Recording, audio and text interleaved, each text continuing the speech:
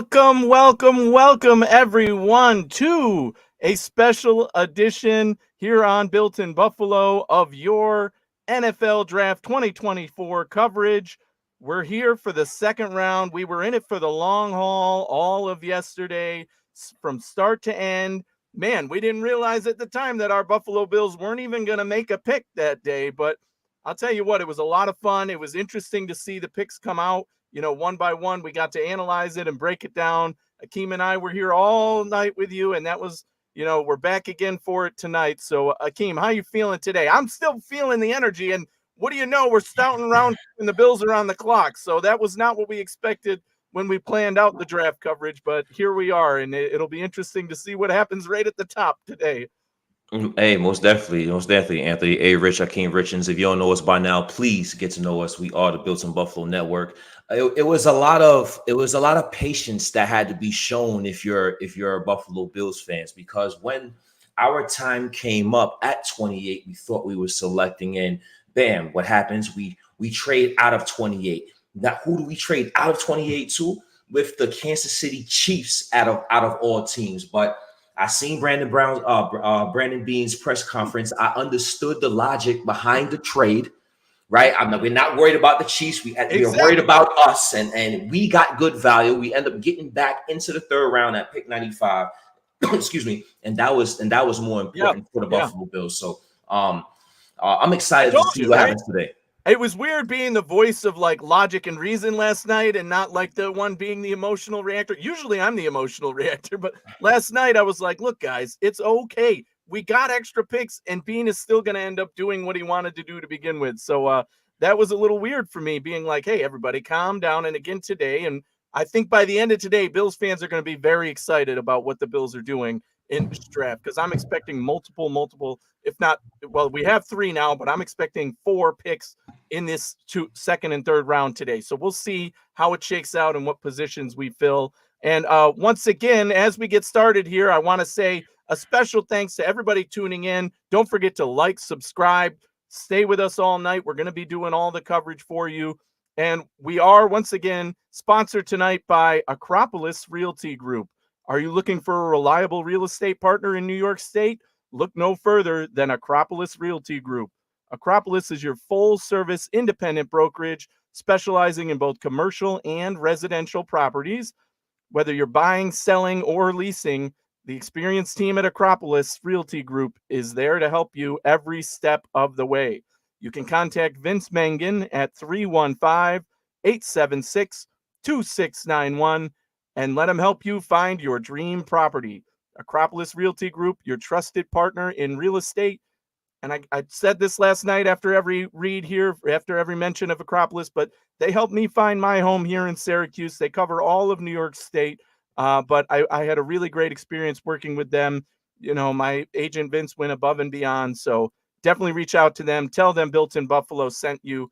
Tell them, Anthony sent you. Tell them the Hoof sent you, whatever. As long as you connect it back to us, that'll be great. So we're happy to bring you again coverage all night long. The Bills are going to be on the clock in no time here. The time is just flying already, right? Tonight it starts, picks, resumes at 7. So we have a little bit of time to discuss things. And we're going to jump right into it with our originally scheduled plan, right? Which was to have a few guests on, talk about what happened in day 1, review the picks, maybe talk about division. And that fits right into our first guest. So Akeem, you want to introduce our first guest? Yeah, let's get my good friend on. He is a AFC East nemesis, AFC East foe, but it's all love at the end of the day. This guy does great work, great content creator, great stuff coming from the New York Jets perspective. Mr. Jet Central, Ian himself. Let's get Ian on here. Ian, how you doing, bro? Hey, what's going on, guys? So glad to be here. I'm actually really excited to see what you guys do at 33. Can you hear me okay, by the way? Yes, we hear you fine. Cool. Yeah, hey man, we're excited to have you, man, and I know you're excited to hear or see what we got going on. But I saw the New York Jets selection at pick 10 going with the tackle Fashanu. I want to jump right in and get your thoughts on that, because I know Brock Bowers was was in a lot of mock drafts going to the New York Jets. So how do you feel about the overall pick and staying away from probably the sexy pick in the first round and probably end up getting that later in the round? I love the pick, man. I got to be honest. I absolutely love the pick. The reality is the Jets have a good tight end in Tyler Conklin.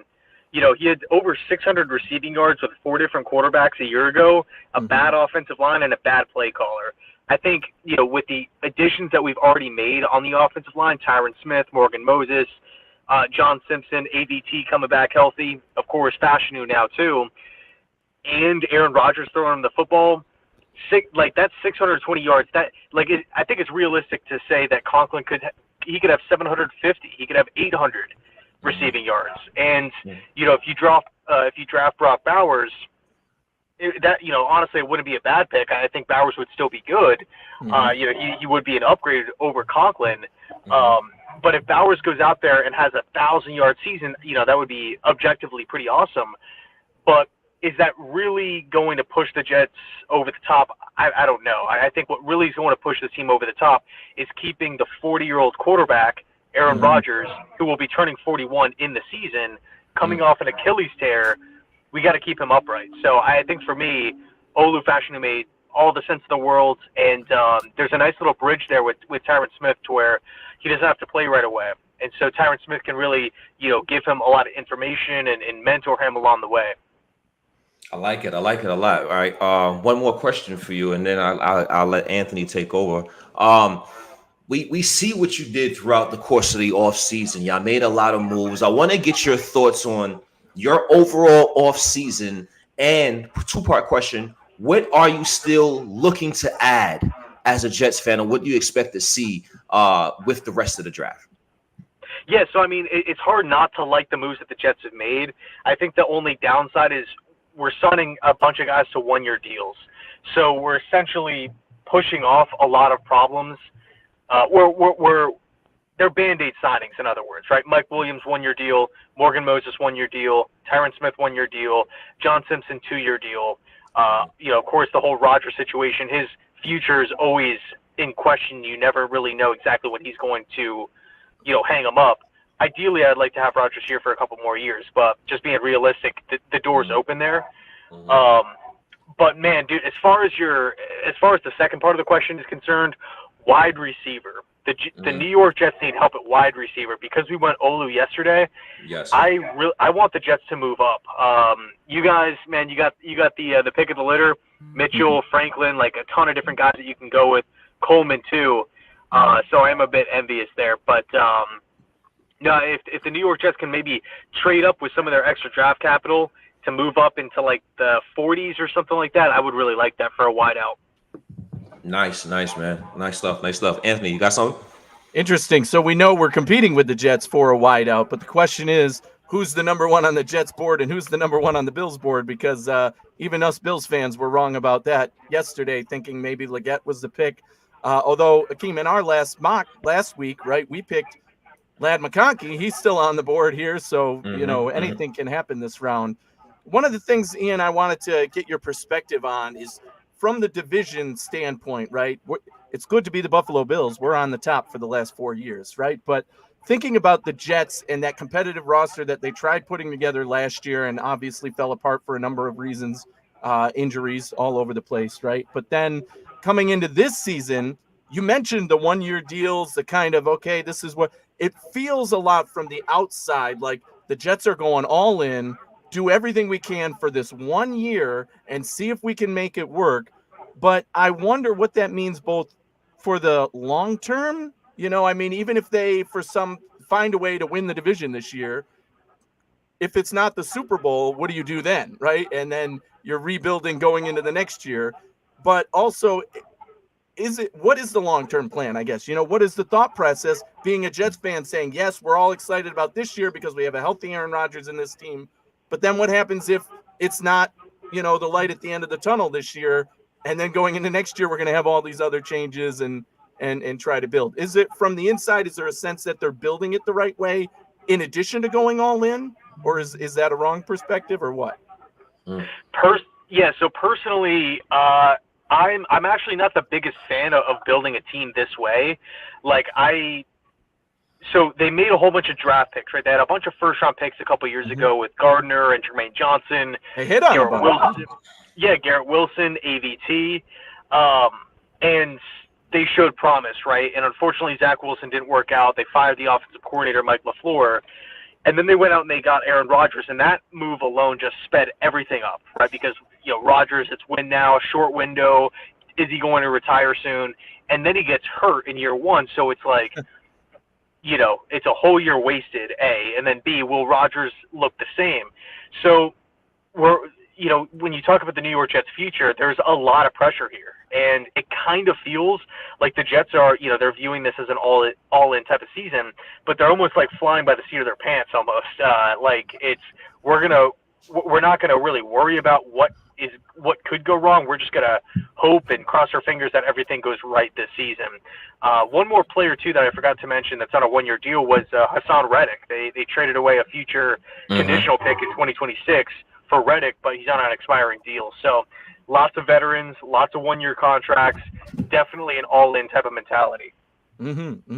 I like it a lot, Ian. We have Ian from Jet Central in here giving his perspective and his take on the New York Jets selection last night at pick number 10 and what else they may do for the rest of the draft. Ian, I know you're on a strict time schedule. Is there anything else you want to say before you get out of here? Hey, no, just thanks so much for having me, guys. I know it was short here. Good luck. So my brother's a Bills fan, and he has to work tonight, so he's going to be missing the 2 second-round picks. So I got my fingers crossed for you. I hope you guys get a stud. Hey, man, we appreciate you. And then I know this was the short version, but we're going to do an extended version here in the near future, man. I appreciate you, and good luck on the rest of the draft. Awesome, guys. You too.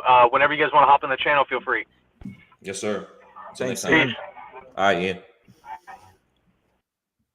And that was our first special guest, Ian, Mr. Jet Central himself. Does an excellent job with the content creation over there for the New York Jets. But Anthony, I don't want to waste. I don't want to waste no time. We have another guest. If you wanted to introduce him, you want me to introduce him, it's up to you. Go ahead. Oh, we're moving on already here, huh? We're not even. All right, go ahead. It's up to you. It's up to you. We want to get a thought and a perspective in. We got about 2 minutes before we technically could get him in. I was just gonna say it was nice. Let's close that chapter at least, right? It's nice to get a Jets perspective in here and say, where are the Jets really at? Because I know as Bills fans, we kind of laugh at the Jets a little bit, even though everybody's saying Aaron Rodgers and the national media likes to praise them. I feel like we don't take them seriously. And now this year we might have to take them a little more seriously if they're going to be healthy with Aaron Rodgers. Me personally, I wanted Aaron Rodgers to be healthy last year so that we could beat them and show that that's not the right way to beat this Bills team. And I still don't think it is. I don't think the Jets are going to get over the hill by whatever they add in this draft with a healthy Aaron Rodgers, because I think they just need to get younger and rebuild at the position of quarterback and elsewhere to start competing with even Miami, right? Miami was a better team than the Jets last year. So, and then work their way to Buffalo. So to find that consistency in the organization, the Jets still feel like a dumpster fire at times to me, especially last year when the injuries and everything piled up. It was like, are they going to fire the coach? Are they going to do that? So again, good to get their perspective. And the fact that they still respect what the Bills are doing and know like, hey, the Bills are still going to land a guy, even though they traded out twice. So it's always good to get that perspective. And Ian, we'll definitely have to have some more conversations leading into the season with him for sure. Yeah, absolutely. Great guy, man. Great guy. But let's move on right quick, right? We have I'm not gonna waste no time, get our next special guest in here. I know he's on a strict time schedule. We have NFL writer, Mr. Jarrett Bailey, coming on right now. Let's get him on. Hey Jarrett, what's going on, buddy? How you doing? What's up, boys? How we doing? Hey. We're doing excellent, buddy. We're doing excellent. Let's start right to it. What are your obvious? What's your surprises? I read your article in terms of what you think is going to happen in the draft today, right? But what surprised you last night in the NFL draft? Let's get let's start there. Man, for being a Steelers fan and whatnot, I'm very open about Josh Allen being my favorite player and give a lot of love to Buffalo. So like Buffalo fans have like really like rallied around me the past 2 years, and it's been very nice. But a lot of them got lot of Bills fans were angry at me last night, mate, because I was pointing out like, what the hell are the Bills doing? Why would you ever trade with if the Chiefs are calling you saying, "Hey, we want to trade up to get this guy"? Why would you say, "All right, yeah, sure, why not? We can't beat you in the playoffs, but we'll help you get better"? I don't get the thought process of that at all. And I said that, and Bills fans like, "Well, if they weren't gonna take him, why?" Dude, if the Chiefs want him, why are you letting them get him? That is my whole thing. So that was the biggest surprise for me. Interesting. Was outside of the Penix stuff, because that's the obvious answer. Right. But yeah, man, like the Bills actively being like, sure, we'll help the Chiefs get a guy they like makes no sense to me.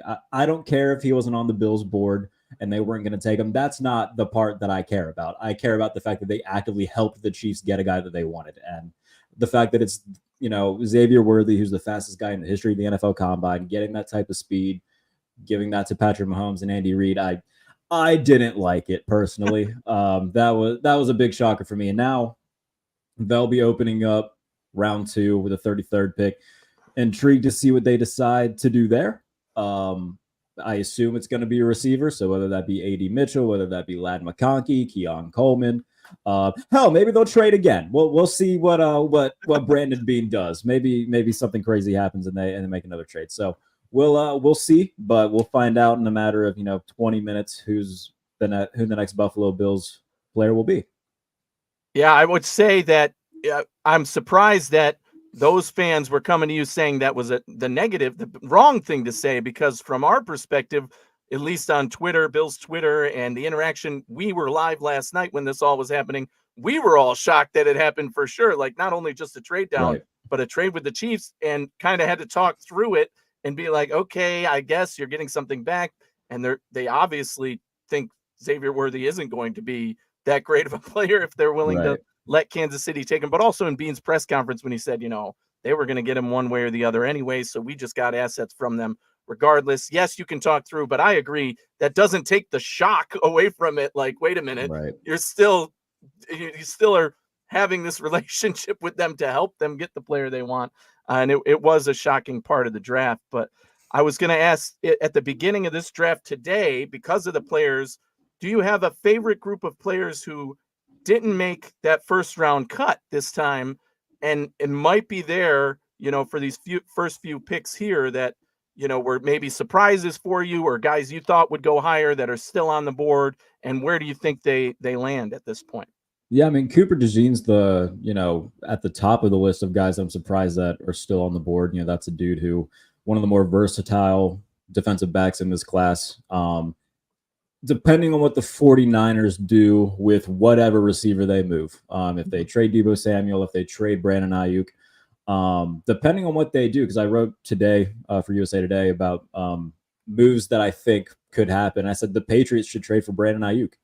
You just got Drake May. You don't really have a go-to receiver for him right now. Trade the 34th pick for Brandon Ayuk and call it a day. And if they do that, then the 49ers are sitting there with the potential to get Cooper DeJean to put in a secondary with Tanoa Hufanga, who was an all-pro safety last season that he was healthy. Charvarius Ward, this is the last year of his deal. So I think that would be an interesting interesting combination to watch for. I think that there's going to be a few player trades. I think that the 49ers are going to be trading at least one of their receivers. And depending on where that player goes, I think we could see Courtland Sutton from Denver on the move as well. The Steelers reached out to the Broncos about inquiring about Courtland Sutton. They also freed up enough money where they could afford Courtland Sutton right now. So I think that's something to pay attention to. So there's going to be a few guys already like in the league that are on the move. But yeah, I mean, there's still a lot of receivers in this class. So you got guys like, an A.D. Mitchell, Ladd McConkey, but projected third round guys as well, like a Jamari Thrash, Malachi Corley. It's a really deep receiver class. So intrigued to see where they go. Jackson Powers Johnson and Zach Frazier are both still on the board. So some good offensive linemen that are still available as well. It's a deep class. It's a top heavy class, but there's still plenty of talent all over the board where, we're going to see difference makers go early here. So now, go ahead. No, go ahead. I was just going to, you touched on a couple of the other questions that I wanted to ask you, actually, one of which was the wide receiver position for the Bills seems likely here. Do you have a like best fit for the Bills at this point that you think is the best fit versus not necessarily who you think the Bills are going to take, but one of the players you think is the best fit for the Bills? And same with the Steelers. Obviously, the Steelers have been more involved, at least in the rumors and in what gets released of, they're interested in that guy who's, getting traded, or this guy. Seems like the Steelers want to get a veteran presence on their team, at least from what, has been released. Do you think that, if they don't go that route, do they take receiver here? And is there one that you like for the Steelers? Well, for the Steelers, they've done a lot of extensive work on the Texas guys. So Xavier Worthy, who's off the board, A.D. Mitchell, who's still available. Malachi Corley as well from Western Kentucky. They did a lot of work on. So if he's there at 51, I wouldn't be surprised if that's the pick. I think that they could probably wait a little bit and still get him. And in terms of Buffalo, A.D. Mitchell was one of the better deep threats in college football last year. And so if that's a guy, we know what type of football that Josh Allen plays, and we know the deep ball and everything. Like, we know how fantastic Josh Allen is. They don't really have a boundary threat right now without Stephon Diggs after trading him to Houston. Mac Hollins isn't going to be a starting boundary receiver, no disrespect to Mac Hollins, but they need to get somebody that's reliable on the outside who can be both, the underneath natural separator at the line of scrimmage, deep route tree, but can also win downfield. So I think A.D. Mitchell can be that. I think Ladd McConkey can be that. I like Ladd McConkey. He had a really nice week in Mobile at the Senior Bowl. So I think that those are both guys to watch for. I think Keon Coleman could all three of those guys would be fine picks. And if the Bills wanted to take Cooper DeJean, I wouldn't hate that either. And then wait till 60 to take a guy. Cool. I think that they'll have options. In terms of if they wanted to go, a Cooper DeJean at 33, and then if a receiver that they like is still there at 60, if Keon Coleman gets to 60, if Ladd McConkey gets to 60, I think that would be best case scenario. But also, I'm not ruling Buffalo out of, acquiring a guy via trade. We know how aggressive Brandon Beane is. They'd have to move some money around, of course, but there's plenty of things that they can do in order to make that happen. So I wouldn't rule them out of making a splash trade. I know Jordan Schultz of Bleacher Report reported that it's probably not going to be Deebo Samuel, which is a smart move if you're Buffalo. Like, no disrespect to Deebo Samuel, I just don't see the fit there. He's not being a natural outside separator. That's not really his game. I would much rather see them pursue Brandon Ayuk and see if they can make that contract work. I don't know how they would divvy up the money, but if it's something that they can make happen, I would love to see them get aggressive and say, to hell with it. Pick 33, Brandon Ayuk, take him, and go from there. But if they can get Ayuk, I would love that. I'm not going to rule them out of making a splash trade. Nice. Hey, Jared, we have, for those that is tuning in, we have 517 people in the chat before the NFL draft has even started. So that is amazing. We have NFL writer Jared Bailey in the building discussing and breaking down last night's NFL draft with us and giving us his expert analysis on the questions we asked. So, Jared, I want to ask you, being a Pittsburgh Steelers fan, I want to get your thoughts on Mike Tomlin. Mike Tomlin, he hasn't had a losing season ever, right? So he has that. No NFL coach can put that claim in their resume. But the Pittsburgh Steelers has been in a state of mediocrity lately. So what are your overall thoughts on Mike Tomlin in terms of remaining the head coach for the Pittsburgh Steelers beyond depending on the results? Yeah, I mean, look, man, I wrote after the New England loss last year that, okay, it might be finally time to, cut ties here, because at some point you got to stop banging your head into a wall and expecting something different to happen. But I think that he felt the heat a little bit after this season, and the Steelers organization felt some heat of, another year in which, they got to the playoffs, but everybody and their mother knew that they were just, an exhibition for the Bills to beat up before they advanced to the divisional round. So, they fired Matt Canada midseason. They got rid of all their quarterbacks from last year. There's a ton of new faces on offense where they hire Arthur Smith, they sign Russell Wilson, they trade for Justin Fields. So I can't see them being worse than what they were last year, which is a 10-win team. Okay. A defense that's still very good that add Patrick Queen. I think that they'll be at minimum right back, where they were last year, in the wild card spot. Maximum, they, get another win, go 11-6 with facing a third place schedule and maybe win a playoff game, because right now they've gone 7 years without doing so, and that's, I want to say it's the longest streak since like the 60s where they were just horrible. I'd have to go back and find the exact year, but they haven't won a playoff game in a long time. Mm-hmm. So if they don't show improvement this year, then there needs to be serious questions about, okay, what are we doing here, and how can we get somebody that's a real difference maker? Because Omar Khan, the general manager, has shown that he's not Kevin Colbert, the former general manager. He's going to be much more aggressive. He's going to try to get guys that can help them win. So I'm excited. Going from a quarterback room of Kenny Pickett, Mitch Trubisky, and Mason Rudolph to now Russell Wilson and Justin Fields. I mean, yeah, pretty nice. I'm ready to be in Latrobe. I'm ready to see these guys in camp. And when the time comes, we'll see, what the offense looks like. But again, the bar is so violently low, it would be hard for them to be worse. So I think that there will be a lot of improvements. I like it. I like it a lot. And your first round pick was an offensive tackle, I believe. What does that mean for Broderick Jones? Is he moving over to the left side? How is that dynamic going to work on the offensive line?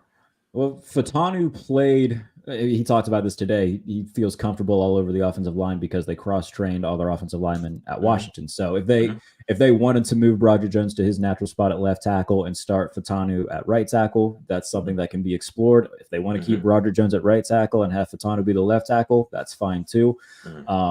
Jones came in and played right tackle last year, and he did a good job. So whatever they decide to do, I'm all for it. I think that both of them are position versatile when it comes to left tackle, right tackle. So, however, Mike Tomlin and Omar Khan both said, they drafted Broderick Jones to be a left tackle. So they were pretty adamant that eventually they want him to move to the left side. So maybe that process starts as soon as this offseason and training camp, when if they decide to move him to the left side, have Troy Fatanu, the first round pick, on the right side.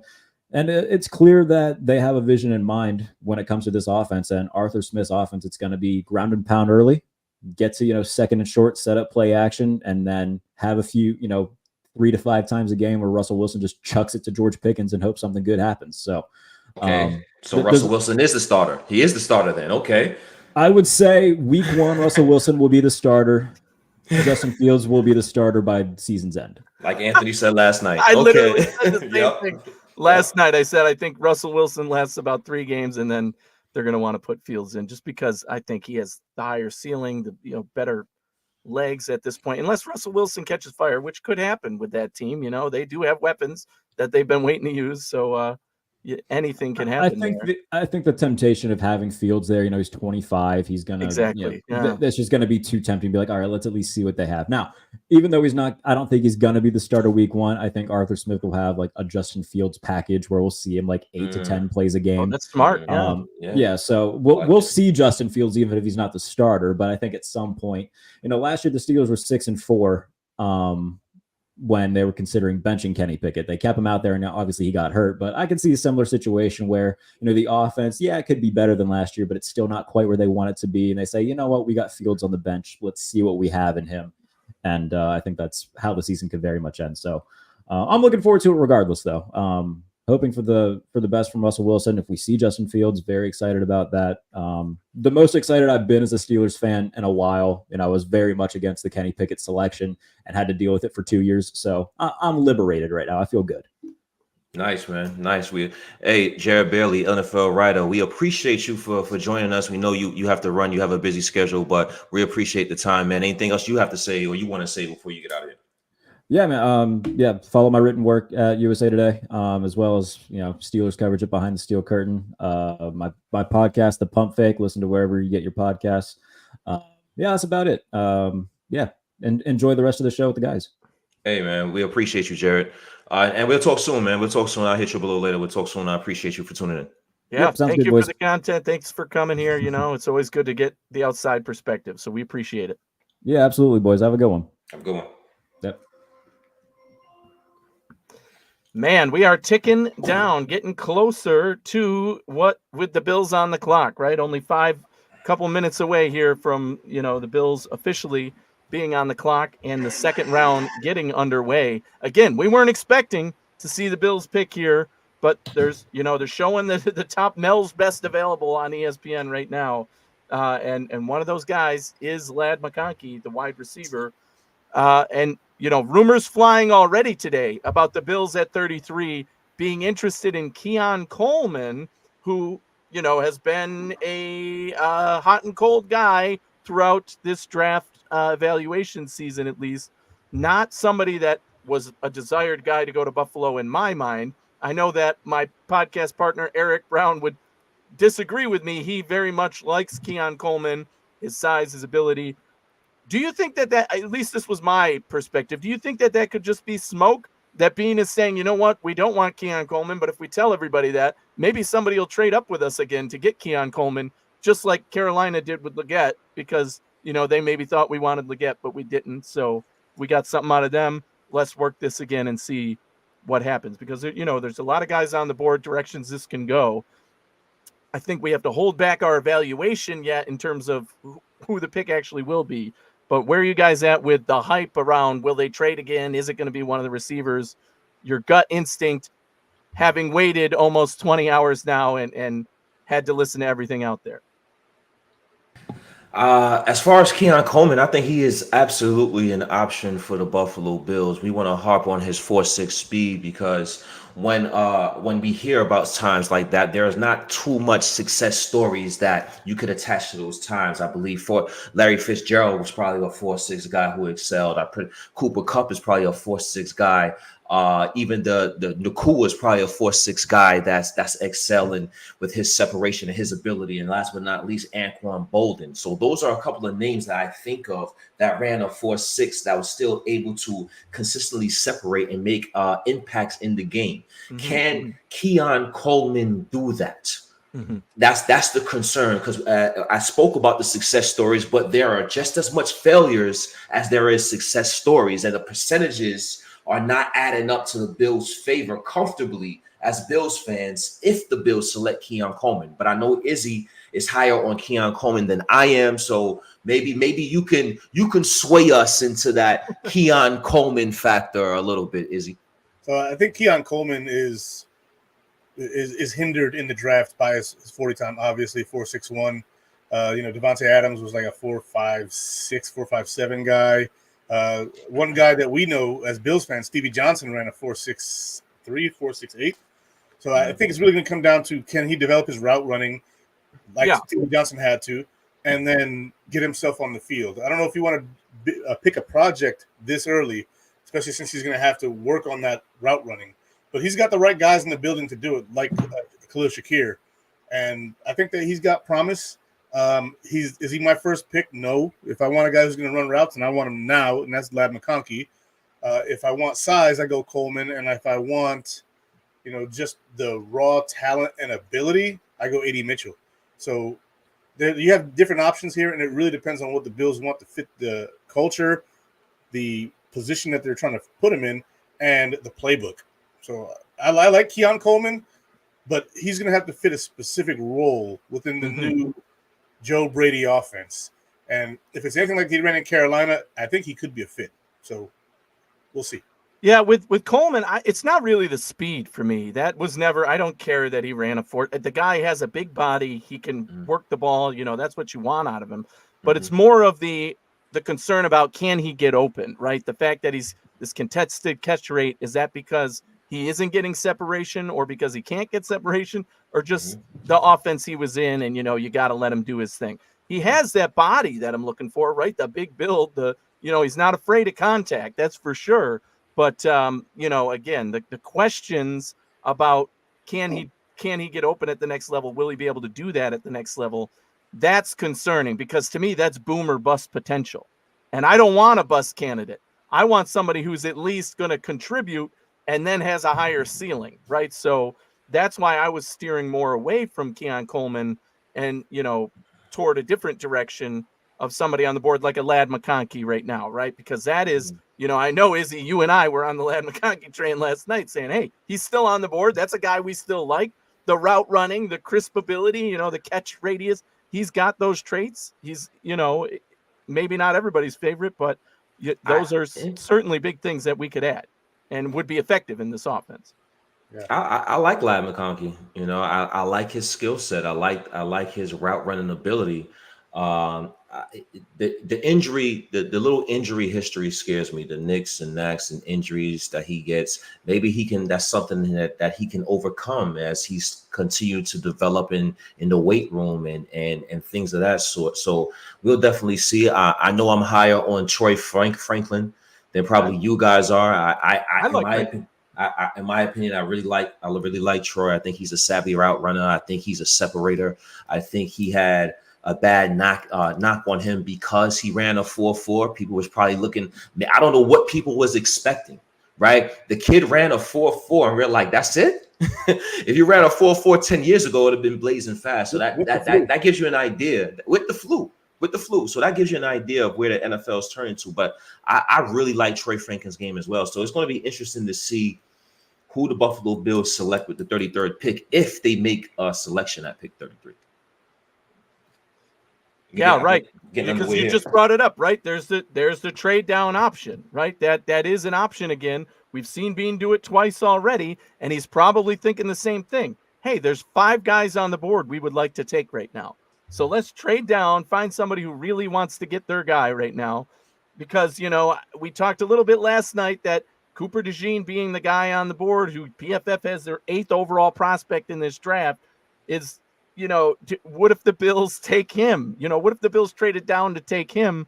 Again, am I sold on taking Cooper DeJean here? It's not that I don't think he's a great player, but the impact he'll have on this team right away and moving forward, I'm not so convinced that would make the most sense for me. So I'm not going to be the happiest with that pick of Cooper DeJean at 33. I would rather they trade down, still say, okay, if that's the guy we want, or defensive player, or, we're happy with these 2 wide receivers who are still here. Because I do think at the top of this round, there's a few teams there who could take wide receiver. So if you really want one of these guys, you have to take them at 33. You stick and you pick, and you're happy with it because you got what you got from the first round, and you still got the receiver you wanted. But if you choose to trade down, you're risking losing a couple more of those receivers, and you have to know that, right? Mm-hmm. One of the things I saw after we signed off, and I was on Twitter and everything, it was like people thought Brandon Beane was stupid or something. Like, I mean, I had to shoot down a lot of ignorance of, guys, Brandon Beane is very aware that he did not get Xavier Worthy. Brandon Beane is very aware that the Panthers wanted Xavier Legette. Like, they traded out of those spots because Beane said, no, this isn't our guy. And if you want him, we might as well get something for it if you're coming here to pick that guy. So he knows what he's doing here, and that's why I think if they stick and pick, we know this is the guy that they had conviction about. And if they trade out, that they kind of have a few guys on the same level, and they're still playing the game of, we want multiple picks in this round, so the lower we get, the more we're going to have leeway to play and come back up and get multiple guys in this same range. I had full-blown arguments with people. Yeah.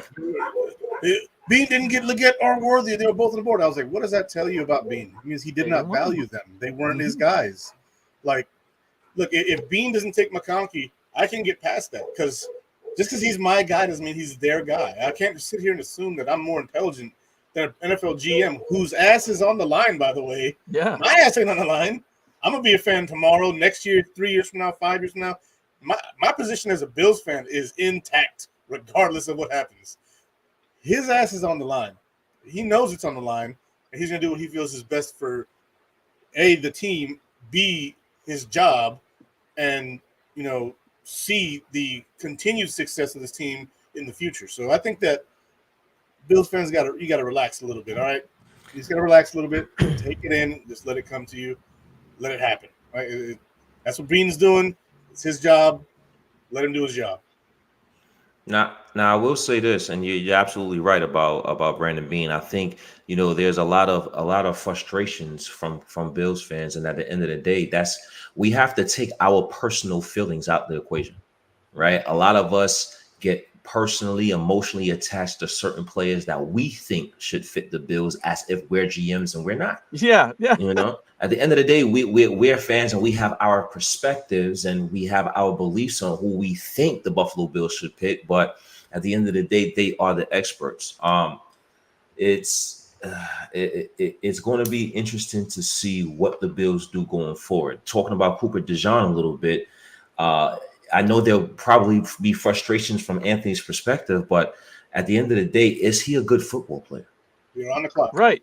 He's an exceptional football player. And I think Brandon Beane, that would be one of his spills at the end of the day. If he is selected, the Bills are on the clock. If he is selected, that, hey, we want good football players.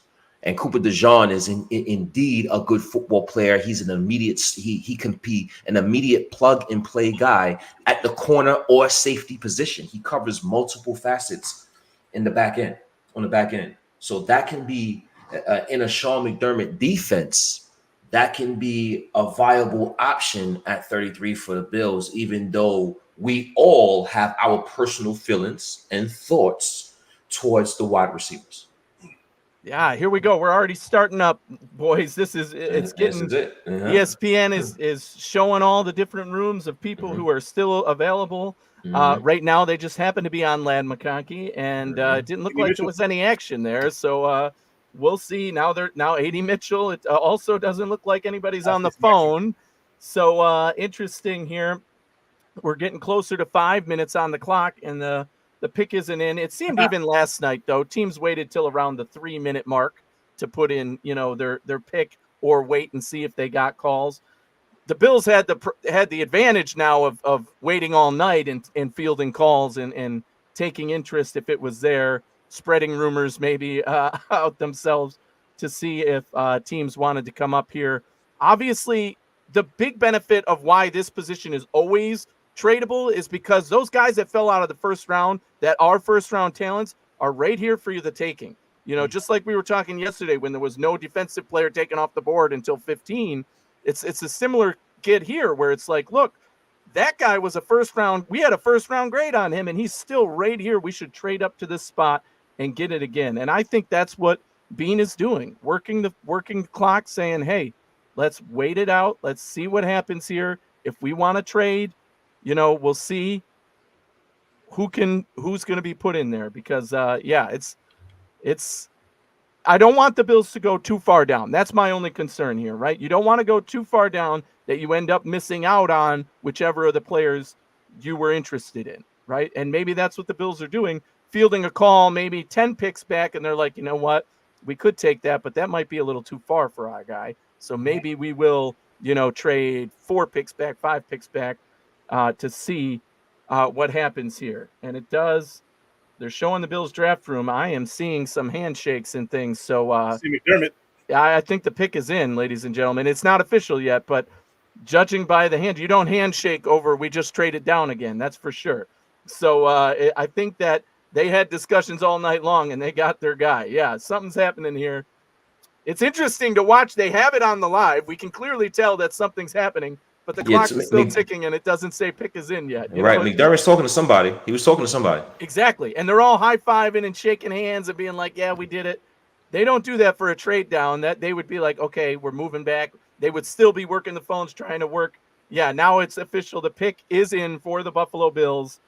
I'm nervous, gentlemen. I am very nervous here because, as much as Cooper DeJean, great. He's a great player. I don't want to take a defensive player here. Ooh. I really think that I would want it to be the wide receiver. And again, no spoilers, people. Hopefully we didn't give the alert here. We're watching live I'm watching live on ESPN. So, they're showing Bills Mafia present at the draft, waiting for who will be our first pick of the draft here in the second round at number 33. Heck yeah, go Bills, baby. They're all hyped up there. Fatheads of Brandon Beane around. Gotta love it. And Beane we still trust. And right on cue, here he is, ladies and gentlemen. Joe Miller going to join the show here. Joe, how you feeling, brother? Oh, where'd he go? Let's get him in here. There we go. Oh, it's working. Coming out. Joe Miller, how is it going from the Overreaction Sports Network? Love what you guys are doing there, by the way. How are things going, man? The pick is in. We're nervous here. Do you have who you want? Good. So I'm up in the air, right? So I mean, at the end of the day, they need to take a day one starter, regardless of what they do. But first of all, let me just say, it's been a minute, and Akeem, I know. don't think I've been on a show with you in a couple of years. So Right. How you doing, brother? Doing good. So yeah, I appreciate you guys having me on, but I'm continually refreshing my my pick leaker feed to find out who the Bills are taking, which they have not said anything yet. So, and Aaron Williams is about to come out. It looks like. Is my TV right. too loud? He's making this pick. Yeah. No, we Yeah. can't hear it. No, you're Okay. good. Yeah. So the pick is in, and the Twitter leaker guy is not. Well, that's good. You know, you can't. We'll get it live on the screen instead. It was interesting. We were just saying because ESPN, you could see the draft room and they were celebrating, but the clock was still going and the pick wasn't in yet. But obviously, they had made their decision. Go Bills logo on the side of the head. Gotta love that. Let's see. Let's hear it.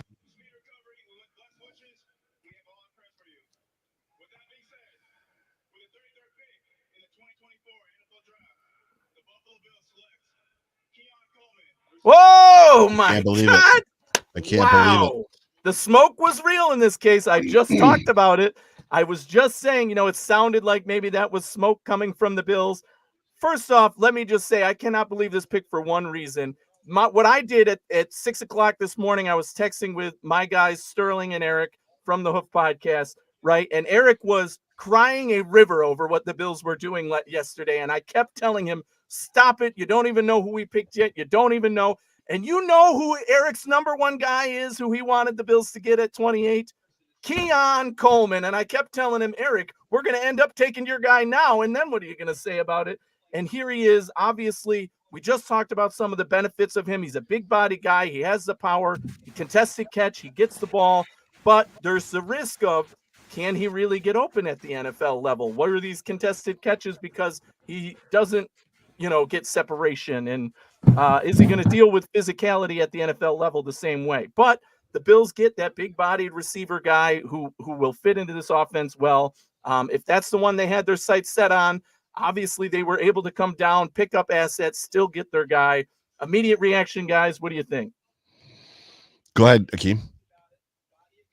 I'm looking at the pick. I wasn't the biggest Keon Coleman fan because of the separation reasons. I know you had success with Nacua and Cooper Kupp and Anquan Bolden and those guys, but there's a lot more failures than success.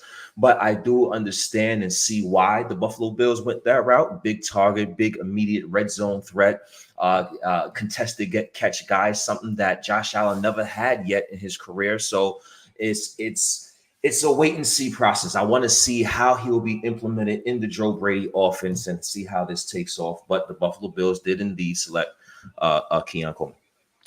Yeah. So for me, there's not a lot about.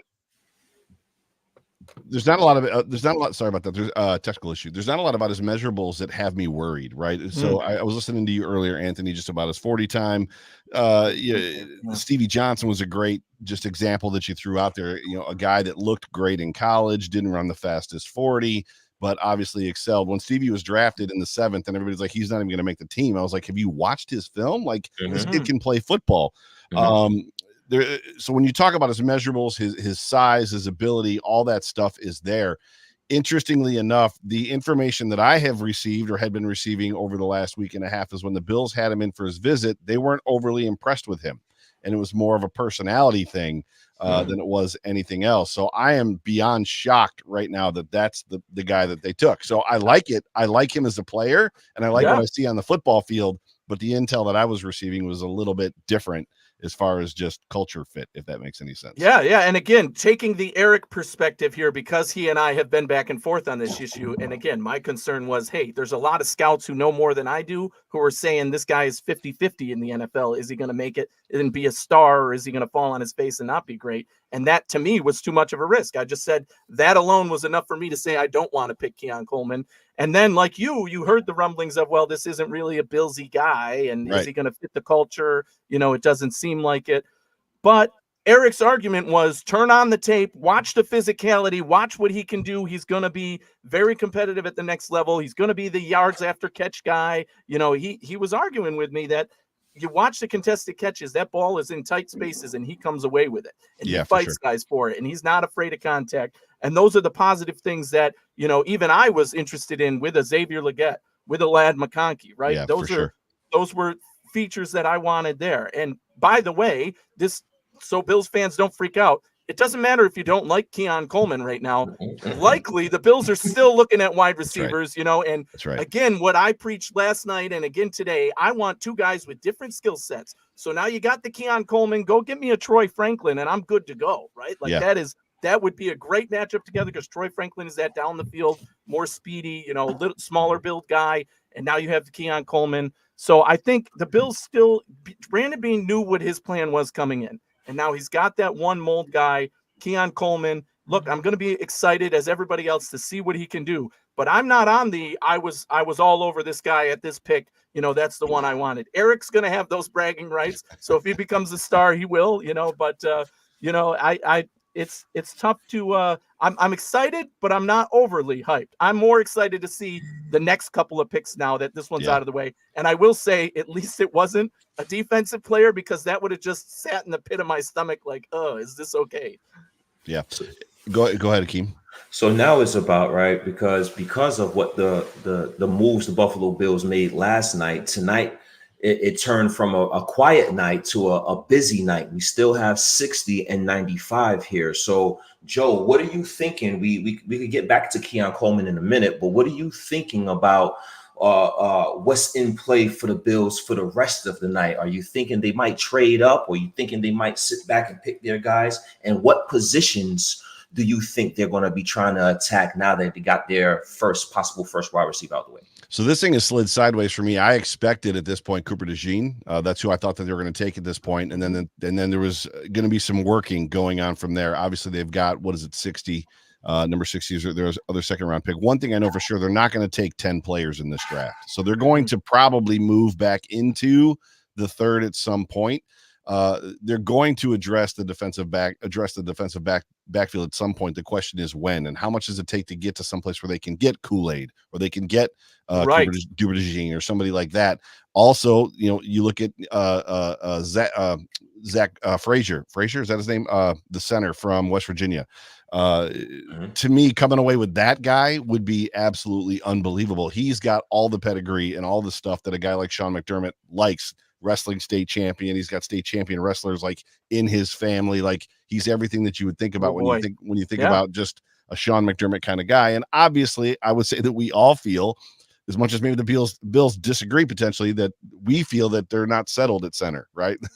Connor McGovern isn't like, hey, he's the guy. Meanwhile, the Bills might be thinking, no, he's the guy. But you got to wonder if there's going to be an inside and, you know, an interior offensive lineman kind of goes there at some point. Back to Keon Coleman. If you watched the presser last night from Brandon Beane, it was interesting because everybody ran away with the first soundbite of, we didn't call anybody to try to trade up. And that was kind of like misinformation, excuse me, in as much as he was talking specifically about a question, top 10. He didn't make a single call to move into the top 10 to even find out about the top 3 wide receivers that were in this draft.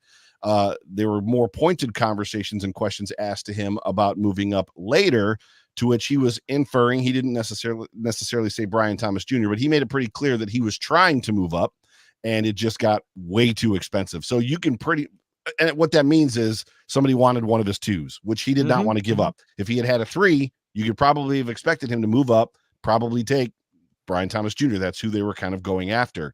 What's interesting about that whole entire conversation was the slide back from 32 to 33. In as much as they took a wide receiver, I don't know why you just don't take, if you like Keon Coleman there that much, why not? I know they're trying to stockpile picks, which is great, and I'm sure that, you know, the Carolina Panthers told them exactly who they wanted, right? So I'm sure that they required that. Who are you taking? So they told them. So they're like, well, we don't want Leggett, so go ahead, take him. Sure. All that to say this, the Buffalo Bills are a team with a quarterback that, you know, plays off script, and we love the off scriptness that he plays in, but he is not a Peyton Manning. He is not a Tom Brady. He is not even a Kirk Cousins that stands in the pocket and throws with anticipation. He basically waits for a guy to flash and then paints him with a football, which is not a skill set that a lot of quarterbacks, even if they can do it, can do, if that makes any sense. Going into this draft, the Bills needed a separator, a Curtis Samuel type, a Cole Beasley type, a Stephon Diggs type. Josh Allen doesn't really throw a lot of 50-50 balls. He's not that guy. Like if you're open He generally is going to overthrow you unless he's in his head too much. Then he's going to underthrow you. But normally he needs a guy that's going to be able to stretch and go get a ball. And if it's underneath, he needs you to flash open. I'm probably more surprised by that because I feel like there were some other separators in this group. Maybe not as big as Keon Coleman, not as physical as Keon Coleman, not as contested catch related as Keon Coleman, but it's an interesting pick nonetheless. It'll be wildly. I'm excited to see where this goes from here, if that makes any sense. Yeah, and I think to your point about having the flexibility now, right? I think all of Bills Mafia can have a sigh of relief. Hey, look, we brought in a wide receiver, whether you like him or not, and that was your guy or not. The Bills got their wide receiver. At least one. Now we have room to play. Now, if we trade up to get a cornerback or a defensive lineman or offensive lineman, like you said, there's plenty of flexibility there to come up and play in this round. Now you got all the later picks. You have that second rounder next year. That our second rounder, I think, will be the one in play for Bean today to trade up and get another guy. That's why I fully expect somewhere in this round 2, round 3, the Bills are going to make multiple picks because they're coming up to get their guys. And that was part of the strategy of moving down yesterday so that you could move up today and have that flexibility. And I'm excited to see who that guy's going to be, especially now that we took the wide receiver and can breathe a sigh of relief there. Yeah, so I would expect 4 guys tonight. Yeah. I would expect them to get 4 guys tonight. Mm-hmm, mm-hmm. Absolutely, yeah. And the offensive lineman, that's not just because you've been hanging around 2 offensive linemen, is it? You're saying that just because? No, I think we're all in the same headspace. When Ryan Bates got traded, we were like, oh, Mitch is going to be here for at least 1 more year. And then Mitch got cut. And we were like, wait. No, this makes sense. 100%. Yeah. And what's his name? JPJ is still on the board, predicted to be a first round selection by a lot of people, right? Still on the board as well. Although I feel like he's one that one of these teams is going to come up and want to trade up for at some point here, right? In the top of this round. Those offensive linemen are always quick off the board, especially the ones who can start day one. We missed, by the way, the Chargers traded up and did take Ladd McConkey, the wide receiver. We knew that the Chargers were one of those teams that we couldn't let come ahead of us this round because they were very wide receiver needy, especially after going offensive line in the first round. So they get their guy in Ladd McConkey. I think that's a good fit for them. We'll see how that one works out. Atlanta just made their pick. I can't see it now, but it's not refreshing on my screen yet. But the pick is in. Defensive tackle from Clemson. Oh, wow. So defensive tackle, but not Newton, right? Oh, okay. Thank you.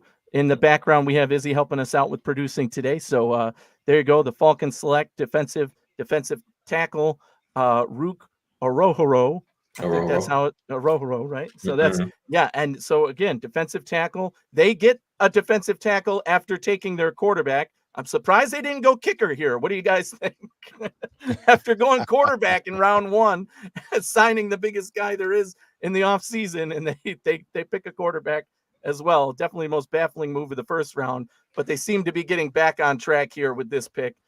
Defensive tackle, that's where we thought they might go at 9 or at where were they 8 yesterday with the quarterback. So I think this is a good fit for them overall, and doesn't quite take somebody that I thought was on the Bills' radar, which is a good sign. So where does we saw a little bit of of Joe Brady's offense last season. He gets a full season to implement his entire offense and exactly what he want to do. Where do you see Keon Coleman, Joe, being an immediate impact player for the Bills offensively right away based on what we've seen from Joe Brady's offense? I don't know that you see him as an immediate impact player as far as that goes. I mean, the Buffalo Bills he's a first, well, some people had him rated as a first round draft pick. The Bills obviously didn't. Otherwise they would have taken him last night as a first rounder. Bean said as well, that everybody that we had a first round grade on was gone. So you can assume that they did not have a first round grade on him. So that being said, the Bills have basically brought guys along slow, even guys that started or played as rookies. When you look at even Dalton Kincaid, they started them out relatively slow. The Buffalo Bills are going to take at least one more wide receiver in this draft. And all you got to Mhm. do is look back to Keir Elam and Christian Benford and be like, okay, the 6th rounder's playing and the 1st rounder's not. So I don't know that we can expect necessarily anything other than the Bills are going to put them out there on the field and they're going to see how they consume the playbook, which is, to my understanding, still one of the hardest to learn playbooks out there. And a lot of that is because Josh Allen plays off script so much and there's a lot of choices inside the routes that the Bills wide receivers are given. So with that, I'll be just as interested to see it as everybody else will, just to see how much leash they give him, how much opportunity. You hope they give him a lot. The Bills don't have a boundary receiver. I don't care what anybody says. Khalil Shakir is not a true boundary receiver. The Bills don't have one. So now they do. We assume, and it'll be interesting to see what else they get. Keep in mind, again, Stephon Diggs was he 5th, right? 5th round draft pick. So guys can be found late. Devontae Adams wasn't a 1st round draft pick, right? So I mean, there's guys out there that can be gotten late that can come in and light up the offensive, especially in a draft class like this where we know wide receiver is very deep in this draft class, right? That's what we've heard, one of the best ever at the position. Do you now, in the perspective of the Bills just took Keon Coleman, is there a name for you? And again, I don't know how deep you've dove to the depths of wide receiver. But is there a guy, I brought up the name Troy Franklin just because that was one well discussed in Bill's circles, that he could have been the pick at 28, a few months ago. And, they brought him in for a visit and everything. But is there a name for you that now fits that mold? Or are you on the same page as me that a true X receiver like that now who has some speed down the field, take your pick guy, but Troy Franklin was the first one to come to mind. Where are you at with that? Is there a name or names that you think would be in that same vein, or are you thinking something else to pair with? No, I'm swimming in the same pond. I mean, Troy Franklin is a prolific receiver. He's fast. He can get open. He can get separation. So he fits that mold as well. There's a lot of people out there and I did some research last night. There was a lot of people out there that were like, oh, he can't catch. And it's like, and so I was like researching his catch rate, and I found nothing that said that he had trouble catching the football. So I don't know necessarily, but that's what happens, right? I mean, so much of this stuff is smoke and mirrors, and so much of it is just diversion and misdirection. I mean, all the way up until this point, like the information that I got from inside the building, right? And it's like there's no reason to not tell me the truth as far as that goes. And you also don't know in a situation like Keon Coleman. Like the reality is with Brian Thomas Jr. gone, maybe they like Keon as much as there could be some other things. They like his skill set better than everybody else. So it turns into he's the best guy on the board. Let's just take him, right? So, it's never going to be what, we saw guys fall in the past in history due to drugs or alcoholism or whatever. We're not dealing with that type of stuff any longer. It seems like in the NFL now it's more, small cultural personality things, how does he learn things? How does he, remember plays? How does he yada, yada, yada, but all that kind of stuff. But yeah, so Troy Franklin, to answer your question, is probably where I'm at as far as that goes. So would we feel, and when I say we, us and everybody in that's watching right now, we got 960 people in the chat, right? Will we feel better about, for those that don't feel good about Keon Coleman, would we feel better about him if Kelvin Benjamin didn't exist? I don't correlate the two. You don't correlate the two. Okay. Yeah, I don't. So Kelvin Benjamin is fun as much as his career fell off tragically. Not that he died or anything, but just like the way that it kind of went. My greatest recollection of Kelvin Benjamin is we jumped up to take Sammy Watkins. Kelvin Benjamin also went in the first round. And then in that preseason game against the Carolina Panthers, he caught that crazy contested catch where he's falling down in the end zone over his shoulder. And I was like, why didn't we get that guy? On Stephon Gilmore. I remember the play. On Gilmore, right. So it's just like, well, why didn't we get that guy? And it was just kind of one of those strange things. But, sometimes the player undoes himself. I'll just say it that way. And no two players are alike, right? So, Anth, I don't know how you feel about worlds that. Away, right? Yeah, it's so funny thinking of a name like Kelvin Benjamin now, where the Bills are at now versus when we were discussing a guy like Kelvin Benjamin, right? And that's right when we started podcasting. So yeah, yes, that's great. So, but now we're in much better situation here. I did see a video though released today that was posted on Twitter about Keon Coleman talking about what he eats at McDonald's. He's like, the two spicy chickens and the 10-piece nugget and the milkshake. Kind of guy. So he had the whole plate of food, yeah, right. but you look at the guy, and I'm not worried about what he's eating. Let's put it that way, right? Right, 'Cause right, he is right. a physical human being and player, and I think that he's been able to keep his body in shape. And coming to the NFL, always you're going to be able to take that next step with the guys in their training staff and room, and yeah, I don't think there's any concerns there of him turning into a Kelvin Benjamin type. And being the butt of jokes, the way Yeah. Kelvin Benjamin now is. But yeah, I'm going to be honest. If you're not going to McDonald's with a $5 fan meal, you're missing out. So that's just sincerely. fries, a McChicken or a McDouble, There you go. and 6 nuggets or 4 nuggets. I mean, let's go. And Yeah. and I think a drink with it too, right? So I'm interested to hear what Brandon Beane is going to say about Keon Coleman, because there's going to be a reporter going to give those Right. comparisons. What did you see in Keon Coleman that you didn't see in Correct. Xavier Legette? What are your thoughts? So I'm going to be tuning in to see the presser at that or time. 80 Mitchell. Or Right? 80 Yeah, right. Mitchell. Yep. That's Why who I wasn't thought- he your guy? Yeah. Literally, if it wasn't Cooper DeJean, I thought for sure it was 80 Mitchell. That I was like, if it's not Cooper, it's 80 for sure. And then when he said Keon Coleman, I was like, wait, did you read that right? Mhm. I was surprised that, A.D. Mitchell was looking into everybody's last mock drafts. It seemed like A.D. Mitchell was the name that came up the most at 28 for the Bills. And that was a little surprising to me, because I'm like, wait a minute, this is the same guy who has character problems, of effort problems, which to me was the number one kill zone for McDermott and Bean. Like, you don't Right. give effort, that's a no forgiveness zone for them, right? So that's I might not be the reason why they didn't go with him and they went with Coleman, but we know what Bean's going to say, right? Again, I nailed it last night saying this is exactly what Bean's going to say about these picks, almost to a T. I think when Bean goes up there, you know what he's going to say. He's going to start from Coleman. This is what we like about the guy we did take. And somebody's going to press him, as they should, and say like, hey, well, what about A.D. Mitchell? He's stronger, faster, whatever.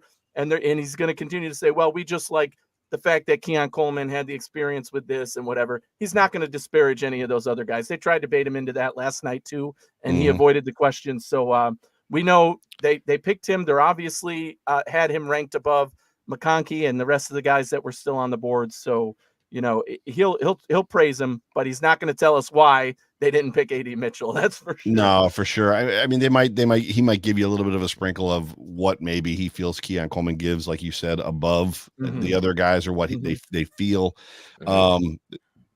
It's in my Twitter mentions right now that great, the Bills just drafted Gabe Davis. It's like, I've seen that. Oh, okay. Gabe Davis. Yeah, just- I don't. Yeah, Now, I maybe maybe if you're talking like Roman Wilson or somebody like that, I could see the comparison to a Gabe Davis with some of those other guys in the draft, but certainly not Keon Coleman in my mind. So not exactly the same player. You want him to run rough physical routes. Like, that's what you want. I don't want Gabe Davis doing any of that. Yeah, and not catching with the clap skill, right? Not doing it when you catch a football. And I'm glad you mentioned, Joe, that one of the things you brought up that I do like about Keon Coleman, his hands, right? He's a strong physical dude. He has good hands. If as long as Allen gets it on the money to him, I'm not worried about him being one of those guys who struggles to catch balls from a Josh Allen, right? So it takes some getting used to. But then the Bills have gone through it twice, and we mentioned Kelvin Benjamin on this program already. And you're looking at a bunch of drop passes that year, Josh Allen's rookie year in 2018, and then 2022, the Bills, and actually the year before that, the Bills struggled with drops mightily, right? Gabe Davis catch rate was like 50% or something like that. Like, there was guys drop, and it almost became infectious. And then at the end of last year, Stephon Diggs is dropping footballs all over the football field. Going into the draft in 2023, the Bills made a very, very pointed strategy of getting guys that could catch the football. When you look at Dalton Kincaid, Justin Shorter, who we have not seen on a football field yet, has a 97% catch rate in college. People dogged his measurables, dogged his route running, dogged everything. It's like, yeah, but he catches the ball 97% of the time. And it's like, well, that's important when you got a team that drops the football half the time. So that could be part of it too. I mean, they may have gone after Keon Coleman because he's a sure-handed catcher when they're still kind of struggling. It's funny. We're Bills fans, right? And we watch these games, and we did all through the drought, and it still haunts us. Like, you watch guys, and like the ball is thrown, and they reach out and they stab and they catch it. And like, there's no way he catches that. And it's like, how do you catch that? Why do our guys never catch balls like that? But it's almost like catching is almost like a culture thing on a team as well. Teams that catch the ball well, all the players seem to do it. And teams that drop the ball, all the players seem to drop the ball. So it seems like they might still be Khalil Shakir, right? I mean, Kincaid even. Yes. Kincaid, not so, but Shakir You throw him the ball, he's catching it, right? I mean, it Sure-handed could be catcher, anywhere. right. He's catching it. Mhm. He broke records this season. So, yeah, I mean, it's nice to see them saying this is something that matters to us, and we're going to make sure going forward we fix that problem that we've had in the past. And from that sense, you're going to upgrade over some of Agreed. these guys, right? So Agreed. 100%. that is the total thought process, right? You're not going to replace a Stephon Diggs year one with one guy, right? No, you need to bring in a movement to replace a guy like that, both in his target share and his production on the field. And the Bills knew that coming into this draft. And Keon Coleman is the first step in that, saying, okay, he's got sure hands, he's more physical, he's a bigger body, and they're likely going to add that secondary piece to go with it. Interesting pickup by the New England Patriots there. They take Polk with their pick, another wide receiver that, a lot of people were high on for the Bills. Any thoughts on that pick for them? He wasn't one of those guys. I mean, he's talented. I would have been happy if the Bills ended up with him in this round, but I wasn't clamoring for the Bills to pick a Jalen Polk, although I know some people out there were. So where were you at with him, and how do you feel about him going to New England? Excellent pickup for them, in my opinion. We're talking about sure-handed with Keon Coleman. Jalen Polk is as sure-handed as it gets as well. Is he going to beat you down the field with speed? Not necessarily, but he has the ability to do so. He has that deceptive speed similar to Gabe Davis, where he was able to stretch the field. But I think he's going to be an excellent guy, excellent target for Drake May in the short and intermediate routes. I think he understands how to work the soft zones and coverages, and he's going to be a guy that's going to make the game easier, more of a security blanket for a young player in Drake May. So I like the selection and I like the pairing. Yeah, I can't disagree with any of that commentary. I mean, for all intents and purposes, the Patriots have a lot of work to do. I mean, with quarterback and wide receiver filling out both those rooms. So the best thing they can hope for is that the two catch fire, right? That you got the two rookie guys that come in and catch fire together, which is probably what the Bears are kind of hoping happens too. So it's just one of those things. But I wouldn't exactly be drafting them in my fantasy leagues, either of them. Yes. Right. That's a great answer right there. They're gonna find chemistry. I'm sure they will succeed. But I'm not exactly clamoring that they're going to be the best new tandem in the NFL. Yeah, waiver wire week 10. There you go. When they're in an advantageous situation. Yes. So do you think this Keon Coleman pick was do you think Josh Allen was a Keon Coleman guy ultimately? Do you think that has anything to do with it? Because this is a guy that we could say what we want, but this is a guy that, in my opinion, adds a dimension that Josh Allen never had. And that in terms of showing that being a big target and having that big catch radius, especially with a guy and the way that Josh Allen likes to play football, I think that dimension and that pairing can be something that possibly we're not looking out for as fans. I want to get your thoughts on that. I would have to say that if Josh Allen had a repeat of last year where he said Dalton Kincaid no matter what, his no matter what post-it note for Brandon Beane was probably Brian Thomas Jr. because Brian Thomas Jr. is that off-script player. Brian Thomas Jr. is that guy that knows how to work back to the football, which Gabe Davis does as well, like the guys that the Bills have had in the past, and Khalil Shakir is learning how to do even still. I'm not so sure that at this point of the draft that Josh Allen is probably like peeking his head in going, hey, this guy, no matter what. I would say we are probably in a world where any offensive weapon type player that comes in on a 30 for 30 visit or top 30 visit, Josh is probably meeting them. So there's probably a thumbs up, thumbs down moment there, but I would be hard pressed to think that Josh is like that guy. Go get that guy. Like that would have been yesterday, which they couldn't bring themselves to do it.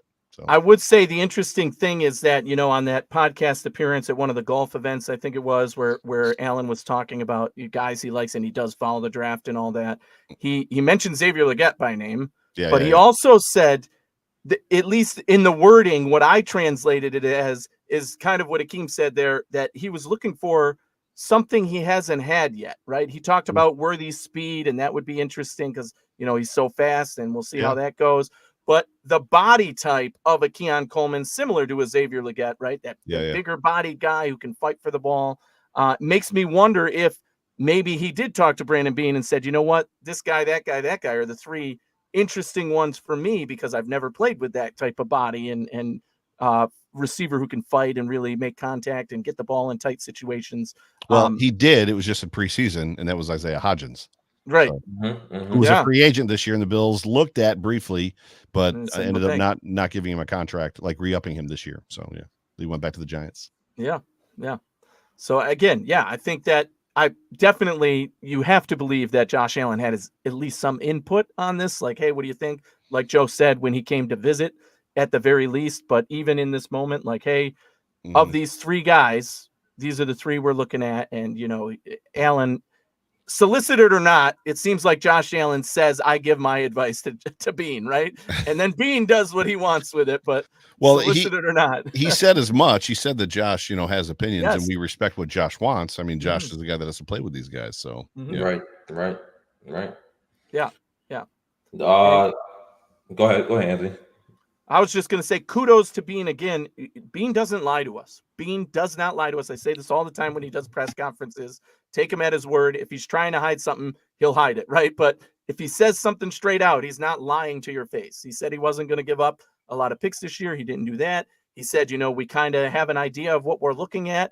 Clearly they did, and they didn't want these certain guys, but they did want the guy they took. And that just speaks to the fact that when it's rare, right? Other GMs around the league aren't like this. And GMs we've had in the past haven't been like this, right? Right. When Brandon Beane speaks to the media, he does not lie. If he doesn't want to tell us something, he'll make it known that he doesn't want to tell us something. Generally, you're right. But what he says, what he interprets from how he answers questions, what he does release is generally what we should believe, because it speaks to his track record, speaks for itself. Yep. Go ahead. I was just listening. I was just peeking in on X and listening to Dan Orlovsky talk about Keon Coleman, and he gave his Keon Coleman comparison to a wide receiver, longtime Chicago Bear wide receiver, Brandon Marshall. I think that's a very interesting comparison. Do I see it? No, I don't see it yet, but I do think that is a interesting comparison. Joe, I don't think you see it either, so I want to get your thoughts. I would say that you never hear a pundit come out and go, that dude's trash. Like, what are they drafting that guy for? He looks like Kelvin Benjamin. Like, they never. I would love it if somebody said that. Nobody ever does that. I would love it if somebody said that. They always try to comp him to some guy that is just an edge under being a Hall of Famer, right? Yeah, right. Brandon Marshall. I mean, I think Brandon Marshall, more of like, sure, he's a big guy, but that's a downfield threat all the way. And Brandon Marshall, and I mean, he was a bully. He was a physical bully. He was a physical. Sure, that's what I mean. He was. Yeah, he would use his body, and he's Mike Williams. I mean, that's who they comped on Exactly, NFL Network. Yeah. They started flashing Mike Williams immediately, and it's like, well, I'll pump the brakes. But I mean, Mike Williams is a different animal, in my opinion. But it'll be nice to have a presence like that on the football field, for sure. Yeah. So, I mean, it's something Josh is not. I mean, when at one point it was the John Brown's first year, John Brown and Beasley's first year, and coach was calling them the Smurfs, right? Because all the guys were tiny. Brown, Beasley, Isaiah McKenzie, who else was on the team then? They were all tiny. So, yeah. So for him to have a guy in the huddle that he can look at eye to eye might be fun. Yeah. Right. Wow. So you heard the gasp from me while Akeem was talking. That was because T'Vondre Sweat was taken by the Titans with the number 6 pick in the second round here, which was a little bit of a shocker for me, given the off the field questions, everything flying around him. So that was an interesting pick. And of the 7 picks already in for this round, 3 wide receivers, 4 defensive tackles. Ladies and gentlemen, that's called a run, right? Out of 7, you've got 2 players, 2 positions there: wide receiver Keon Coleman, Lampakaki, Jalen Polk. And then you've got defensive tackle Arohoro, Newton, Sweat, and now the LA Rams selected Braden Fisk, the defensive tackle. So this is what you call a run. And at least 3 of those were trade ups. 4 of those now were trade ups. So that tells you that people are saying, okay, if this is a position we need to go get them now because they're coming off the board. And that could speak well to your team if you're going after, say, offensive lineman or, safety cornerback, right? Those positions that are still premium positions in this round. And maybe the top talent is still on the board here with the Eagles on the clock and their pick is in. But that is an interesting trend that I noticed right away with these past couple of picks. Surprised that Sweat went this early after everything going on?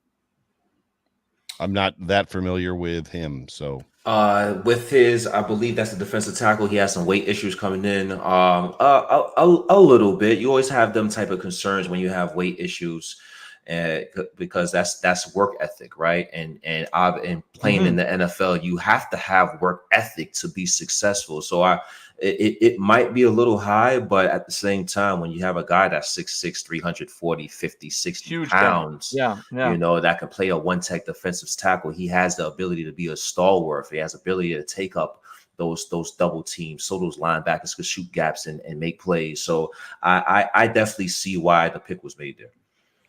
Yeah, the Philadelphia Eagles made a trade to get the pick that they're on right now. The pick is in. They haven't announced it yet, and I thought they were going to take Cooper DeJean in the first. So if he gets by them this time, I'll be interested to see how far he potentially falls.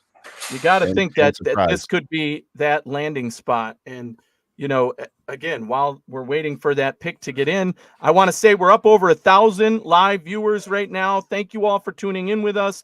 Like, follow, subscribe on the Built-in Buffalo Network. If you're watching on YouTube, you can super chat us. Remember, super chats all get discussed live. So if you super chat, we'll put it up on the screen. Whatever topic you want to discuss, something from round one, the first pick for the Bills and Keon Coleman, something going on later today. You know, you can always super chat and get involved in the conversation. We love interacting with you that way. So like, follow, subscribe.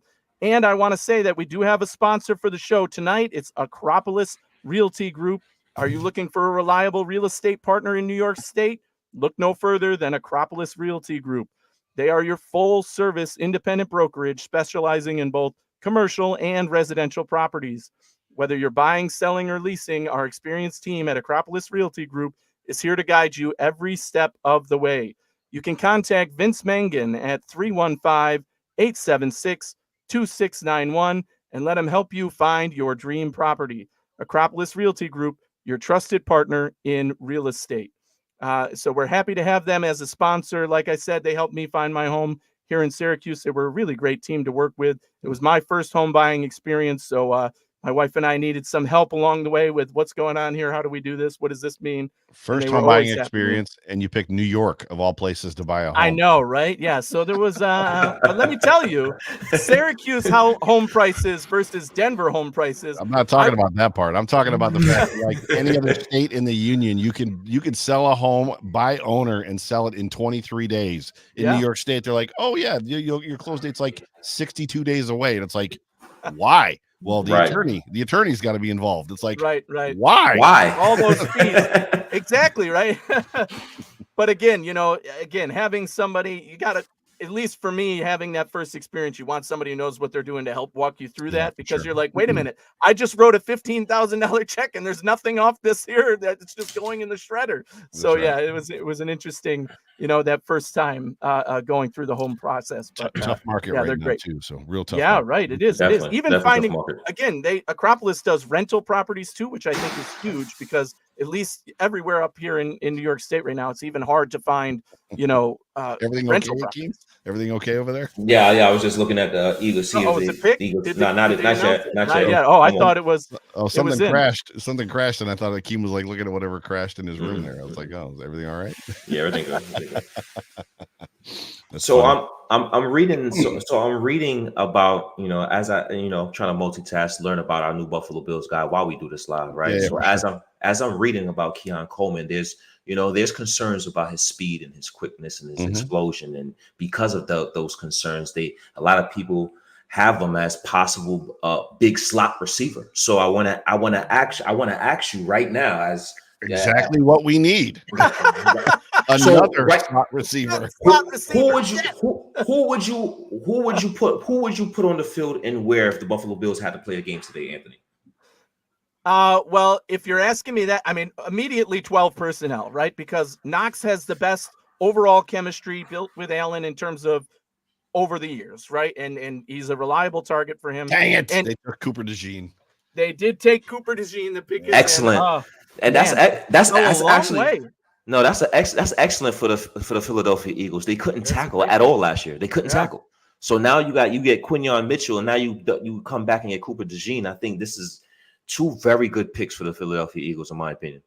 Sorry, Anth. a team that's in Super Bowl contention. No, thank you for interrupting me, because that was the pick. And, we talked a lot about Cooper DeJean all last night. Would he be the pick that the Bills traded down for or traded down for again?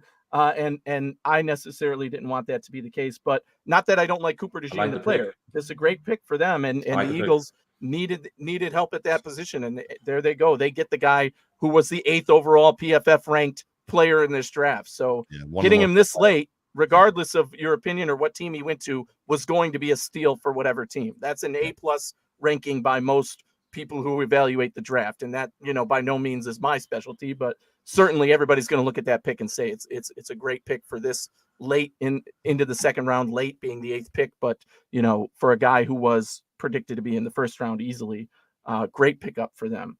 What are your thoughts? You were hoping he might somehow get to the Bills, Joe, or no? That's that. I thought for sure that he was going to be a Buffalo Bill for a lot of reasons. But to answer Akeem's question, to me, it's a scramble drill. Like, it seems like they're putting together a group of guys that can, the slot is clearly one of the harder positions to play in the NFL on an offense, right? So, I mean, the slot guys are kind of specialists. And usually it's their size that pins them into the slot versus having a guy that's really tall that can play the slot and play outside. So if I'm strutting guys out on the football field, we've seen Dalton Kincaid play outside on the boundary. We've seen Dawson Knox play outside on the boundary, both being successful. Curtis Samuel can play outside on the boundary. None of them are necessarily like boundary guys where they never leave the boundary. Right. But to me, it's probably going to be where do you want to go? Like, where do you want, what I mean? Like, I'm sure there'll be formations, obviously, but I don't know that they're necessarily going to be pinned into. It's going to probably depend on a lot of guys learning all the positions, which right. Yeah. And that brings me to what I was going to say about that point, which is, tell me what the situation is. Is it 3rd and long? Is it 3rd and 3? Is it 1st and 10? Because that's going to mix it up. What it does allow already, the guys that we brought in before we even drafted Coleman, there's this mystery component of what are the Bills going to do if they have Knox, Kincaid, James Cook, and other people lined up there, Curtis Samuel in the backfield, maybe Shakir on the boundary in that situation.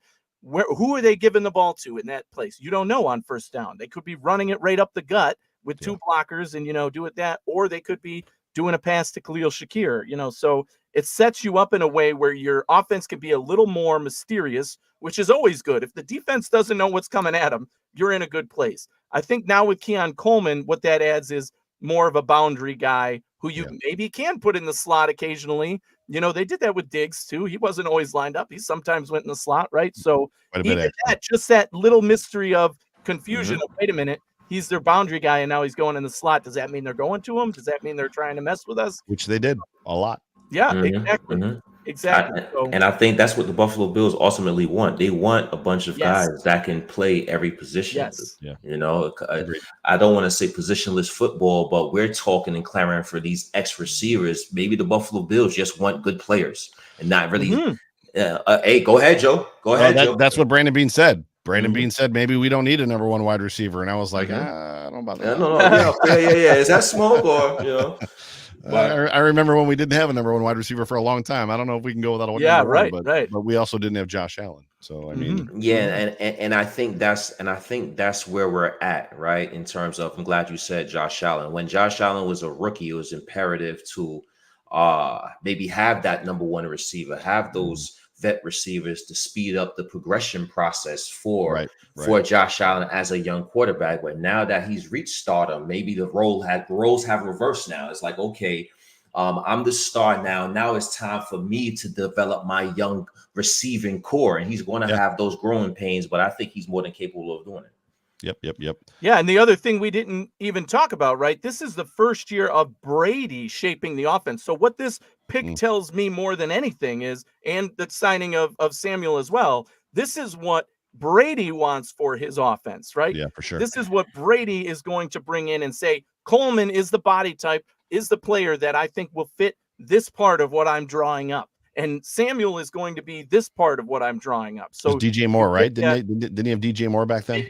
DJ Moore, Curtis Samuel back Carolina. then? Yeah. So that makes sense, right? So there's some comparisons to be had there, but we can start to get a picture of what it is Brady is picturing for his now drawn up offense. We saw a little bit of it obviously during the season, but this is he's having his hands on it the entire offseason. Yep. So I think that's my time. Yeah. Yeah. Yes, sir. I was Yes, gonna sir. say, Joe, you got any? You can plug your network again. Oh. Love what you're doing over there. Tell us how things are going. Give the guys, tell them I say hello, and we'll have to have them on the hoof soon. But Yeah. yeah. So there's a lot of crossover in listeners, just in the sense of just the community that we all share. Like we all see the same names in our chats and comments. But for anybody that didn't hear or doesn't know, Vox Media, who owns SB Nation, who owns Buffalo Rumblings, shut down the entire podcast network across the nation. So it wasn't a Bills thing, it wasn't a Buffalo market thing. They shut down everybody. So there are no more Vox Media SB Nation pods. So with that, everybody's kind of scrambling and going into kind of different places. Some people are taking breaks. Myself, John Fina, and Jerry Ostrowski basically jumped over to my network, the Overreaction thing that has been in existence for a very long time. I never got rid of it, even when I went to Fanatics. Hey, I saw that. Even when I went to Fanatics. So if you are looking for myself, Ostrowski, and our content, we are now doing a shared kind of like responsibility thing, which is a lot of fun. Just search anywhere you go, Overreaction Buffalo, and it'll pop up in YouTube, your favorite podcast platform, whatever. But Overreaction Buffalo. And you can follow me on Twitter at Joe Miller Wired. Genuinely, I've listened to every episode so far, and it's been great content. It has been. I really, you're on my list, and I will continue to, because you guys, you have the chemistry down. You give great content and analysis. Gotta love it, Joe. So I'm glad you were able to get that going and keep going in stride rather than take this setback, because I know for a lot of our favorite content creators, this was a surprise reset. And well, the big one is Bruce, right? Bruce still hasn't landed, so Bruce hasn't mentioned necessarily where he's going yet. So super. And I text back and forth with him quite a bit, so he hasn't told me either. Just so everybody knows, like I don't know where he's going. So. Awesome. But we all need some Bruce in our life, right? Yeah, for sure. Yeah. So appreciate Thanks again, guys. Joe. Little did we know when we got you that it was going to be this, key of right when the Bills were picking, right? And this is the time slot you picked. But for sure. Yeah, we appreciate you. We appreciate you, Joe. With us. Yeah, dude. You guys have a great night. Go Bills. Go Bills, baby. Bills. Hey man, great to have Joe on, man. One of my favorite content creators as well, man. Joe is a very knowledgeable guy, man. I love listening to Joe. And he has that smooth Billy D. Williams voice too, that radio voice. I love his voice, man. So shout out Joe and appreciate him for kicking with us at Bills in Buffalo. Yeah, we go way back. So it was good to have him. When we first got started and came on to the networks, Joe was very helpful to us and just a good person in general to have as a contact and interact with. And really love what they're doing now with their own thing over there at the Overreaction Sports Network. So we're going to keep things rolling here. Did any news break while we were saying goodbye to Joe here? A run on cornerbacks. Holy cow. Yeah. So now we're 10 picks in and only 3 positions have been picked. The last 3, all cornerbacks: Cooper DeJean, Kool-Aid McKinstry, and who was the last one by the Texans? Refreshing. It says cornerback. The cornerback from Georgia, Kamari Lassiter. I didn't look too much into him, so I don't know. But another cornerback gone off the board. 3 in a row. Again, kind of signaling, hey, somebody picked a cornerback. Quick, let's get our guy. And the number of trades in this round is very, very active right now. So people are saying, I have a vision of who I want to get, and I'm going up there and I'm getting them. As we keep things rolling, though, we have our next guest ready to go. Peter. Hey. What's up, guys? Peter. Hey, what's going on, man? Peter, how you doing, Peter? I'm doing good. I'm obviously enjoying the draft. Obviously recouping from last night's little bit of a roller coaster late night evening for the Bills. Yes. No, I'm enjoying it. The Bills, I guess, got their receiver that they wanted and that they clearly wanted. They're probably maybe not okay with him taking at 28, but that was their guy. Obviously, they moved back a couple spots, get a couple more picks, and I guess you got to trust what they're doing. So, yeah. It's been fun. Yeah. Glad you could hop on with us for sure. One of our own here at Built in Buffalo. I've enjoyed watching your content and everything. Thank you. This is our first time being on together, so I'm glad you could hop on with us. But man, what do you think of this second round so far? Interesting that it's only been 3 positions: wide receiver, defensive tackle, and now a run on cornerbacks as the Cardinals are on the clock and their pick is in.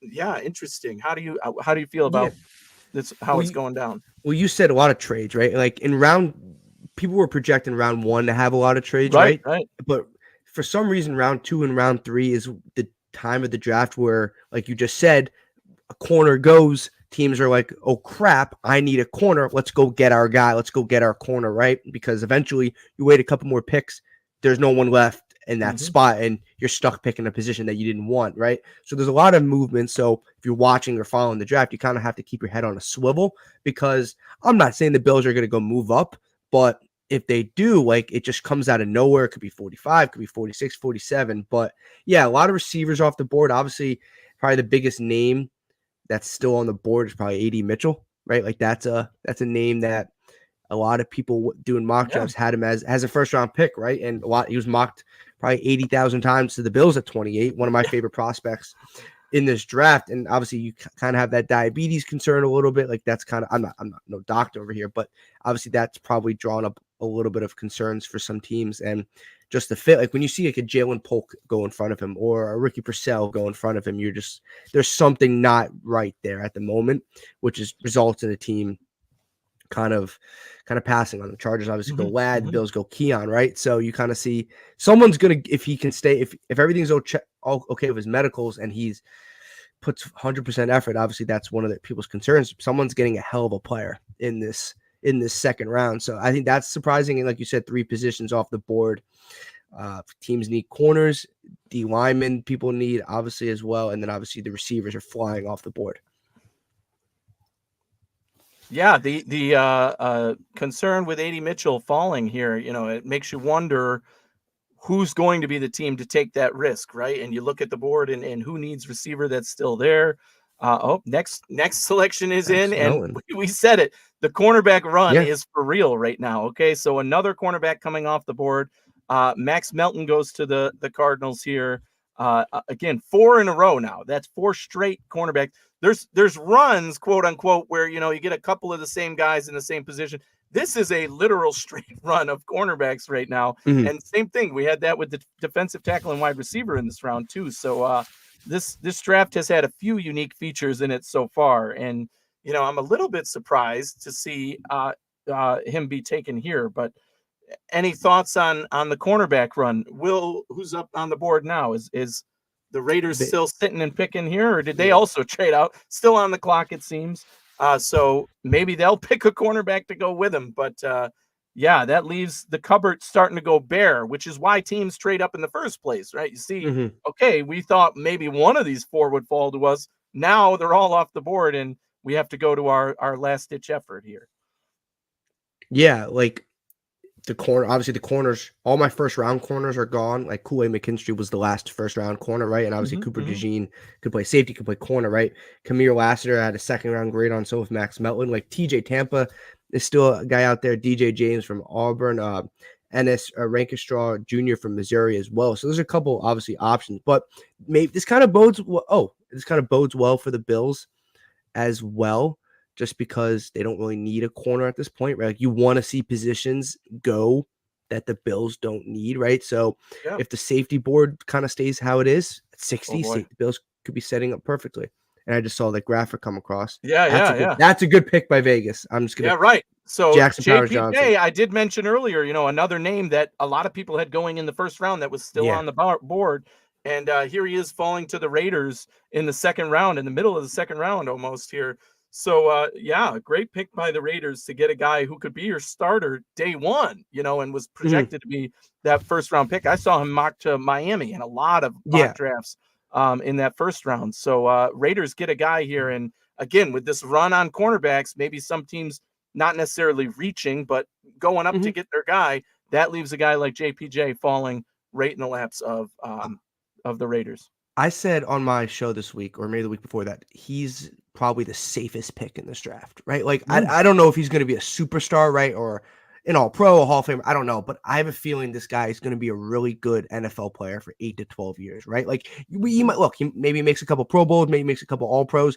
Maybe he's not the greatest center ever, right? Whatever. But I do think when the time's done, you're going to be like, okay, really good pick. Nothing flashy, nothing like moves like, nothing jumps off the board when you go on social media on that stuff. But if you can get a center that is on your team for 10, 11 years, it's a really good value. And if you can get that guy in the second round, right kind of in the middle of that, or 15 picks in the second round. It's a good selection. We've seen the Raiders in the years past just not be able to draft, right? Like just not be able to draft. So there you go, right? Yeah. They're saying, hey, we'll pick the safest guy in the draft, Yeah, and maybe- we can't mess yeah. him up, right? So there you Yeah. go. That's some good analysis right there, saying they screwed it up in the past, and now they're saying we'll just go by the book and take the safest guy we can and let him help us out, because they do need offensive line help there. So that I do think that's a good pick for them. The question is, does Green Bay now follow up with that same idea and go interior offensive lineman here, since we're seeing what seems to be a run on certain positions in this second round?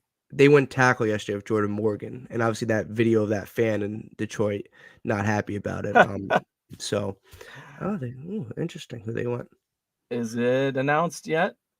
Oh, the first linebacker off the board in this now second round. They go with Edgerrin Cooper from Texas A&M. Some people, thought this certainly not a deep linebacker class by any means. There's not one going in the first round, first one coming off the board here. What do you think about this pick? Any thoughts on linebacker position, or if this is a good fit for Green Bay? Linebacker position is probably the least position I study, just based off because the Bills don't really need it. Yeah. So that's based off that. Just obviously focusing on the Bills for the most part. I thought him or Peyton Wilson from NC State were probably the top two consensus linebackers. I know people like Junior Colson as well from Michigan.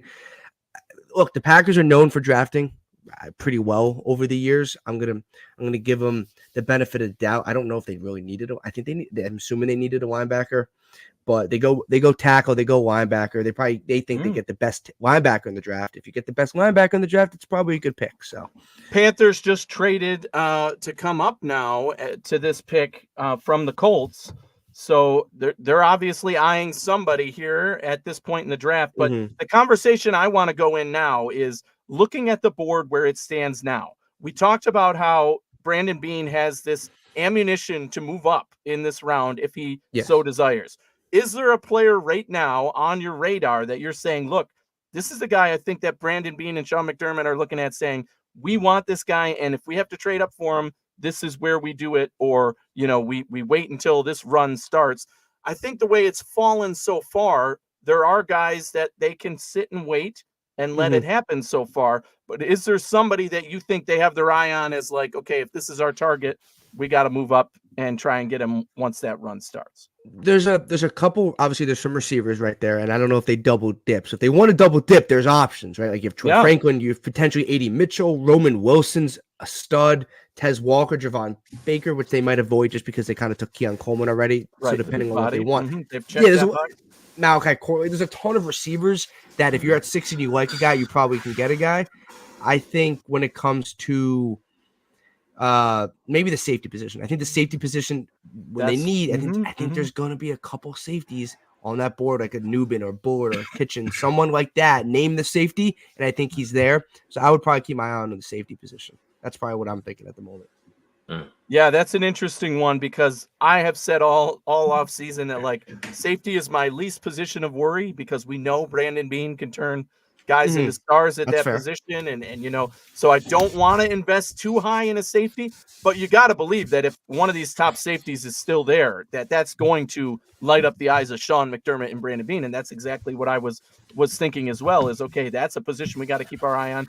Maybe there's an offensive lineman, interior offensive lineman, or even a tackle that they're like, hey, at this point in the draft, this guy's fallen. He could be a great piece for us, both in a competitive sense now or in a depth role. So I could see them going that direction as well. Obviously, all our eyes are still on wide receiver. And the fact that after those first three that were taken, we haven't seen another one come off the board, that's a good sign for the Bills, saying we're going to wait until 60, till our guy is there, and maybe we take the wide receiver to pair with Keon Coleman. Again, that skill set. The question I was asking of our other guests too, now that the Bills have picked Coleman, do you have a favorite to pair with him, next to him in terms of skill set? Obviously, like you said, I like Javon Baker, but that's not going to really be, that's going to check the same boxes kind of that Keon Coleman does in terms of that physicality, and now we're looking for maybe that downfield threat, the speed. Do you have a favorite of the guys that could go at 60, or even later? I would probably say Troy Franklin. I think he fits perfectly with, I think, Keon Coleman, right? Like the guy that can stretch the field, that can take the top off the defense, right? And I think, like you said, Javon Baker's probably not the pick of where they want to go. And obviously, I think Javon Baker would have fit if they went maybe like a Troy Franklin earlier, or if they went Xavier Worthy, whoever they went, right? So probably Troy Franklin. You could go Roman Wilson. Just do they have too many Roman Wilsons kind of on that roster already? And Curtis Samuel, Khalil Shakir. I would, if I had to say one person, I'm going to put AD Mitchell to the side just because Something's up there. Yeah. something's up there. I'm going to put him to the side. I would probably say Troy Franklin if he's at 60. I like it. Yeah, that's the same. We've discussed him already today and, previously. And again, going back months ago, Troy Franklin could have been the Bills' pick at 28. Some people had him mocked at 28 to the Bills. So that skill set, that player is still there. And I know he gets a lot of knock for being a smaller body guy, but I think the Bills could use that, right? And say there's some room for growth here. He's going to put some weight on at the NFL level, but still be that speed threat down the field and that, guy who can get open in situations when the play is broken just because he has, that speed and downfield ability. Yeah, I agree. So first running back comes off the board. Sorry to Jonathan Brooks. Jonathan Brooks from Texas. Yep, just came off the board to Carolina there.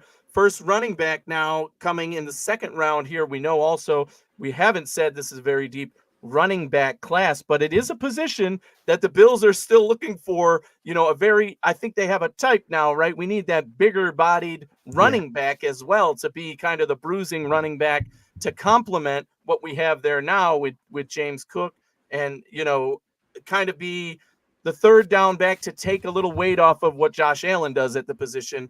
And there's certainly some intriguing guys. So seeing Jonathan Brooks, the first running back come, does that start a run at that position all of a sudden here? So you have that situation going. Still, I don't know if there's a player that I feel that Bean is saying, I have to trade up for this guy at this point. Tyler Newman's gone, by the way. Sorry to cut you off. Tyler Newman's gone. Sorry to burst your bubbles there. But, yep. Giants took him. Oh, okay. So the Giants selection is in. Yeah. Okay. So there you go. The first true safety coming off the board. I know you can say Cooper DeJean, right? But true safety, Tyler Newman, definitely one of those guys that was discussed a lot with the Bills and fit. Now going to the New York Giants here at the 47th overall pick, 15th in this round. So there you have it. First safety off the board. Would have been a good fit in Buffalo, sure. But it doesn't break my heart because, like I said, I feel like safety is one of those spots where Bean and McDermott especially, can coach those guys up and turn them into something special. So let's save that for the 5th, 6th round pick in my mind. But that means more talent is falling the Bills' way as well. I'm sure they had their eyes on him, right? I'm sure this was somebody McDermott and Bean were watching, but I don't think it's one where they're like, dang, we should have traded up for this guy. Yeah, I think there's enough safeties. I said throughout the week leading up, the cream of the crop for the draft for safeties is round 2 to round 4. And I know that's a little bit of a wide margin, but I think that just shows how many safeties there are and how many talented safeties. So I'm assuming they have a guy or two, and I don't know if it was Newman or not, but I don't think you have to be going up to get a safety. In my opinion, I think if you want to go receiver is probably the only one you kind of go up and go get another guy. But they could be stand pat. The D tackle room is starting to get a little bit thin in that second round grade, in my opinion. Right? I think it's Chris Jenkins from Michigan, and then I like Michael Hall Jr. I like Dwayne Carter. I think they're more third round guys, and obviously third, second at pick 60 kind of gets it obviously overlaps. So D tackle could be a position, but that's also I feel like a position they would wait for at. They could take it at 60, but they don't move up. I think unless they want Chris Jenkins. I would probably say the only guy they probably could move up for, in my opinion. I don't know what the Bills are going to do here. I think it's going to be interesting. Obviously, there's still a handful of picks that are still to go, but they're going to have some options. And you know what? Maybe they move back one more time. Maybe they move back to 65 or 66. Like that could be. We talked about them moving back from 33 to. Yeah, could they move back from 65 or from 60, stay in the 60s, and go get an additional pick? Yeah, I and don't it know would what be, the value is, but Anything's it's- possible. Anything's possible. Yep. yeah, I think that again, my expectation is that Brandon Beane is going to come away with 4 players today. 2, maybe 3 in the second round and 1 in the I third, agree. or 2 and 2, but he's going to make it work so that he maximizes the value and fills those slots we're talking about, right? Interior defensive line or offensive line, you've got safety, all running back. He could get, and that obviously the wide receiver is a glaring one. We already took Coleman, but one to complement him. So any of those positions, what's the best way? Okay, you get to the pick 60 and you say, there's still a bunch of guys we could pick here. Let's trade down again, get more to be able to come back up and get the guys that we are really targeting in higher picks in the third round. Because, yeah, obviously as you drop, those later picks get more value in terms of what you can trade them for and come back up for. Always Yeah. got to have a partner, but you're seeing it today, man. This trade market is crazy active. If you look at the traded picks here, it's a majority of the second round picks are traded. I think only 2 or 3 have been sticking picks at this point. They could also move from, like, you ship some of those fourth rounders they have back into the third round. That's what kind of I feel like they would probably do towards the end of that third round and add another pick. I think they talked about they love the top 100 in this draft. You want to maximize that. Obviously, that would entail you getting another pick tonight on top of the 3-1 or now 2, but the 3 you had heading into tonight. So, and yeah, like that's kind of probably what motivated them last night to move back. They thought obviously they could get 95. Yes. That's an additional pick in the top 100. I think I agree with you. I think they walk away with 4 guys tonight, which would be a pretty, depending obviously on who they pick or positions, but a pretty nice haul. Yeah.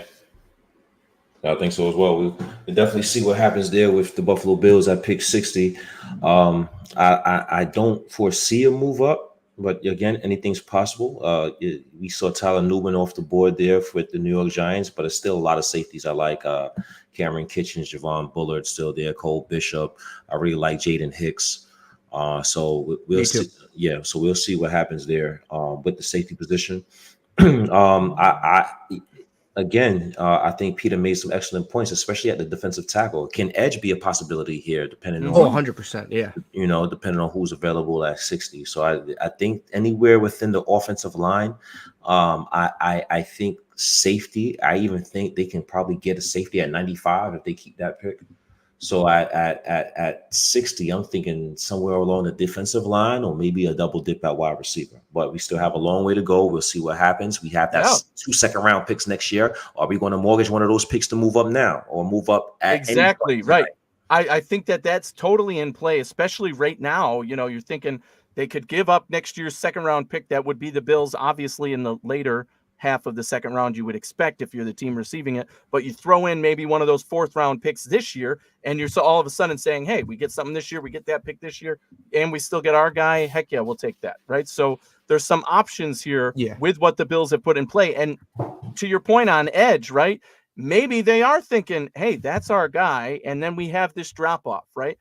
Beane has said that there is, excuse me, there is a drop off in the second round, just like there was in the first round, and he wants to get the players he's targeting before that drop-off. However, the way the board is falling, I'm thinking a lot of the guys that they included in the top half of the pre-drop-off are still on the board, and they're saying, hey, we're going to end up with some of these guys in the third round that we thought were part of the top half of the second round. The Mason Smith pick that just went to the Jacksonville, that's Jack on our Roach. screen right now, that was the guy the Bills had out in for a visit. Yes. So if you're keeping track of visits, that's probably obviously someone they probably had interest. I don't think they had interest at pick 48.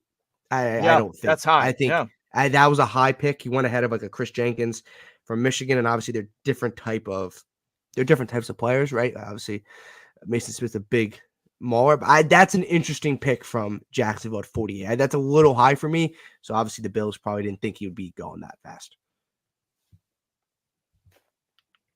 Yeah, so that leaves the Bengals on the clock now. Some options here. Could they pick a wide receiver, right? Because we talked about them being one of those teams that having the issues they are having there. Now they're at the podium. The selection is in. Yep. I don't have the sound on, so I'm waiting for it to come across the screen. Who did the Bengals go in the first? They went Amarius Mims from Georgia. Yes, Correct? the line, the Yeah, offensive line. Mhm. yep, the tackle. I He's, like him. He's a he, Good yeah. pick He's for a, them, he's yeah. he's gonna, Big it's gonna take a body, little. huge. It's gonna huge take a guy. little while for him to develop. Like he's not Yeah. a guy that can come in and play. I don't think Right. he is. I'm not gonna say I'm an expert on offensive lineman here, but he didn't only played like about 1,000 snaps at Georgia. he And was there off you have injured, it. right? Yeah. Defensive tackle Chris Jenkins coming off Okay. the board here. They had to. DJ one Reed of- is gone. That, They had Oh to yeah, do you're right. Mhm. Yeah, you're right. yeah. That's a So good that's pick one by of the top Cincinnati. players on the board right now. I'd have to imagine for most Yes. teams. Yes. And he comes here to Cincinnati, and we know that they needed some help now on that defensive line, and they go and get their guy. So Mhm. good pick here for the Bengals as well. Yeah, I like it. Shoring up both offensive and defensive lines, right? You can never go wrong in football if you're picking offensive and defensive line. I mean, it probably means you went wrong last year, but it's a good time to always draft those guys in the NFL, right? And they've added two really powerful guys. Mhm. One, I think Chris Jenkins is more going to have an impact sooner, I guess, and not have the curve that maybe you were talking about, Peter, of Mims. But Mims has the size and the strength to be Really a good very pick. top at his position down the line. So, yeah, two great picks for them. Commanders pick already in, it Yeah, says, but 50. not announced yet. They have 50. Okay, so we got 10 more picks. Yeah, we're moving right along. Yeah, we're before moving we right see along. Who at we this add point. with Keon Coleman? Do you think we go receiver? Like, would you guys, if you had to, I you think would, receiver? I Right would. now, I with would. everybody at your disposal on the board, I I would. think it's going to be the same situation as the first round. It depends on which guys they see as, okay, these were the three guys we had at this spot. Mhm. This was our number one, and he's still there. Troy Franklin, for example. We're taking Troy Franklin right now because he was our number one. Or is it a fact of, Troy Franklin and who else is in this range? Roman Wilson and Baker we talked about is probably not the guy because of his body type. But you get my point that there could be a situation where they're like, you know what? We're not fully convicted on one of any of these three, so let's try and trade down. Or so What if it's let's go to the edge position because there is a big drop off there. It there's really a lot depends. of edge players? Yeah. There's These a lot next, of players. Mhm. as we get closer, yeah, that's what I mean. There could be. I really one like there. him. I really like this kid. Yeah, Mike This Sanchez. corner- Yeah. Mm-hmm. Washington's having a solid draft, man. I like. I got a question. Go ahead. AD Mitchell's there at 60. Wow. You taking AD Mitchell? Yes. You're right. I think Yes. if I- they're yes. unless they marked them off their board, right? Exactly. Like, That's what I was the gonna one say, thing yeah. you got to like. Some teams definitely have them off. Like Devondre Sweat, who went forgot who he went to a handful of picks earlier. Yeah, way Had some- earlier. Yeah. Had some Tennessee, off-field, Tennessee. Tennessee. So he had some off-the-field concerns. I'm assuming some teams just crossed him off their board, right? That's why Mhm, guys fall. If AD Mitchell is on your board, you just liked Keon Coleman for whatever reason. I'm not saying that's not the reason, but like you obviously liked Keon Coleman more. You can go get AD Mitchell, and you walked away after two picks with Keon Coleman Mhm, and AD. AD Mitchell. You're That would saying be something. You're saying that would something be there. something because I you tweet- get another outside receiver Mhm. with Keon Coleman, and you have Shakir, Samuel, and Kincaid, and add anybody else you want in there with Knox as well. You just rebuilt that receiving core overnight. Yeah, that would be an epic get if it goes that far. If, like you said, they didn't just completely cross him off their Yeah, board and say, exactly.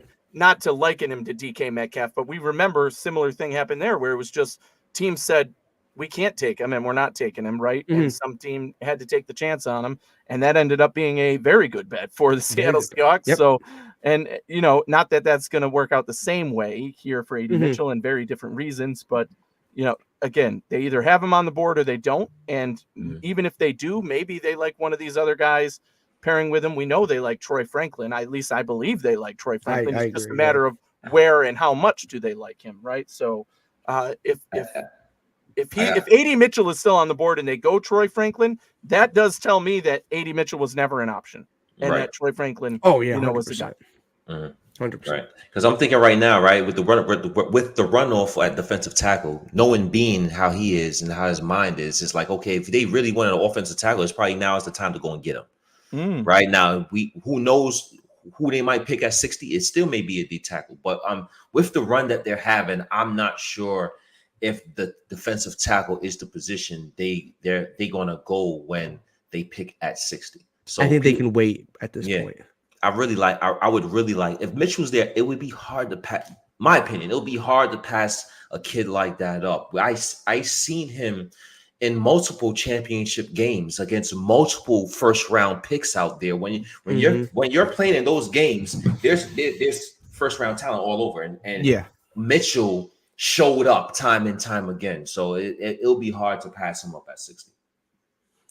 Yeah, and yeah, it's interesting. And obviously, I think right now it's probably receiver, edge, or safety for the Bills at 60. Mm-hmm. I think that, like you said, Akeem, D tackle's kind of the guys at 60 are probably gone at the moment, right? And if you see Mason Smith go that high, you're probably going to wait on a D tackle unless you want to reach.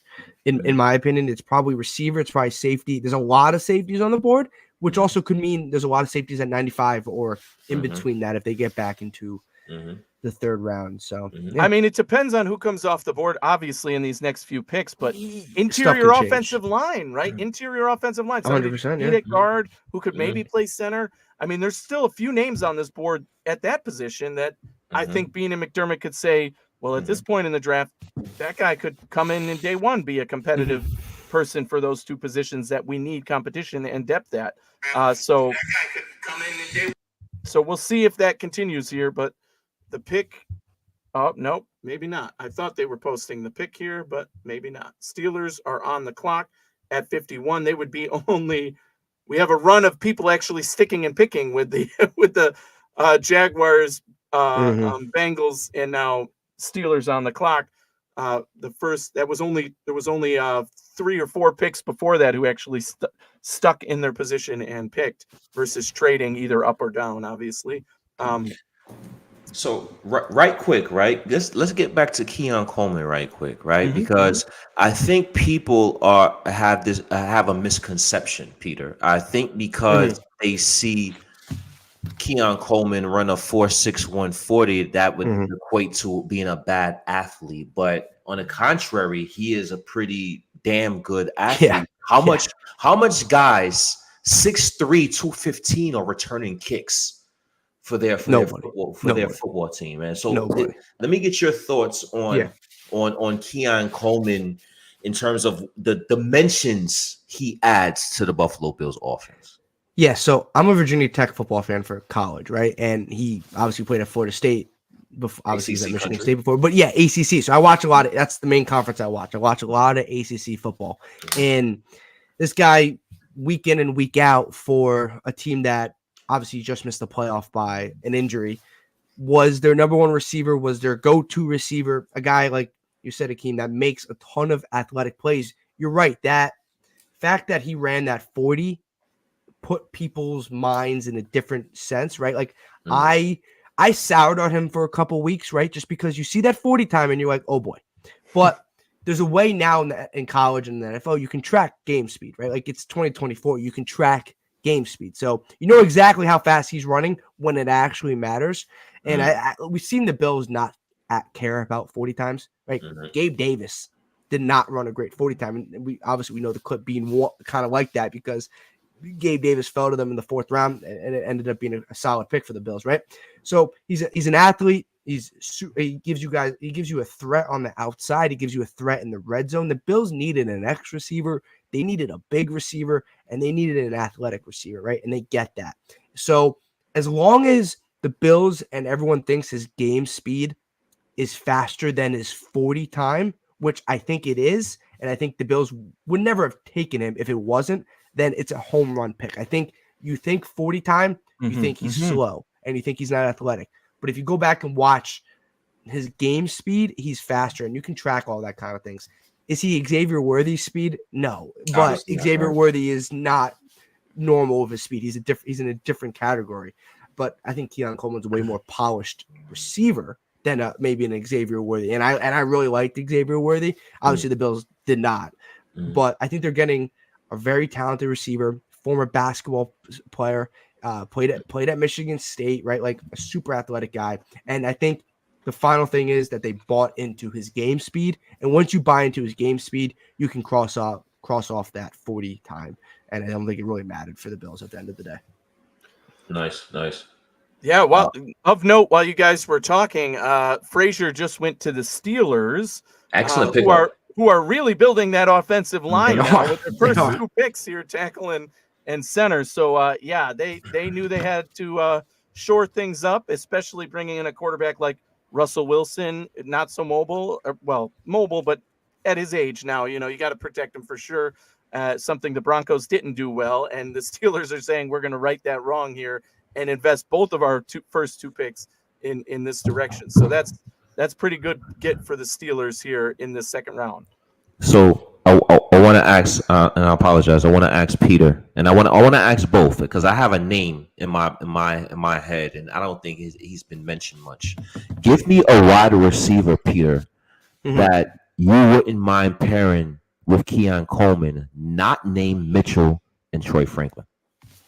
Not named. Ooh, okay. I have two guys. I like Jalen McMillan from Washington. He's one of those slept-on receivers just because he played with Polk and Odunze. Polk, obviously, Odunze a top 10 pick, and Polk went a lot higher than I think people thought to the Patriots, right? So you're behind those 2 guys. You're not going to get the targets. You're not going to get the recognition. And he battled some injuries this past year. Him and Tez Walker from UNC, right? Tez Walker from UNC didn't start the beginning of the year because of NCAA eligibility issues, right? And we saw Drake May's production completely drop when Tez Walker was not on the field, missing his number 1 guy. He didn't test great. He didn't have a great post-college, like kind of offseason leading into the draft. Some of the reasons maybe he's still available at this time. But I think his tape speaks for himself. He's another game changer on the outside. I know people have soured with him just because of what he's kind of did at the pro day and the combine and all that kind of stuff.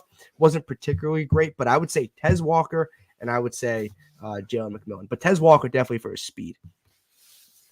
Wow, there you have it. Nice. The Colts, ladies and Mitchell. gentlemen, just took A.D. Mitchell. There you have it. He's off the board now. So Tough. another one out of play, but he had to go somewhere, right? So in the Colts were talked about taking a wide receiver even in the first round.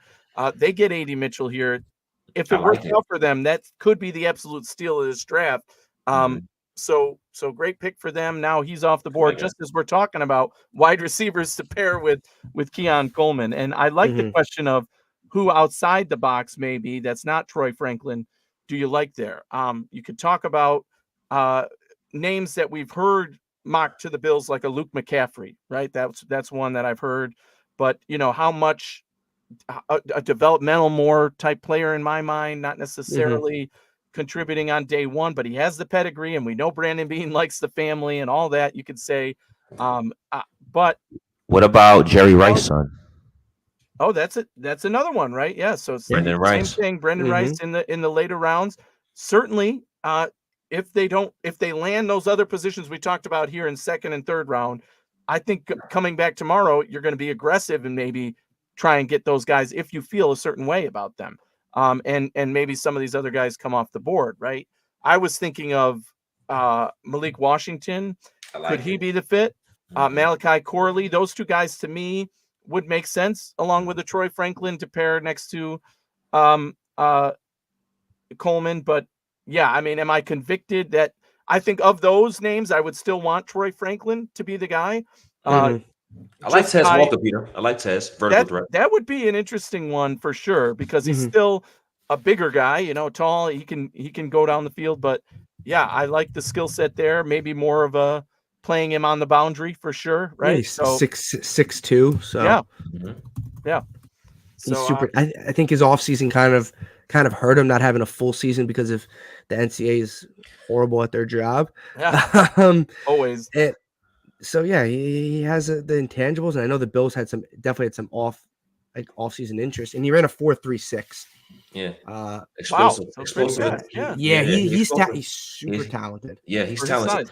He's footwork. He's still, getting in and out of his breaks, in and out of his cuts. 100%. Still a lot to work on. But as far as being your double dip, as being a compliment to Keon Coleman, and being a big guy like Keon Coleman, but being able to add a different dimension to Keon Coleman, I think both of those in the offense, they can they can find ways to be impact players while still progressing as young players. I think if Tez Walker had a better offseason, he probably would have been already gone. I think he's that talented. But look, that could be who he is, right? Like that offseason could be indicative of who he is, and that soured some teams. I don't know. It's if you wanna, or if the Bills buy into that at all. So that's kind of probably where it's at. Interesting.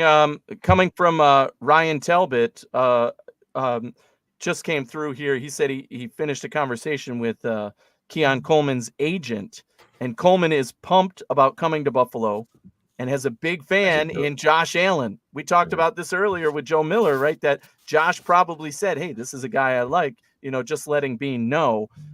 Coleman's agent said, I do know Josh was adamant in the building about him. So, yeah, that tells you Josh's influence is there, and having a big body guy like that, they're going to have that chemistry moving forward, hopefully. And Allen got his guy again. And Keon Coleman's moxie with Allen, right? His approach, his attitude, he's going to bring an attitude and an aggressive demeanor that I don't think we've had in the Bills receiving room. And I think that attitude and aggressive demeanor can mesh well with Josh Allen's when Allen gets hyped up. So I think it could be, has a chance to be a fascinating pairing. But again, we'll have to see how it comes about. Also, speaking of Ryan Talbot, he put a tweet out 5 minutes ago. Guys at 60, right? The Bills could be targeting. He had A.D. Mitchell at first, right? So that's gone. Marshawn Nealon, the edge rusher from Western Michigan. Okay. And then he mentioned Cole Bishop, the safety from Utah. Oh, wow. Troy Franklin, obviously the receiver from Oregon. And then Javon Bullard, the safety from Georgia. Were those all top 30 guys? I think so, right? 30 visits? I think so. Marshawn Nealon's a top 30 visit and says in this tweet. Bishop, I don't know on. I'm not sure on, but yeah, he said Bishop. Franklin, Bills have done their homework. This is what he said. Bills have done their homework on Bishop. Top 30 visits for Nealon. Franklin, they said another wide receiver that the Bills spent a lot of time with, and then for Bullard, Georgia safety that the Bills know well thanks to Jamel Adai, who's now on the coaching staff, who has obviously vast coaching experience with him. So just something to know. I'm not saying he's right, but Ryan Talbot's usually really tapped into this kind of stuff. So really like that the Keon Coleman, his agent insight there. That was great to have come across because that was something we had discussed just earlier here, and it's a great sign that Josh loves the pick. I mean, obviously we knew he would probably have his opinion heard, but lots of moving down and still get Josh a guy that he's confident in, that he's looking forward to playing with. And the other players on the board going through the positions saying, hey, look, there's still safeties. There's still Troy Franklin. There's still edge that the Bills have done their homework on and seem interested in, at least based on the information that we have right now. And with, less than 10 picks to go to the Bills pick, certainly it seems like one of these guys that they are really targeting is going to be right there for them at 60. And this could be within range of, do you have to trade up above a team? Looking at the teams ahead of them right now, there's been so much action though, in terms of trade market, that you really don't know who could get ahead of you to pick, the guy that you suddenly have your eye on. So I'm sure that they are meticulously going through and saying, you know what, if this player is taken, we have to trade up and get that one. And if not, we'll go with this guy. So those conversations in the war room in Buffalo right now are getting more intense as it builds closer to the pick here. And they might sit and pick at 60. But like you said, if all of those guys are still on the board at 60, I hope they entertain trading down. And like with all the action going on right now, seems like they wouldn't have a hard time finding a suitor. That was an interesting pick by the Commanders. Ben, where did they go? The tight end. No, the second tight end taken now. Ben Sinnott. I like him though. He can move. He's a mover. He's a mover. Ben Sinnott. I actually like the pick. High second round for a tight end, but he's a good athlete, and I think he can do some things, and he's gonna help out the young kid and Jaden Daniels. So that is an interesting pick, but I see why they did it. He can definitely stretch the field. He's big. He's 6'4", 250. Gee. Yeah, that's a tight end for you, right? There you go, right? So that leaves the Browns now on the clock. And their pick is yet to be announced here, but we're moving pretty quickly toward the Bills here as we get about 7 picks away now. So Browns pick. Oh, I thought they were going to announce it, but still delay tactics. You know, the NFL's got to get all that revenue money in here going toward their worst goal. part of the draft. The worst part of the draft, just the in-between stuff. Constant build up there. Yeah, even when the pick is in and then Twitter gets it leaked 10 minutes before. Oh, I'm it off actually Twitter gets until announced. I know I can't deal with it either, right? I have the ESPN going, and that's pretty much it. Adam Schefter saying like the sources that this team is picking. I'm like, oh, thanks. I'm assuming they're picking him, but he doesn't actually say it. He just kind of like beats around the bush, but you know what he's saying. So it drives me nuts. Interesting. As It's moving along. Coming 54. in, yeah. Pick 54. We got 2 picks from a possible slow day with only 1 pick coming into yesterday to now 3 picks, maybe a 4th pick. So we'll see. Yeah, it's getting interesting and fun now, right? So we got to keep it moving here. And again, the guys who haven't we discussed yet? That's what I'm thinking in terms of who's on the board right now that the Bills could still go for. I mean, is there a position? We talked about Ed, but we really haven't discussed which players we think they could be targeting once there's, I mean, Nealand, right? How about Adisa Isaac from Penn State, Brandon Dorlus from Oregon, Braylon Trice from Washington? I think all would be very solid options at 60. So I think those are probably the names. Maybe like a Chris Braswell from Alabama as well. You can toss in there. So another D tackle. I like it. I'll be right back. The Browns are taking, oh yeah, they did. Ohio State defensive tackle Michael Hall Jr. So yeah, another defensive tackle coming off the board there. What's up, Izzy? Izzy, what's up, man? He's been in the background helping us out again tonight. So you liking how things are working out so far? You gearing up for this next Bills pick? Well, if you wanted a defensive tackle, no, but you know, that's right.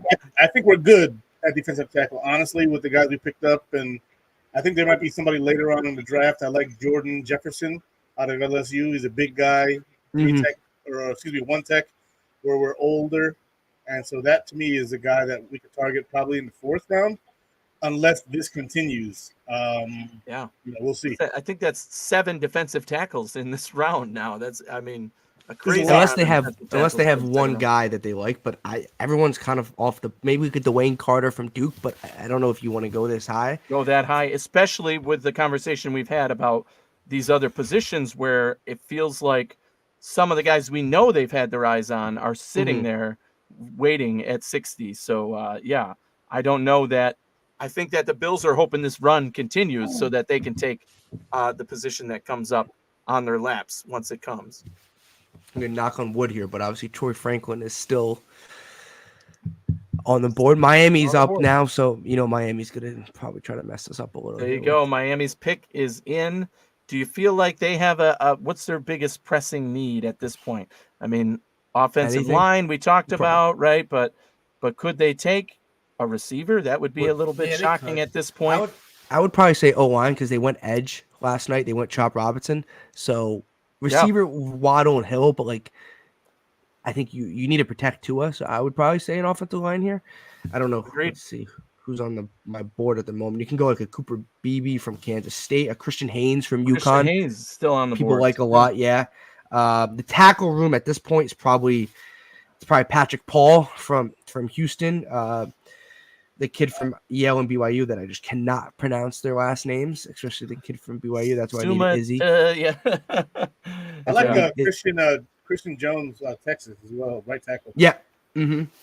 Him as well. That's a good call. Yeah. Mm-hmm. There's options as well, but if you're Miami, you probably have to go. Let's hope they go punter. There's some good punters. Punter. Let me check my quarterback. Quarterback. They need a quarterback. Oh, that'd be awesome. Spencer Rattler. Bills Mafia would have a field day on Twitter. If they went Spencer Rattler here, it would be unreal. I'll have a field day right now.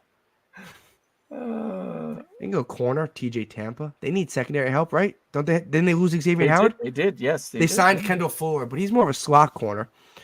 So, and they still have Jalen Ramsey. They can go corner. They can go safety, right? I think they probably need some secondary help as well. So they could take one of the safeties.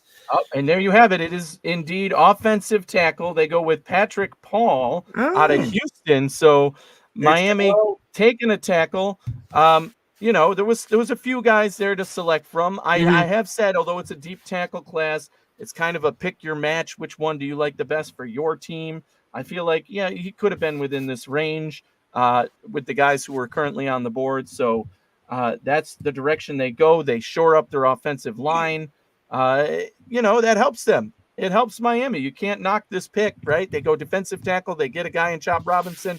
Now they take offensive tackle. We talked about it with the Bengals. Now we're talking about it with the Dolphins. There's definitely a theme here of these offensive or of these top juggernauts in the AFC, competitive teams saying, look, we got to shore up the lines if that's how we're going to move forward, because we already have some good players that got us to where we are now. And to move forward, we got to shore up the offensive and 100%. defensive lines. 100%. Yeah, absolutely. Look, tackle's been a thing. Eric Armstead's always injured. I believe they lost Lamb, their backup left tackle. They don't have Hunt. Come in there and be their swing tackle. If somebody goes down, you got a guy, second round, talented from the University of Houston. I like to pick for them. I hate it, you know, because the Dolphins, they suck. So. Yeah, Dallas on the clock here. It looks like they suck too. Yeah, but at least they suck in the NFC. So we don't know. Yeah, exactly. Right. We don't have to worry as much about competing with Dallas so much. However, they're on the clock's still ticking on the Cowboys.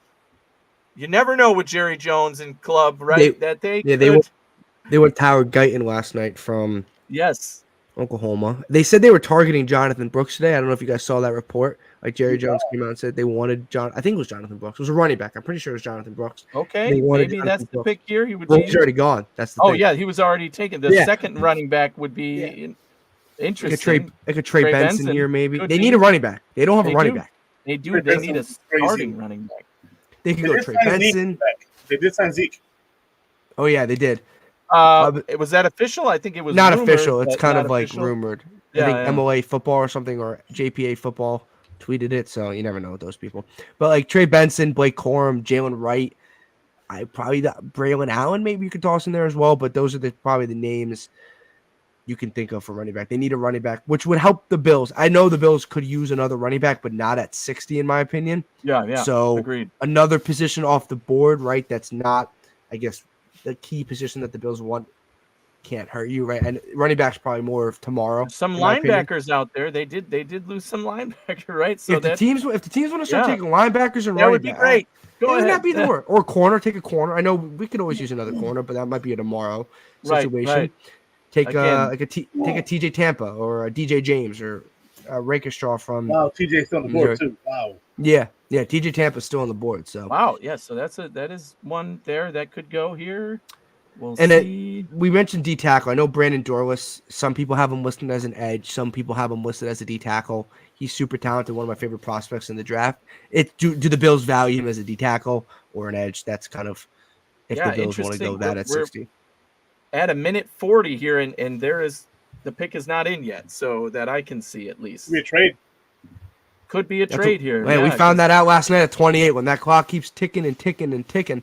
Yeah. Either the Wi-Fi got cut out in your building or you're making a trade. So. Yeah, they're going down toward a minute here. So. Poor Wi-Fi. What is their play? I think they're saying, okay, strong arming a team to come trade with them. I don't know. They're giving the Bills CeeDee Lamb. That's what I'm thinking they're doing. Okay, Dallas, where are you going? Pick is in. I see Jerry Jones. Yeah, there it is. Yep. Yeah. They forgot the phone number. They had to push redial. You know, they're the wrong. The guy hung up on them. Hello. There you go. Team. Oh, this is Jerry Jones from the Dallas. Nope. See ya. Yeah. Linebacker is one of their needs. It wouldn't surprise me if that happened here. That's what I said. They, lost one of their starting linebackers. They could use one of these guys on the board. That wouldn't hurt the Bills. No. A few picks before the Bills, right? Yeah. The funny into existence. Watching draft rooms is so funny when they make the pick or they call, and everyone's just like shaking hands, all congratulating themselves on the pick. I just find that so funny. Obviously they're excited. They got the guy that thinks is gonna be the next superstar, but I just find it funny. Everyone's just hugging each other. But yeah, linebacker, running back, corner could all be good for the Bills. And it's not like the Cowboys do need those positions, so it's not like we're projecting just for the Bills' benefit here. Right, They right. a lot though because they couldn't really do anything in free agency. They were really captured. Yeah, they were very capped. They still have to probably repay Dak eventually if they want to pay him. So the Cowboys are an interesting team. Oh, no playoff winning Dak Prescott. Like a better Still ending. no pick on my end. I don't know. I'm obviously delayed. I'm watching on my computer when I watch that. Yeah. Me too. Yeah. I mean, I know who it is because it's my job too at this point, but I can't tell you. Yes. There you go. Oh, they're doing one of the special presentations here. So Say nothing if it's a quarterback. quarterback, you said? Quarter. Well, because this would also break the internet if it was Spencer Rattler as well. That would also break the internet. It would. Look at Jalen Hurts when the Eagles drafted. Jalen Hurts broke the internet. I'm in the on second right with round. the gains though. Them shoulders are beast. Let's go. What? The guys in the wheelchairs on the team. Oh, I thought you were the guy on talking the right, about. man. Them shoulders are crazy. Mm-hmm. I Wow. talking about the player they drafted, and that was a hint No. about his shoulders. How about the fitness of that guy? That guy. Well, I didn't know. One would hope. Okay, he's the the pick power is slap. in. They're making it. Here we go. See, no one likes the Cowboys. Are they booing them? Yeah, I don't have the sound on there, so let's go. Fellow veterans, brothers, now let's go, baby.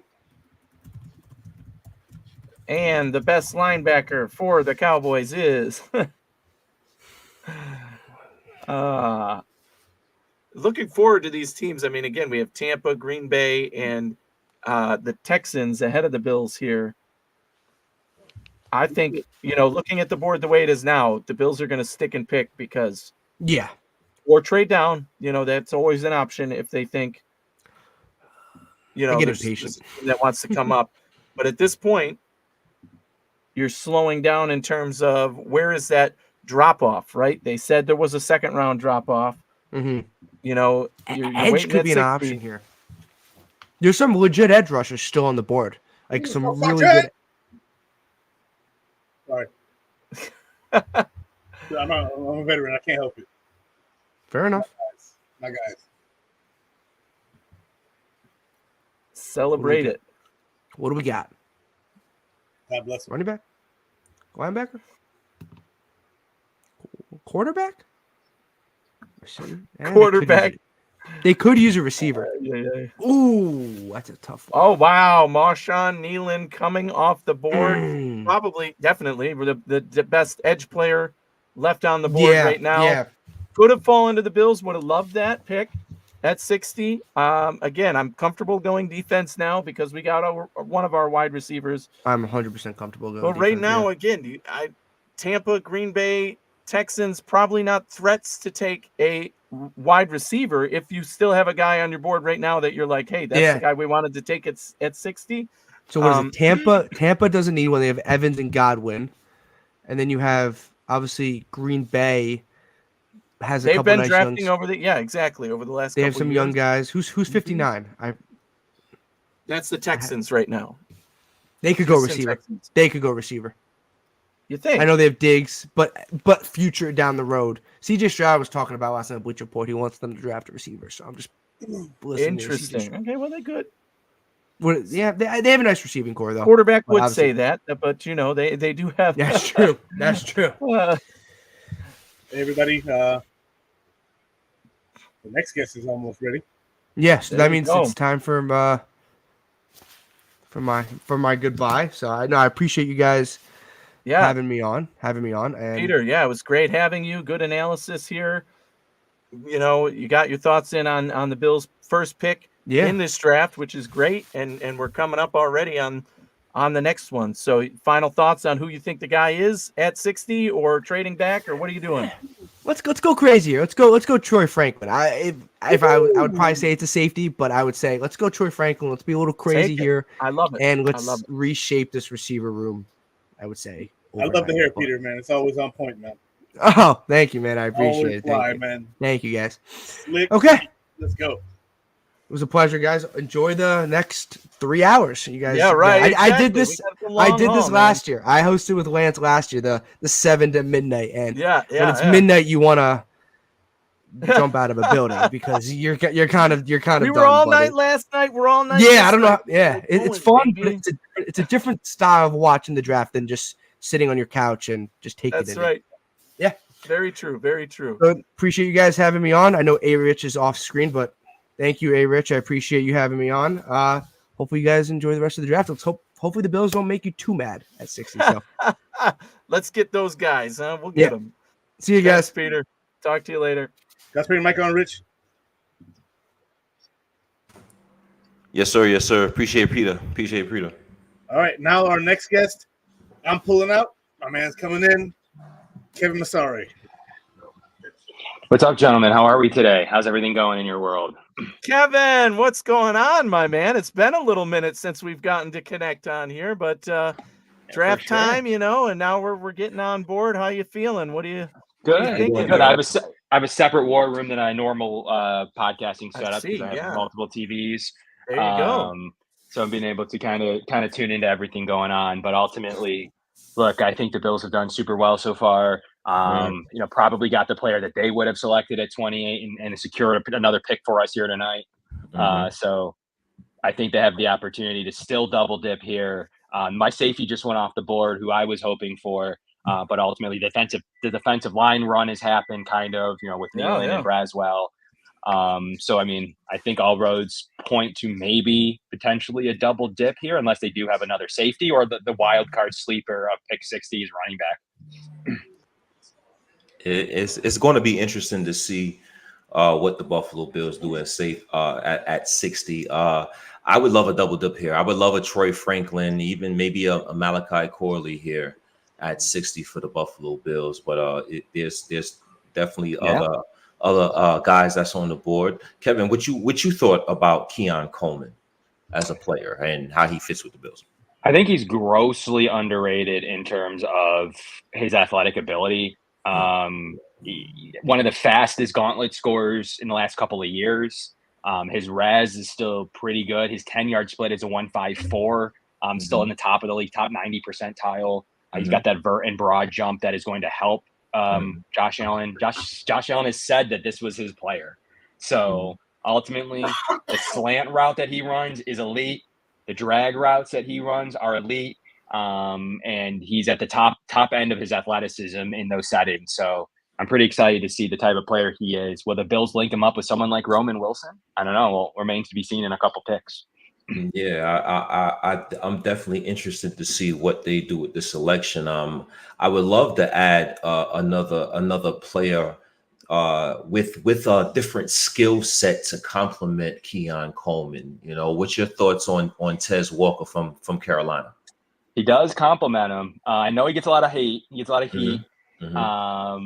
But he does have that deep speed you're looking for, that athletic, explosive ability. So he definitely feels that pressure of, is he just kind of a one-trick pony? Will he actually be good in the NFL? But I think he would complement Keon Coleman in a way that would be successful in the league. A lot of fans may be a little disappointed if it was Coleman and Tez Walker when it could have been maybe Roman Wilson in the slot, or maybe even Troy Franklin or Malachi Corley. So, but he does complement the style of play that Keon Coleman has. Yeah, I like it. Izzy, is there another position besides the wide receiver position they can actually target here at 60? Edge, defensive tackle. Do you have a name? I'll throw a name out there. I like Adisa Isaac from Penn State. Is he a reach here? I'm not. Can you get him in the third round? I'm not sure. But what's your thoughts on position beyond wide receiver? Mute. I think defensive end is in fact in play. Also safety and defensive tackle, but defensive tackle has been run a little thin right now, so we may be waiting a little longer for that. Again, my guy Jordan Jefferson is the guy I'm thinking of a little later. There's been like 7 or 8 guys that defensive tackle taken, and again, the position's thin, so defensive end and safety are my 2 favorite spots right now for the Bills to go to. There's a bunch of guys, Bo Braid from Utah, Kalen Bullock, USC, Devon Bullard. Mm-hmm. There's a lot of guys on the board right now at safety that can be, studs that come in here and challenge Mike Edwards or Taylor Rapp for his job. Both those guys are really on 1-year deals, even though Taylor Rapp technically signed a 3-year deal. We can get out of it after this year. There's a lot of love to be spread here. And, the Bills kind of have their pick of the litter. Where do you want to go? What do you think it's going to be? Do you think it's tackle? Could be tackle. Spencer Brown's done that for this year, unless they re-sign him. It's a lot of money to be investing, but we'll see what happens. Yeah, I mean, Anthony, what you think? Me personally, the Buffalo Bills could go any direction here. 2nd round pick, they can go offensive line, they can go cornerback, they can go many different directions. But I want an immediate impact player right now. Anthony, what you think? Well, I don't know if you just saw the Green Bay Packers took Bullard, the safety, which was one of the positions, the next guy that I thought maybe, McDermott would at least have some interest in. But I've already given my piece on not necessarily being sold on safety. I'm okay with the defensive player, but we know McDermott can turn safeties into stars, and he looks for his talent set and makes it work and gets the most out of them. So I'm happy that, or I think the Green Bay got a good player in Bullard. I'm not saying I would have been mad if the Bills took him, but they get the safety there, and I'm not leaning towards safety. If anything, I think you can make the argument for edge. You can make the argument, yes, okay, there's only one defensive tackle we like. We got to take him here at 60. And wide receiver. This will really be the telling pick now, just like it was at 33. Keon Coleman was their guy all along for that pick. Now at 60, it's going to be our second guy was Troy Franklin, and we wanted to pick him here, and we got him. Or it's going to be, you know what? I said this earlier. We had 3 guys that we have the same type of grade on, so why not sell this pick and let's, see what's there. And just as we're talking here, the Texans pick is in, which means Buffalo is on the clock right as we speak here. And I think that this could be a good trade out spot. But what we noticed for all that action that we had at the top of the draft and all the trades that were going on, the last 1, 2, 3, 4, 5 picks have all been stick and pick.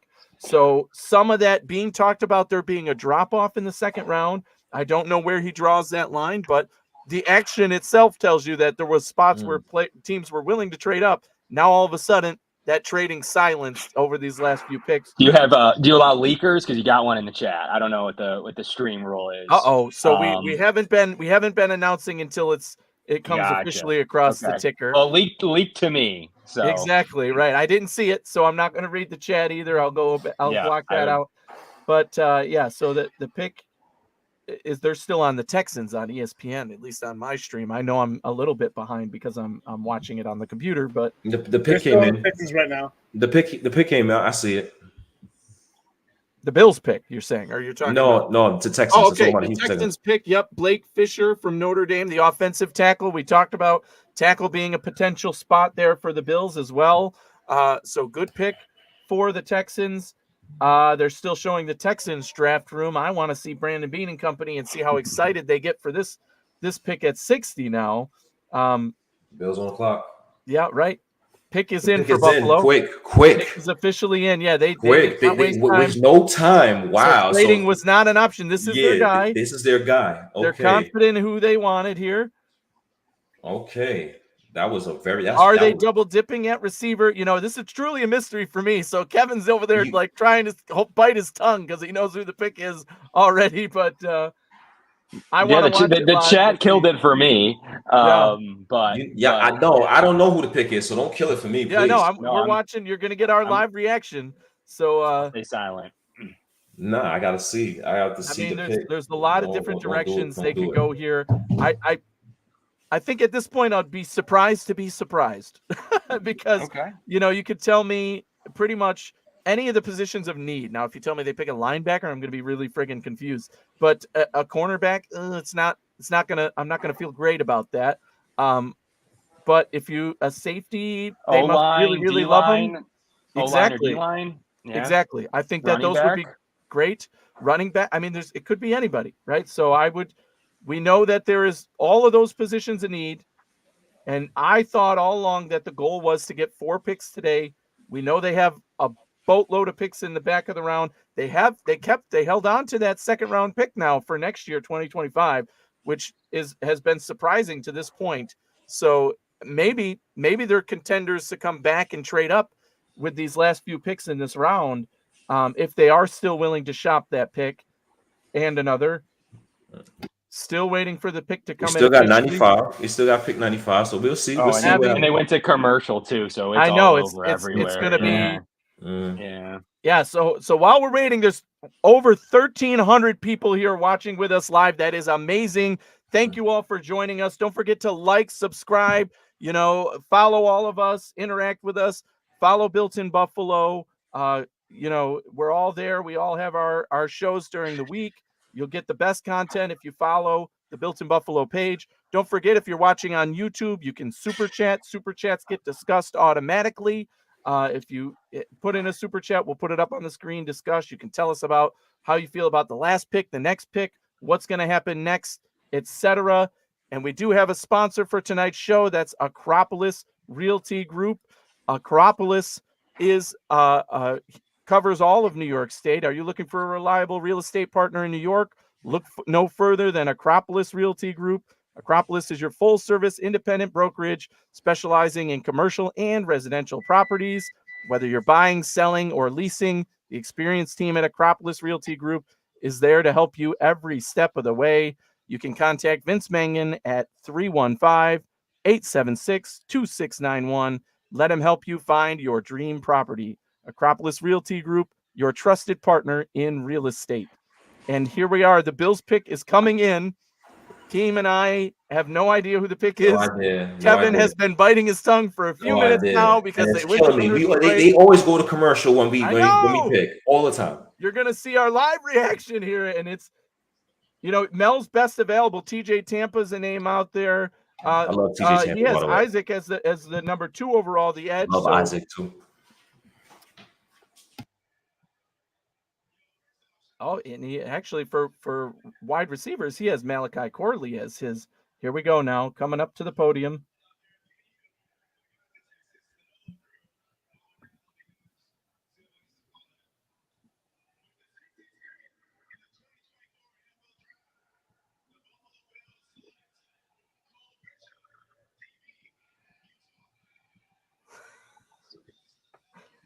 Okay, so not the direction I was thinking here, but safety, Cole Bishop. Again, I said if they're really in love with a guy, they would take him here.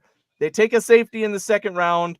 Bishop was a guy that I did see connected to the Bills as a potential guy that they could like his skill set and want to work with.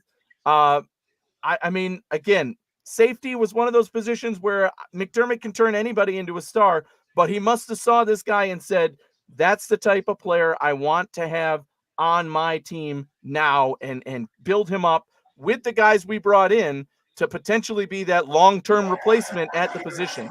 And picking him this high, he has to be that long-term replacement. He's got the connection with Dalton Kincaid as well. Yeah, exactly. Right. So that's what I was going to say. Kevin, what are your initial thoughts? You've had a while to think about it now. So tell us what you think.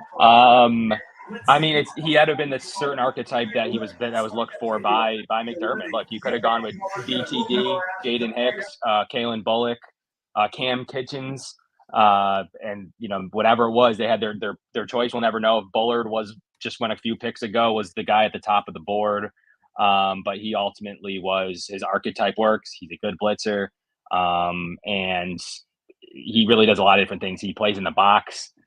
He's a talented player. If you're probably going to look at draft boards around the league and see that he went a little bit higher than you're expecting, but I don't think that matters to the Bills, who probably thinks he's a starting strong safety and definitely can drop down in the slot as well. Absolutely. And Akeem, you and I waited to get our reactions. What are you thinking on this one? Yeah, I apologize. I had the TV on. I know. I thought he went a little high as well. But at the same time, if the pick was in really fast, right? So they wanted this guy. And as far as the football player aspect, first of all, it fits a position of need, in my opinion. I wasn't necessarily comfortable with Taylor Rapp and Mike Edwards. I'm okay with it. I feel a lot better about the position now. I believe he's going to be a guy that's going to make a play to be a starter this season. I think he's going to be one of those guys, or at least heavily in the rotation for the Buffalo Bills. I think he could do a multitude of things in terms of playing both safety spots. I think he could play the nickel as well, and I believe he is probably one of the more athletic DBs we've had in the Buffalo Bills back end in some time. So I like the position flexibility Cole Bishop brings for the Buffalo Bills. I do think we selected him a tad high, but I like the skill set. Yeah, and of note here too, we mentioned that Ryan Talbot put out a tweet with a list of guys that he thought looking ahead at 60 could be in play for the Bills. A.D. Mitchell, Marshawn Nealon, both taken before us. Obviously, we're on that list. And Cole Bishop was the third player he mentioned and said the Bills have done their homework on this guy. And clearly, they liked what they saw. They said this is the guy we can develop for the future and be our starting guy. So yeah, I mean, they have made the statement by putting in the pick quickly and saying this is clearly the guy we wanted here. And that also tells me, peeking at wide receiver again, that they said what I talked about earlier. Hey, there's like 3 guys here that we could still take and like, so we don't have to run to the podium and pick one of those guys higher than we had him on our board versus taking the safety that we do actually really like best in this spot. So good for them taking their guy. But it puts a lot of pressure on McDermott and on, the player himself to step up and become the guy at safety starting, maybe not this year, but definitely next season. I'd say you're penciled in as the starter. You were taken in the second round. You better be that starting guy and you better have that impact.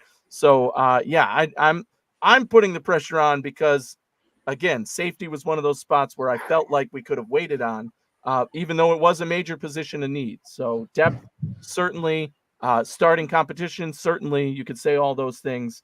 But yeah, good pick here for the Bills. And it shows how important that position is to the Buffalo Bills and their defense and what they expect from their safety group. They selected this guy in the second round, the safety position. So that's a high selection, especially for that position. So I think it's a good selection. And I also think it says a lot about Jordan Poyer and Micah Hyde. I kind of disagreed with the aspect of you could just plug and play any safety, because I do think Jordan Poyer and Micah Hyde are great players. They're great individual players, and I think that we gotta continue to try to feed that position good football players. And at the end of the day, do I think it was a reach? Maybe a tad reach, but is Cole Bishop a good football player? Did the Buffalo Bills improve that position today by selecting him? I believe so. Yeah. And I mean, if you look at his athletic profile as well, I'm a pretty big guy in athletic profile because I think it translates, especially at the safety and tight end position. I agree. Most notably, those are the two that really translate. 9.88 Razzies in the 99th percentile in his athletic profile. Ran a 4.45, 1.53 10-yard split. He jumps 39 vert at a broad of 10.4, 6'2", 206. He is literally an athletic specimen who played, basically speaking, and all around the defense.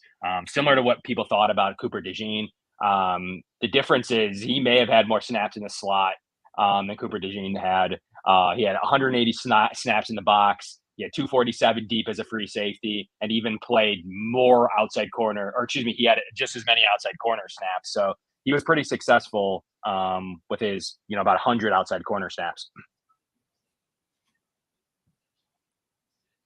Nice. That showed that gives us some position flexibility, right? Yes. Because we're a little thin at the slot cornerback position. Cyron Neal is gone. There's no more Cyron Neal. So who and Teron Johnson, he do suffer from the concussions. He's had multiple concussions last season, and he has multiple throughout his career. So God forbid that happens again. Who is going to fill that role? And I think we got a guy that can do so with Cole Bishop.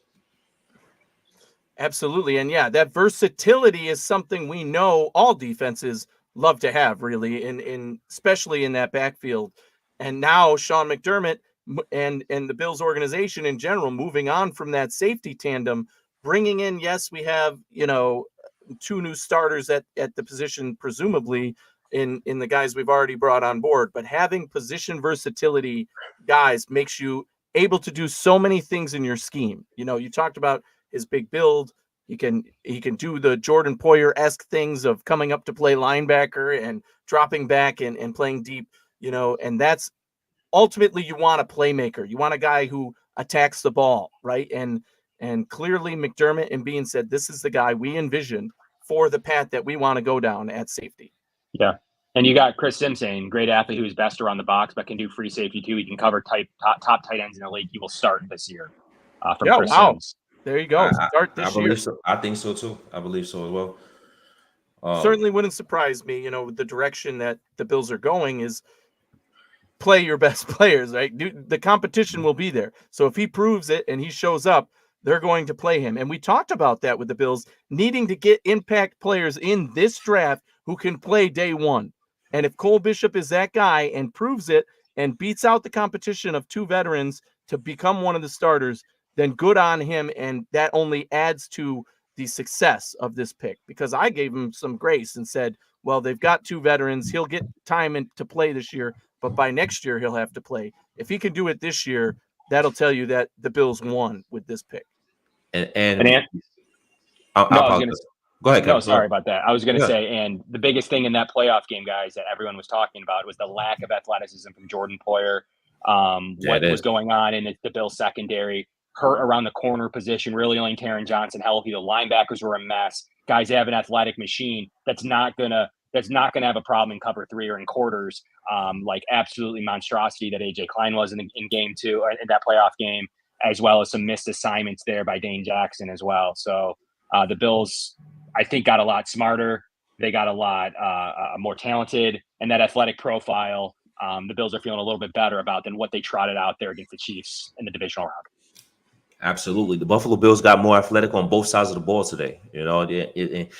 Speed aside from Keon Coleman, he's one of the more athletic wide receivers in the draft at his size. So I think the Buffalo Bills definitely have some type of theme here where you want to have some athletic ability. And I think the Buffalo Bills were lacking in that department in recent years, right? With having athleticism on both sides of the ball. And the youth factor is also playing a toll here. They're both 20 years old, Keon Coleman and Cole Bishop. They turned 21 when the season starts. So we're talking about going very young here. And that excites me because that gives these guys an opportunity to grow as they get older and form out into their NFL body. So I like both picks. Absolutely there. And as the Bills have made their pick, there was a few more guys who came off the board. Oh, excuse me there. The Lions took a cornerback, Ennis Rakestraw out of Missouri.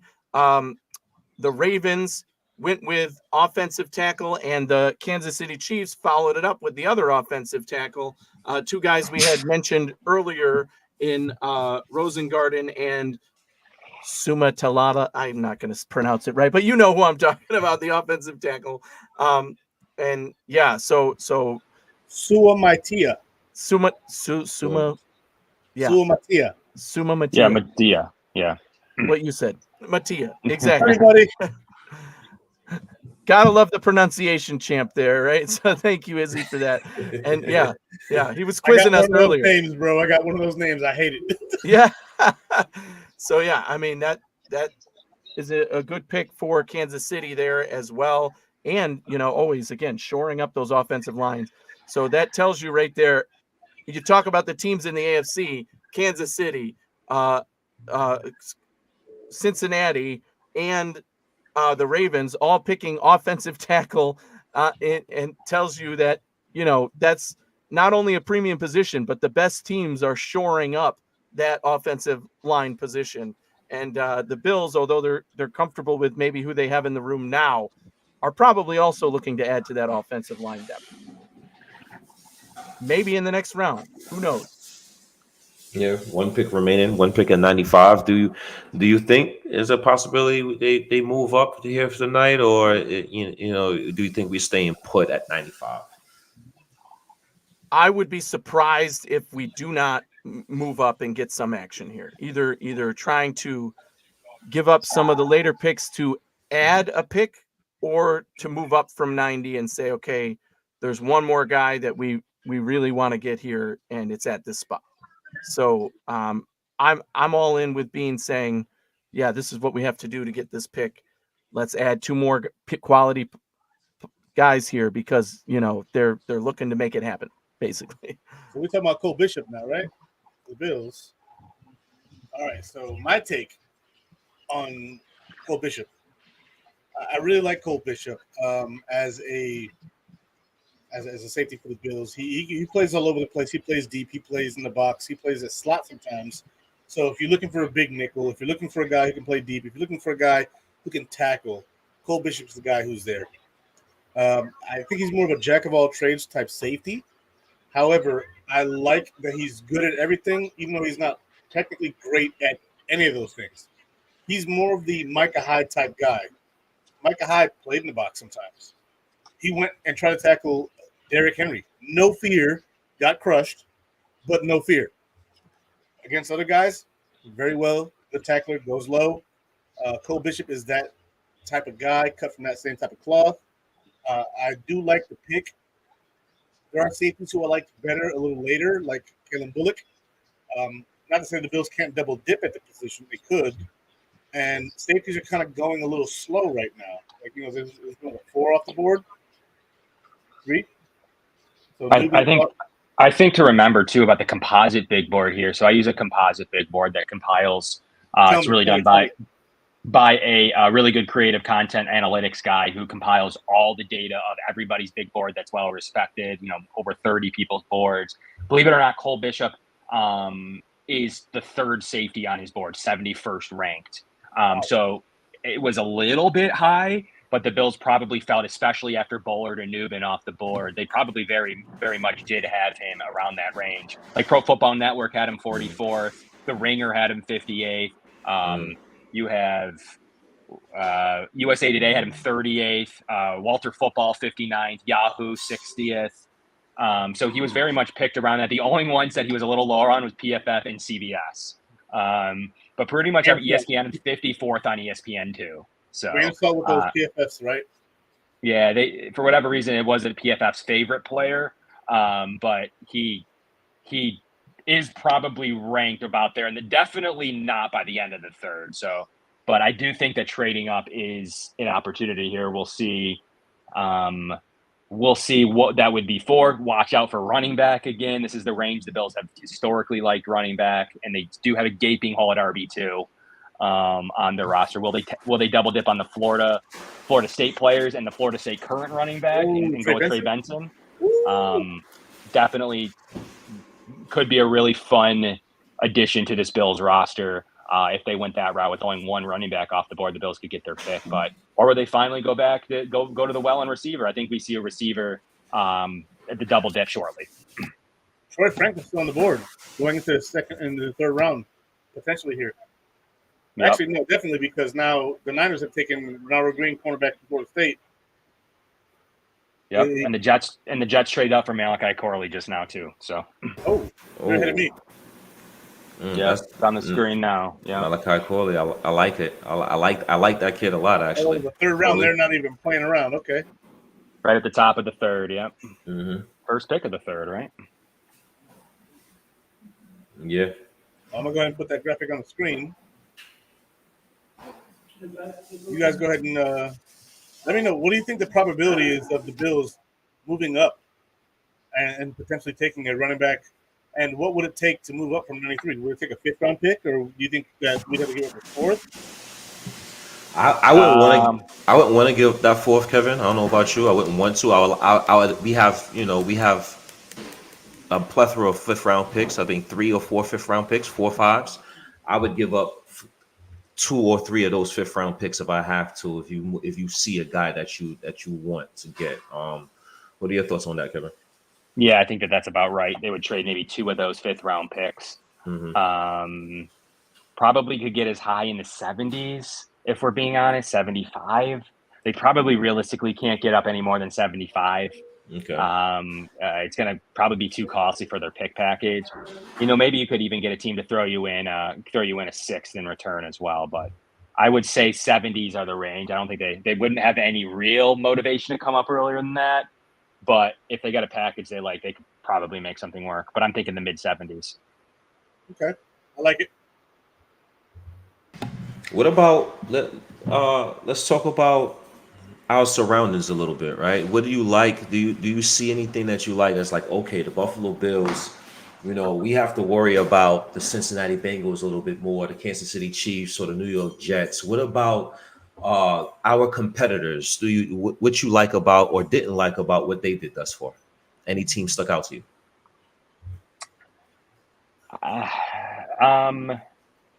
I don't think the Dolphins did anything to really go crazy. I like Chop Robinson. I don't know how much he's going to move the needle. He's a third down pass rusher to me right now in his career or in this stage early on. So I'm fairly okay with them. I mean, we'll see what New England does. I have a lot of connections in the New England area who this feels a lot like Mac Jones and N'Keal Harry to them. So we'll see how that ends up turning out. But they kind of wanted to go the other direction with maybe waiting on QB and going with Marv. So they thought the trade back could have been better. At least that's the pulse of what they're saying over there. They really feel like this is just a remake of the Mac Jones, N'Keal Harry combo. So been interesting to hear that from their perspective. So if they're upset, I'm not going to be overly sad about it. Excited for them, yeah, that's interesting. So it was cool to get the pulse of New England, and then the Jets are just kind of waltzing around. We'll see if they take a tackle every year. At some point, Mekhi Becton and AVT. One of these guys have got to stick, but they're just recycling the tackles right now. And ultimately, I don't know how much that moves the needle to me right now. So the Jets move up here to 65. We take Corley, yeah. Yeah. I mean, I honestly, I like what the New York Jets have done all off season. Now again, coaching matters. Nathaniel Hackett, Robert Saleh, I'm not sure if those guys are the guys that can lead men to the promised land or to playoff contention. But from a talent standpoint or from just looking at depth chart, if Aaron Rodgers can stay healthy, that's an upgrade. They got Breece Hall. They got Malachi Corley and Garrett Wilson on the sides. They upgraded the offensive line, and they always had a stout defense. So if their coaching can round these players together, they can possibly be a threat to the Buffalo Bills. But we'll see what happens there. And they signed Tyrod Taylor to be the backup quarterback. So I like how they made that insurance policy as well. So I like what the Jets done this offseason. Yeah, Corley is a good ad in my mind. I think they've been making some solid moves, but nothing that's like overly exciting, like, wow, they got their guy, and I think that's going to be their X factor. So, the Jets, this was a solid pickup for them. They trade up. I was just looking at compensation, just thinking about what will the Bills have to give up if they want to come up, and what would that look like. Here, the Jets gave up number 72, which was their next pick, and 157 to move up to 65. So that tells you that some of those later picks that the Bills have now could come into play with moving up in this round. If what they was the feel trade, like Anthony? One of the guy.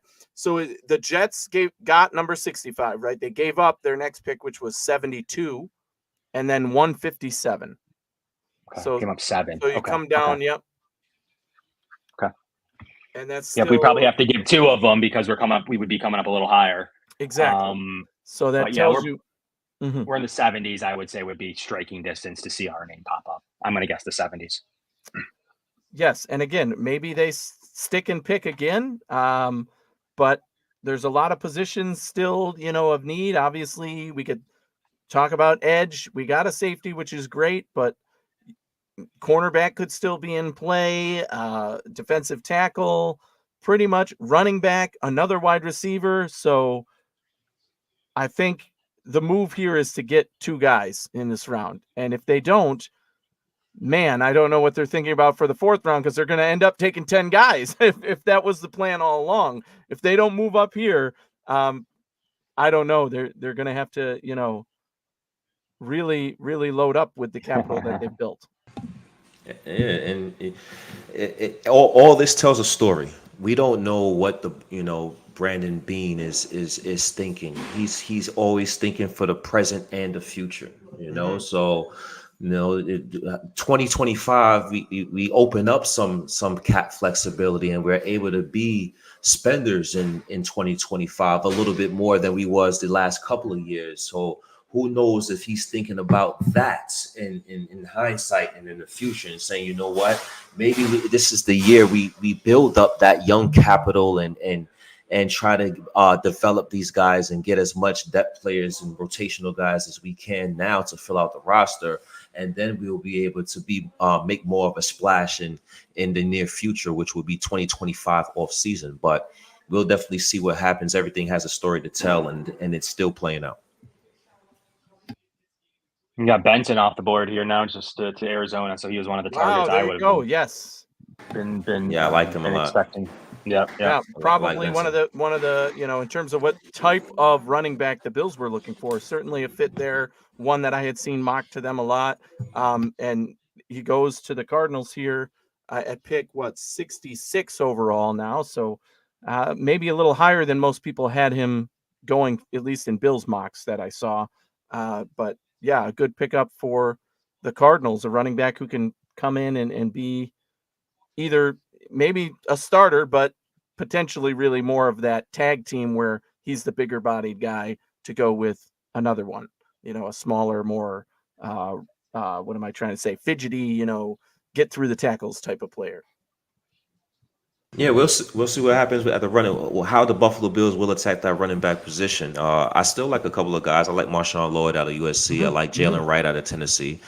So I like a couple of guys there. But we'll see, how the Buffalo Bills would attack that. If they have 4 5th-round picks and they're going in with that, then I think that will be a round that they would target a running back. So I'm not sure that's going to be their mindset with pick 95. And I am a firm believer that, there's some of these guys that are better fits in and certainly, deserve to be drafted where they are. But running back is not a premium position anymore. And you can get a starting running back later, or in our case, not necessarily even a running back 1, but a complementary running back, certainly in the later rounds. So it's not one that I would necessarily prioritize or be disappointed if we didn't pick. But to me, what stands out now is the wide receivers left on the board, and where do they end up going, and when do the Bills make that move and pounce to try and get the other guy to complement Coleman. Speaking of another Coleman here, Brandon Coleman, the guard going to Washington at pick 67, puts New England on the clock. So we'll see another division rival make a pick here. New England obviously gets their quarterback, and a wide receiver to go with them. So what are they doing here? What would make Kevin, you were talking about New England fans earlier. Do you think there's a pick here that would actually make them happy, or something, offensive line? Or is it like, just take the best player on the board situation? Yeah, maybe they'll reach for another offensive lineman. They seem to do that every year. But I think, obviously, offensive line is probably what they need to continue to build up in the trenches. So that's probably the move. But I would keep trying to give your quarterback some weapons. That's what I would do if I was New England. I would continue to bolster their weapon hood with whatever they conceive to be the best available weapon options. That's what I would do if I was in their shoes. Hey, Kevin, before you leave us for the evening, who do you think is our next pick? I think that the Bills will complete their double dip here with this pick. Yeah, I really do. I think it could be Malik Washington. He's a guy I really like. Will it be Javon Baker, Tez Walker, Roman Wilson, Troy Franklin? I really think that the board is stacked nicely. Yeah. Now they stack the safety, but there is still a lot of them. If there starts to be a run, that's when you could probably see the trade up. They want to secure safety, which they did. The 2 receivers, they can go in tomorrow with a clean head. That's kind of where I'm at, I think, guys, right now with where I think that they go here. All right, Nice. Kevin. No, that's your time. Thank you, sir. Thank you You have a guys. great Enjoy rest the of the night. I'm Always glad to be good on to here. Bills, Pretty good to baby. be Go with you, team. Bills. Izzy, as always, go Bills. Yo, I'll let Kev, my, appreciate you, baby. I'll let my partner in crime take over. But Yeah. look, pleasure being on here with you guys. Hey, See you soon. Kevin, Hey, I appreciate it, gotta get Kevin. on you guys' show sometime. Hey, Yeah, Kev. absolutely, So are you covering day 3 tomorrow, Kev, or Yeah, how we does that are. work? Yep. Yes, sir. Yes, sir. We'll be on all day, all night. Yes, sir. Nice. It's been a tradition for us. So we'll catch you right here on the Nice. stream Yes. tomorrow afternoon. Yes, sir. Much love, Yes, sir. Kevin. Take care of Appreciate yourself. you. Appreciate you, Kevin. Go Bills. And bringing on for the next guest, the other Kevin from the Kevin Squared. My man, Yes, sir. Kevin Syracuse. Let's go, baby. Kevin, What's up, tell guys? me, you left in a bad place last night. I know headspace wise, you were one of the ones who was down on what was happening here and Yep.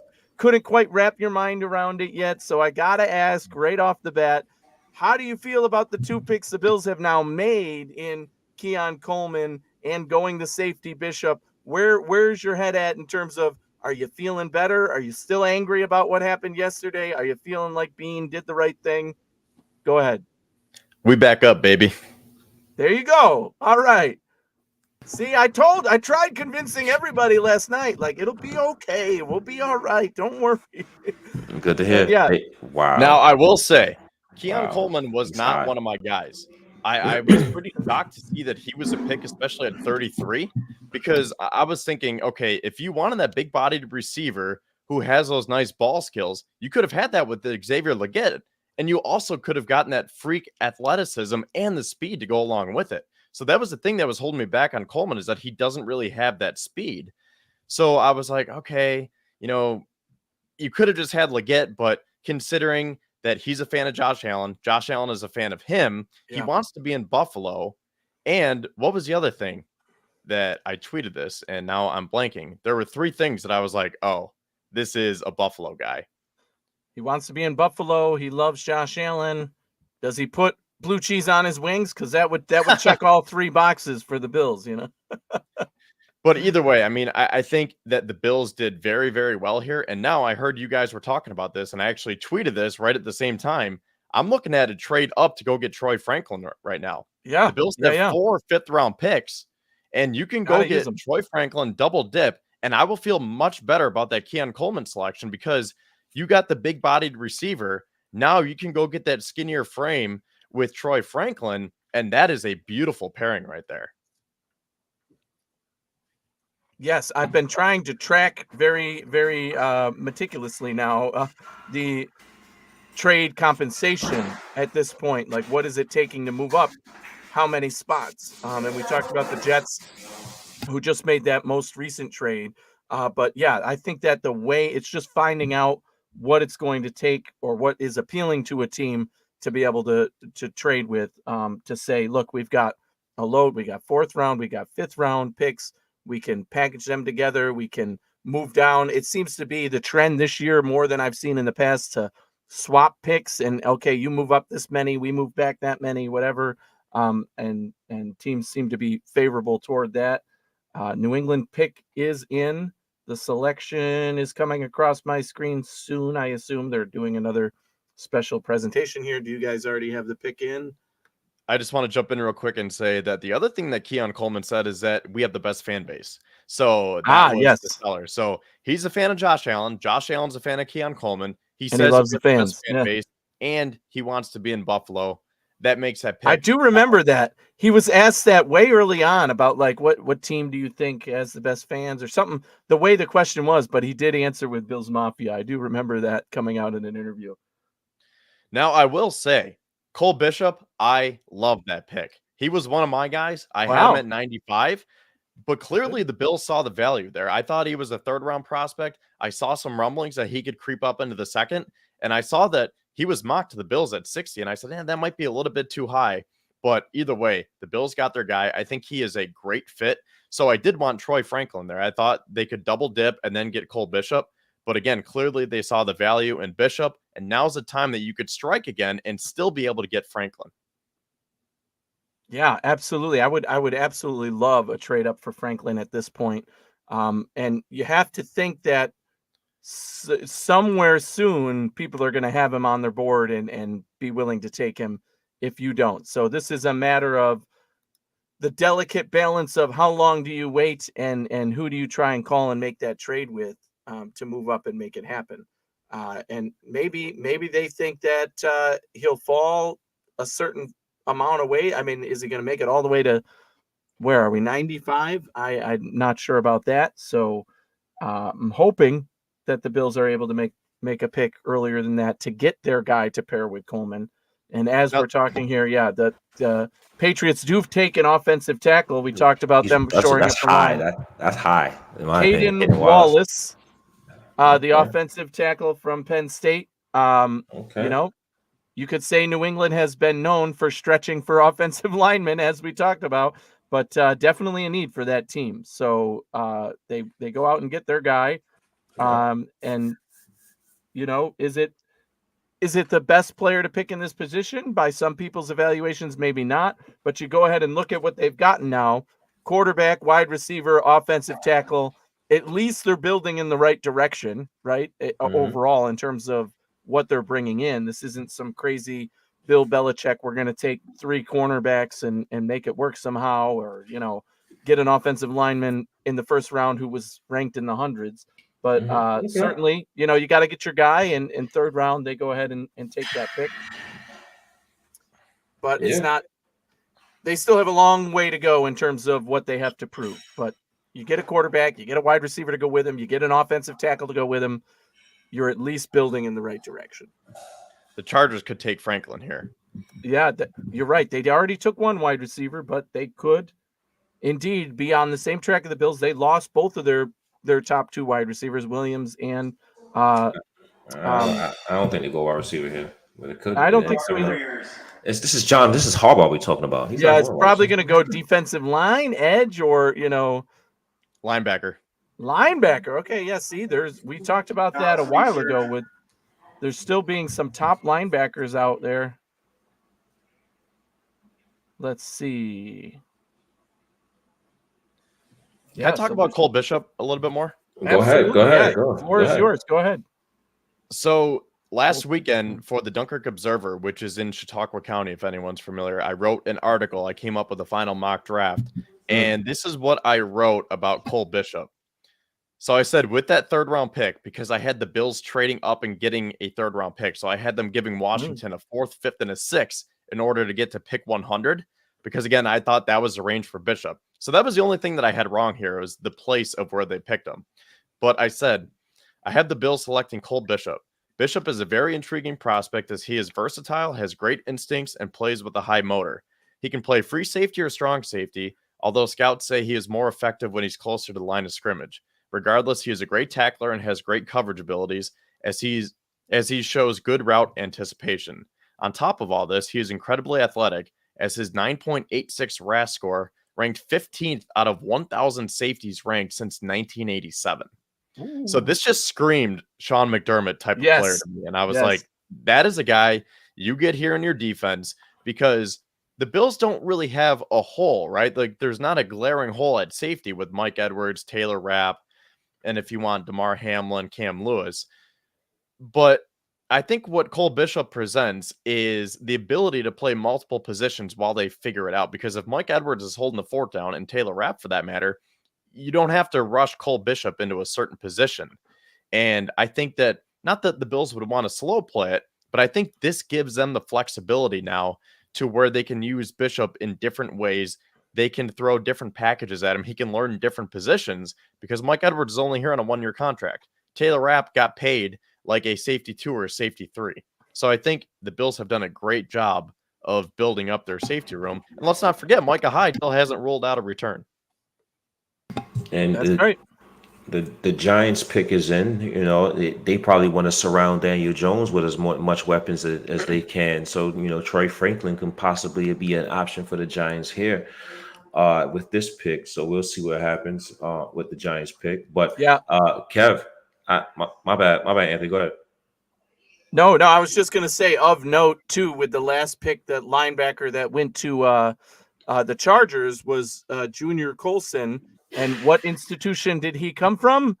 That would be Michigan. So Harbaugh taking one of his own guys there in Michigan. So it only took till round 3 for it to happen.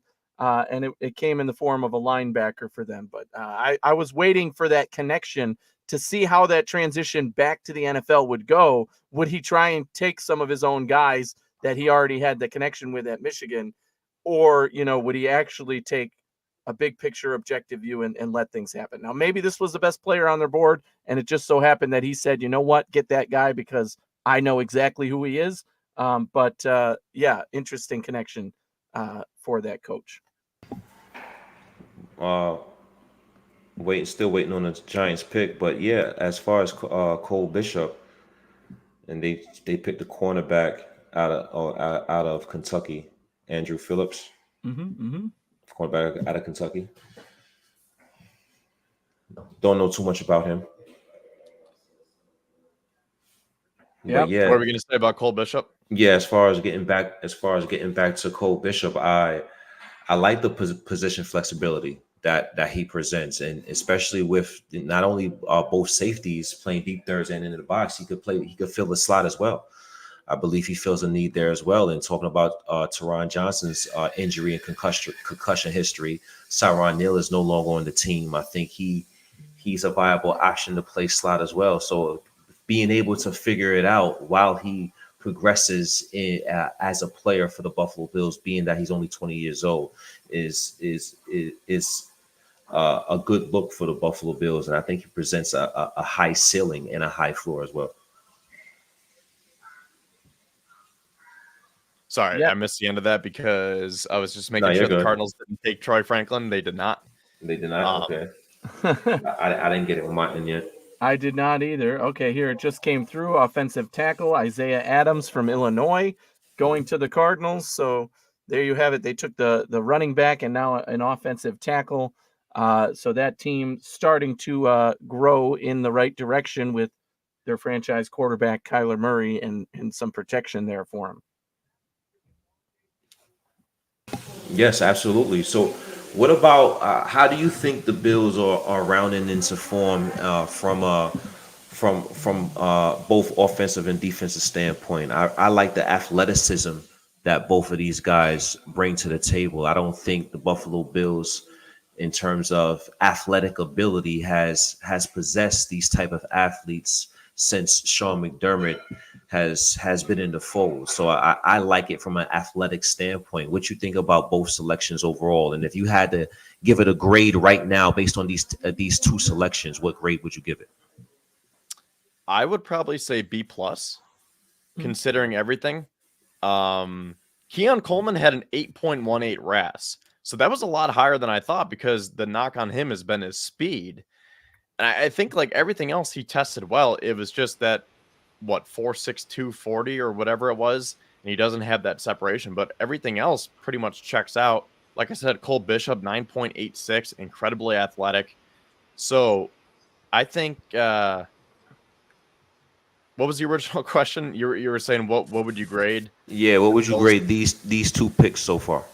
Okay, so I would say B+ for these two picks. And then in terms of getting that athleticism, I think the point that I was going to make was I'm curious to see what they have in store, because when Kevin and I had Kentley Platty on our show, we were trying to we were gearing it towards players that tested well and had that RAS. And I'm just wondering to see if they follow that trend, because I think they are trying to get younger and more athletic. All right, everybody, we have another guest who's jumping on the show. It's not me, right? It is one of our favorites, of course, the wonderful Benjamin Shoop. So, Shoop, welcome to the show. What is going on, everybody? Great night tonight. Great draft so far. Loving everything. It's been a good one. Happy to join you guys.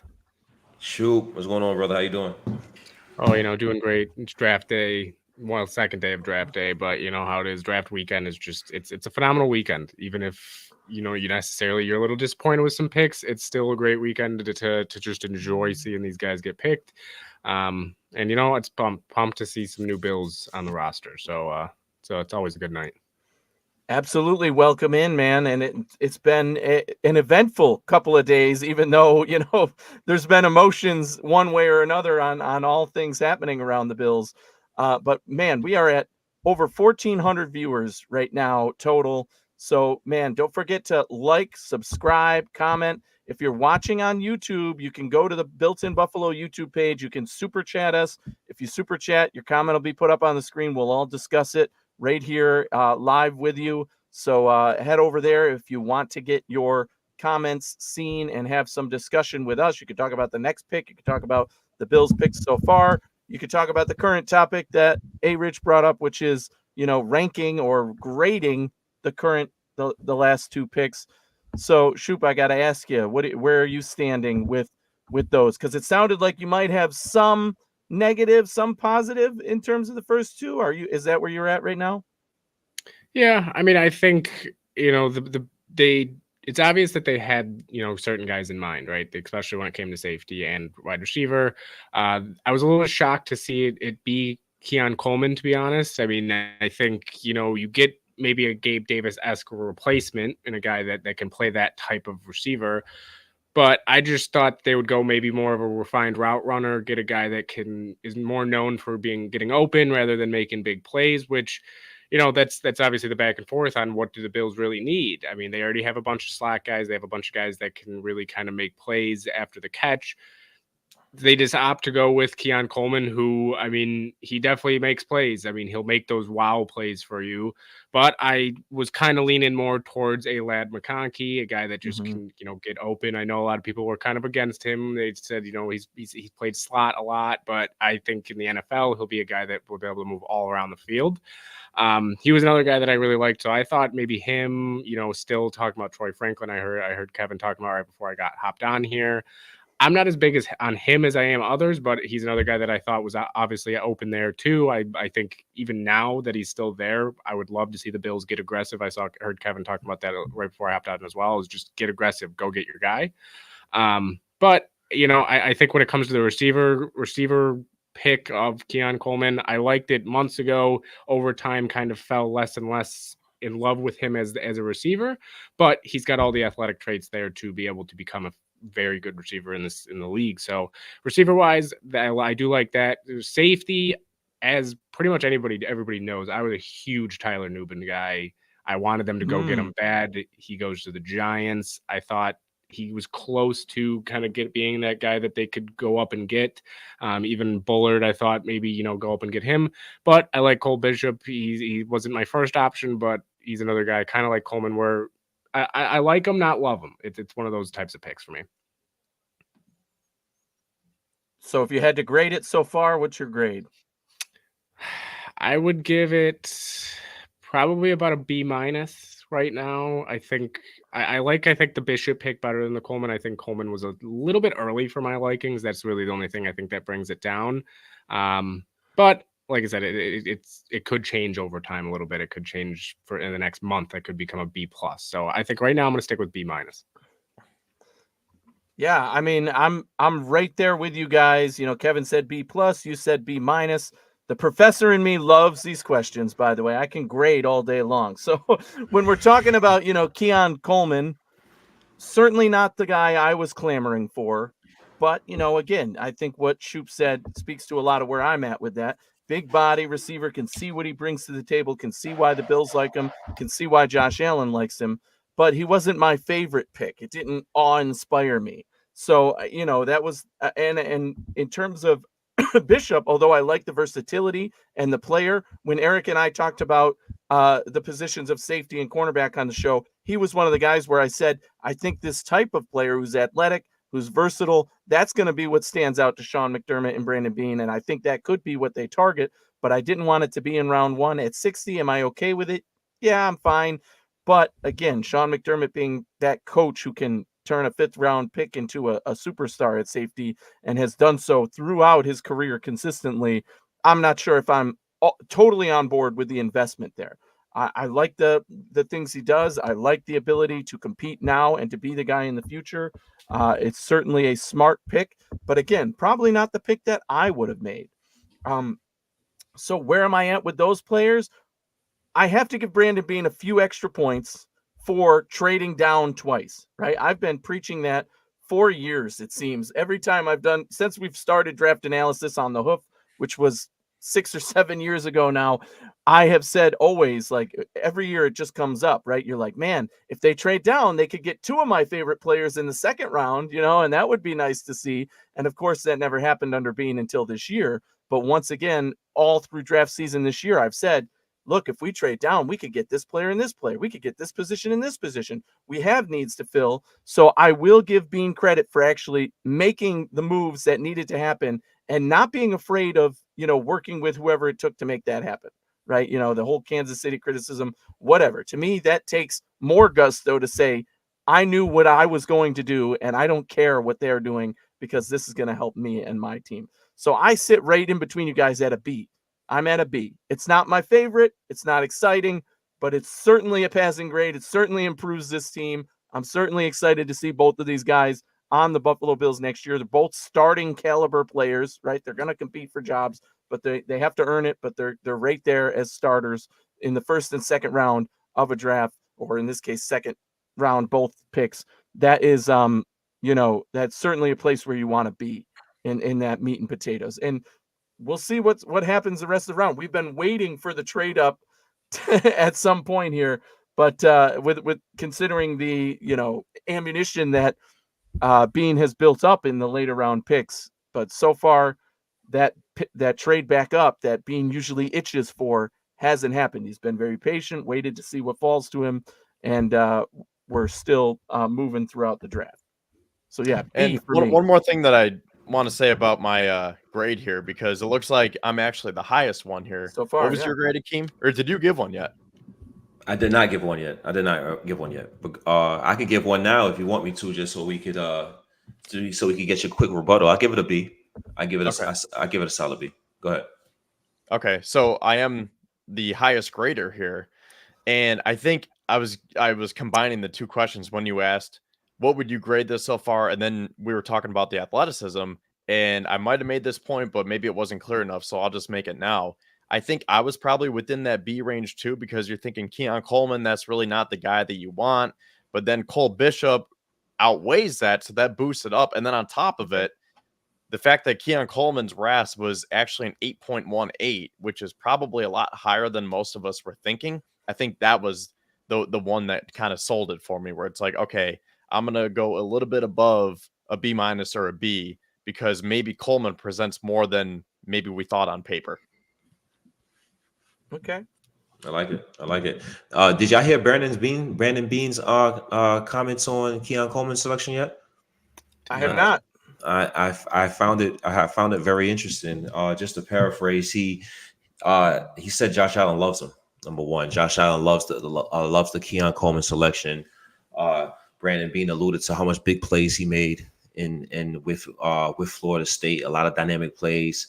He talked about the ability that he has in the scramble drill. He mentioned the scramble drill, and when plays break down, he think that would be an excellent pairing. That's one of the reasons why Keon Coleman was gravitated to him, because of the ability to create when Josh is scrambling. So he alluded to that as well, and he alluded to him being a dog. He said this guy's a dog on the football field. He's a fierce competitor on the football field. So speaking about Keon Coleman, he seems like he adds a dimension that the Buffalo Bills maybe haven't had. Stephon Diggs was an alpha in terms of having that dog mentality, but this kid seems like an alpha in terms of how he displays his will and his physicality on the football field and his athleticism. So I think they're excited about the possibilities of what Keon Coleman can do in the offense. Yeah, because Coleman's more of that go up and get that ball, like give me that. Essentially like a basketball player. And yes, he does have a basketball background. I think I saw that, right? Yes, right. Yeah. Mm-hmm. Mm-hmm. So what do you say? What do you say? My bad, Ben. What do you say about the people out there that says, hey, well, Josh Allen throws people open. Josh Allen doesn't necessarily throw to guys that don't separate. So, do you think that combats with? Do you think Keon Coleman's ability combats with that with that theory of Josh Allen don't throw those 50-50 contested balls? Or do you think now that we have Keon Coleman, Josh Allen has the ability to display the fact that he can throw those 50-50 balls? Anybody that want to take that? You know, it's I'll funny take you that. say that because sorry. When I was working today, I was thinking, could Ladd McConkey be the guy here? Because I was on the side of Brian Thomas and Xavier Legette because I want that prototypical big-bodied receiver who can do a little bit of everything. So that's why I was thinking it was those guys. But then when I saw the report today that the Bills were interested in Deebo Samuel, I was like, okay, wait a second. Let's take a step back and realize what the Bills are trying to do, because they might be trying to get a receiver specifically for Joe Brady's offense. And Joe Brady likes those smaller, shiftier, craftier receivers who can have that good footwork, the good release, then get yards after the catch, the separate, all that stuff. So I was like, I really wonder if Ladd McConkey would be the guy here, because it just seems like they go after those kinds of guys. So then I went back to, why didn't you get Xavier Legette? Because when I saw the Coleman pick, I was like, if you like this prototypical receiver, why didn't you just get Legette, who also had the athleticism and the size to go with them?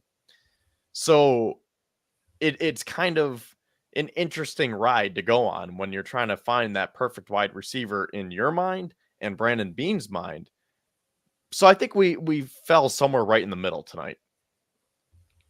Okay. I also think that you look at the Bills wide receivers they currently have, right? They don't have that type of guy. They don't have that Keon Coleman type of guy. I mean, people might say Justin Shorter, but we don't know what we have from him yet, right? He didn't get a chance to really see the field or anything. He was on IR. Yes, he was also a late round pick, so who knows? You go out and you get Coleman. I think, you now say, okay, this is that guy that if it is 3rd and long, if it is 4th and long, and we need to throw this thing up there, we got at least a guy that can go get it, right? And I think that's the one thing I keep seeing also, as well, as people talking about how his contested catch rate wasn't the best this past year. He didn't really have the best season at Florida State. I am in the boat of, I think Florida State's offense does not help their receivers really that well at all, including Keon Coleman, because you look at then compared to 2022, his contested catch rate was phenomenal. His EPA was great. Everything was way up compared to his year at Florida State. So I think when it comes to Keon Coleman, you get a guy that's different than any receiver you have now. You get a guy that, he had a down year, but people said the same thing about Jordan Addison last year. People said he had a really down year his last year in college, but his productivity was greater the years prior, and his numbers were better, and his advanced analytics were better. But he fell a little bit because he had a worse year this past his last year in college. So I think Keon Coleman's a similar type of guy where he was very hyped up, kind of fell a little bit farther than most people had when they first started talking about him. And I think he's a guy that can bring that aspect that the Bills are missing right now on offense, which is that guy that can go get the football and really just make plays that most receivers aren't going to make in the league. Yeah, so the way I see it in my mind, where it's like Ladd McConkey was over here. Now, I'm not saying in terms of talent or tiers or anything, but you have the McConkeys, who are those smaller, craftier technicians. You have Keon Coleman, who's like that big-bodied receiver who doesn't really pop, but he does a lot of things well. And then you have Xavier Legette over here, who kind of does all of those things with that athleticism. So that's why I said we kind of went around in a full circle, and I was like, okay, Legette, maybe we circle back to McConkey, and then in the end, we wind up right in the middle at Keon Coleman. So that's another reason why I think Troy Franklin could be the move here for the Bills. We'll see if they decide to move up, because I think I kind of alluded to this earlier, but he is more of that technician. I know he's a little bit taller, but he's that vertical, deep presence. And I think that if you have that big-bodied receiver with Keon Cole, that would work really, really well with Troy Franklin. Now, I'm not sure about him in the intermediate game and, getting screen passes just because of that smaller frame. But just on paper, when you have that big-bodied receiver and the skinnier receiver, I think there's a lot to be said for that. Yeah, and I just want to comment on something, Kevin. You know, in your book, Brandon Beane must have done some hella extra credit because he went from a D- last night to a B+ this morning or this evening. So yeah, that's some pretty good work by Brandon Beane. And I was trying to keep you all calm last night, saying, "Look, guys, we're okay. This is gonna be all right." And now here you are. You're even above where I'm at a B, and you're saying, "No, this is a B+." So you know, good. I'm glad that it's come around full circle for you, and you've had the time to digest it and see the What picks, is and now back? say, Like, this is actually meaningful. back. A twist? Well, It's you good know- for you this time. You deserve that mouth-watering swirl of bold flavor and refreshing. Is that coming from? Okay, so there we go. Are we back in here? Yeah, I don't know where that was coming Yep. from. Yeah, I don't know where that. I don't know. I think we right solved now, it. because we're Oops, officially it's coming bringing from Soda Shoop. back. Yeah, It's coming from we'll Shoot. mute you for now. Figure it out there, but yeah, some interference coming in. Anyway, but yeah, it's coming full circle now that the picks are actually in. I tweeted it last night. I said it today. Uspraba, Bills Mafia. Just wait for the picks to come in. And while we were discussing that, by the way, another trade happened with the Texans and the Eagles. The Texans trade up to 78 from what, 86. Texans trade up with the Eagles. The Texans get 78. The Eagles get 86 and 123. So that tells you that what they move up. Remember, the Bills are at 95, so 86 to 78. So the compensation being 123. The Bills pick after 95 is which one now? Because we've moved picks. I should have had it pulled up already. I'm sure one of us does. Anybody know it off the top? I did not get that yet. The numbers. Okay, let's see. Full list of picks. While you look for that, Yep. I'll just finish my Yep. last thought. I don't say I was as far as a D- on Brandon Beane's draft last night. I think I was probably at a solid C because, like, that first trade with Kansas City, I did like it because if the value wasn't there, okay, you get a Mhm. 3rd round pick back, and I was a fan of that. It just dampened it because they got Xavier Worthy and because the Bills didn't trade up for Brian Thomas. But after I thought about it, I was like, no, I think this is a solid trade. The one that really did it for me, though, was passing on Xavier Legette. And now that they got that bigger guy with Coleman, I still think that I am correct for believing that because, again, they could have just went with Legette last night. So I think I was probably at a solid C. And you're right, that boosted up to at least a B+. But could it have been experience a concern for the Buffalo Bills? Could it have been, because that's the only thing I can really think With Legette, you mean? Yeah. Yes, with Buffalo Bills and Legette is like, okay, this kid, he's only had 1 year of production. It's taken him 5 years, 5th year senior, I believe, to round into form. And Keon Coleman, he's more of we kind of know what we get with this guy. We're more comfortable taking him. He's played in SEC big games. We're comfortable taking him over the possibility of Xavier Legette. Could that be a possibility there? Experience being a factor. Well, I mean, if you look at his stats, Keon Coleman has only had 1,500 total yards in his career. The first 2 years were at Michigan State, and then this last year was at Florida State. Let me pull up his stats here because I looked at him and I was like, oh, I thought he was a little bit more productive. So I guess those players would kind of match up because at least Legette did have that 1 year where he popped off. He did play for 5 years, so he had an extra couple of years of experience. Keon Coleman had 3 years of not the most production. So I'm not sure if I would want to look at it from that angle with Coleman. Okay. I'm So I'll back, by pull the up his way. stats here. I do apologize for that. That was it was Roman Wilson's player profile, and it was playing a commercial. So that was my bad. You had it pulled up and it was playing. Yeah. Well, at least you found the source. So welcome back. Sorry to cut you off there, Kev. Go ahead. Okay, so according to Sports Reference, 2021 with Michigan State, 7 catches for 50 yards and a touchdown. 2022 with Michigan State, 58 receptions, 798 yards, and 7 touchdowns. And then this past season with Florida State, 50 catches, 658 yards, and 11 touchdowns. So for his career, 3 years, 115 receptions, 1,506 yards, and 19 touchdowns. So when you look at it from that standpoint, I don't know how much more experienced he is than Legette. Yeah, I mean, I like it. I like the production in the second year that you said with the 7 touchdowns and the 700 something yards.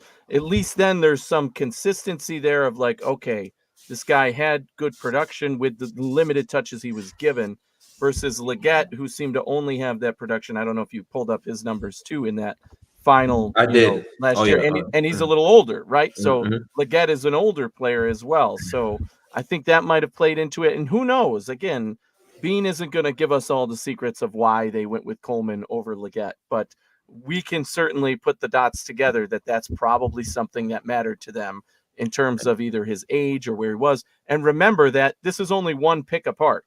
They said, okay, Coleman's our guy. We'll let them get Legette. And we were going to pick Coleman here anyway, so we'll get a pick out of this and move back one. So maybe they were neck and neck, but their guy was Coleman, and that's why they went with it. And in 5 years, Xavier Legette, 5 years, 113 receptions, 1,678 yards, 12 much TDs. less, much less. In 5 total. Well, he had more yards. Yeah, 5 years. So it's more of about maybe a progression, slow developing standpoint, with Xavier Legette. It's something, I wish, it's actually kind of phenomenal. I wish we could have been flies on the wall in the war room and we could have heard the real details of why they chose Coleman over Legette instead of the political answer in the media. Well, I think one reason.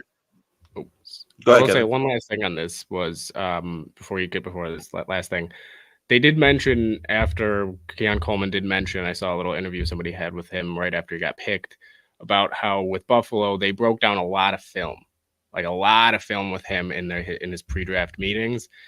My guess is maybe that played a factor in the mindsets they saw in Legette versus Keon Coleman. Maybe they just liked the mindset of Coleman, of how he saw the game, how he progressed through each play. So that was one thing that just stood out to me when they were asking him about the Bills. He said that he really felt the connection right as soon as they were talking about film and go deep diving into the film. So I just wanted to add that real quick, and you can go ahead. Sorry, Kevin. Again, I keep cutting Kevin off on accident. My bad, but go ahead and ask. So, Akeem, your original question was, is Keon Coleman more experienced than Xavier Legette, right?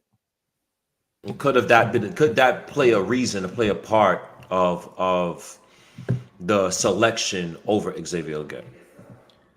I think the only way that you could say he's more experienced is from a target standpoint, which I don't have on hand right now, but maybe, he had a little bit more production in the time that he had, because Legette did play 53 games compared to, 24-34. So yeah, Legette has probably about 20 more games on Coleman.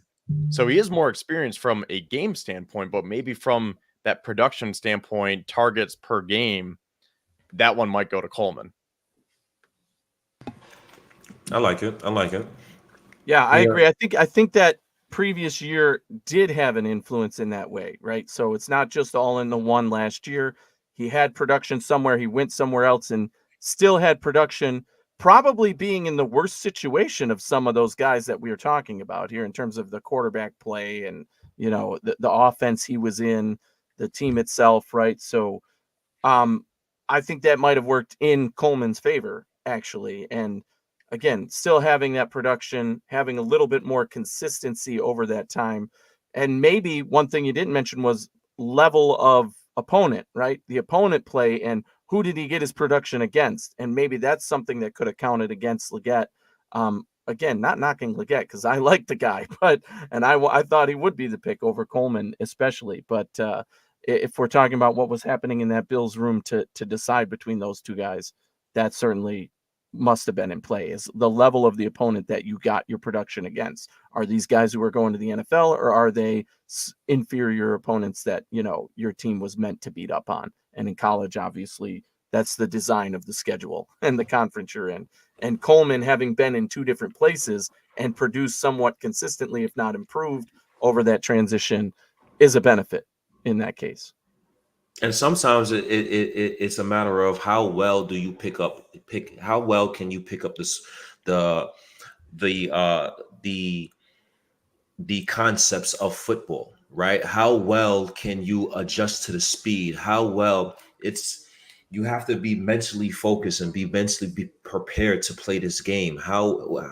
Where is your IQ at and your awareness and your level at there as well, right? So I know Ben Shoop spoke about discussing football with Keon Coleman and Josh Allen and discussing football. I think that did play a part of it. Maybe they had the same ideologies in terms of what they believed in terms of how they felt the game should be played or what type of play should be called. And they probably felt that camaraderie and energy through the conversation where they didn't feel that in Xavier Legette. Again, me personally, I wanted Legette, but we don't know what happened in those walls, in those conversations to make Brandon Beane steer one way as opposed to another. So again, maybe we'll find out more as time goes by. Maybe once we have those little clips of Brandon Beane of what happens in a war room, maybe little snippets could come out where we can get a chance to really hear what went on in the thought process. But this is all speculation right now in terms of our assumptions of what we think might have happened,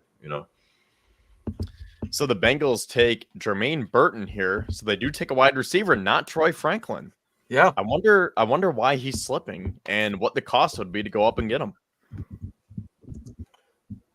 Yeah, at this point, again, I was looking into some of the trade compensation. The Colts jumped just ahead of that, right? Got only a few spots. They went from 82 to 79, and they gave up 191. And the Texans trade before that was a similar one, I think, to where you would be at this point. They went from 86 to 78, and they gave up 123. So, you know, it depends on how many spots you're moving up. But 123 would be right around the Bills' 4th round pick, which is 128. And if they're willing, obviously they would give up 95 in that situation to move up and 128. But that's their only 4th round pick. I wouldn't want to do that. You have to believe, though, that the leverage with 4 5th round picks could get you back into the 4th round as well. Especially, you know, if there's somebody there that you're specifically thinking about in this round still that might, you know, long term say, okay, if we take whatever position now, we can get our running back late in the 5th and use 2 of those other 5th round picks to get back in the 4th to get our whatever other position, you know, edge, because we're going to probably take another receiver, at least if that's the idea. We're trading up for Troy Franklin. Yeah, I mean, I am more than fine with using one of those 4 5th rounders to move up. I mean, what do we think the cost would be just for 1 5th round pick? Like, how far could the Bills get up with 1 5th round pick right now? So it'd be pick 90 and one of those 5ths. Well, that would probably get them a few spots, right? That's very similar to what the Colts just did, right? They went up, 3-4 spots for 191. So if you're giving up the 95 pick, you could probably give up 141 or 144, and that would be enough to move up 5 or 6 spots at this point. That's what I'm thinking, like 5 to 7 spots, shut off one of those 5ths and go get Franklin. So we had pick 95, we had 81. So we're talking about a sweet spot being what, 89, 90? I think that could be well within range just with one of the 5th round picks. Now you put something else in play there and maybe, you know, a pick swap or something like that we've seen, you know, popularized right in this draft, especially that, you know, that could maybe jump you up a few more even. I might have said pick 90. If I did, I apologize. But the Bills are 95. At 95, correct? Okay. I wouldn't be shocked if they go a different direction here, to be honest. I mean, there's still some great interior defensive line there. Running back, I think, is also still on the table here if they do want to go out and get a power back. Although I would personally wish they would wait on that, maybe until the 4th round. But I mean, there's a lot of options here. Even corner too. Although corner, I think two of the top 30 visits they had projected to go a little bit later, so they could wait on. But I mean, this is a curious one to me, because even, you know, alluding to Bean's comments before the draft, it didn't really seem like a receiver was that big of a, you know, necessity to get to him. Now, I think at this point, there are plenty of guys there that you should be able to get at 95, whether it is Troy Franklin or Jalen McMillan or even Brendan Rice, you know, Roman Wilson, Javon Baker, any of those guys. It really just, I think, depends. Do they want to go up and get them? I think you can wait at 95, still get another receiver that is a very solid guy. But in seeing how far Troy Franklin's falling, it is going to be tough, I think, for the Bills to kind of let that slide if they do get there. I mean, you know, he's a guy that people were talking about at 33, and now he makes it all the way to around 95. It's a tough one. Yeah, You know, unless there's something going on that we don't know about. I mean, it seems like a no-brainer. Go get your guy. And one other thing I'll say is I do want to be cautious with our picks. I know I just said you can go shed one of those off, and I just said go get Troy Franklin. It's a no-brainer. So I'm going to stand by that. But I also think that there's value in rounds 4 and 5 for offensive and defensive line. So they could be planning a trade up for tomorrow, and maybe they want to save that capital. Yeah. Or if they don't, if they stand put, I can see Brandon Bean start to think about the future and start giving up some 5s for some later picks for the 2025 draft.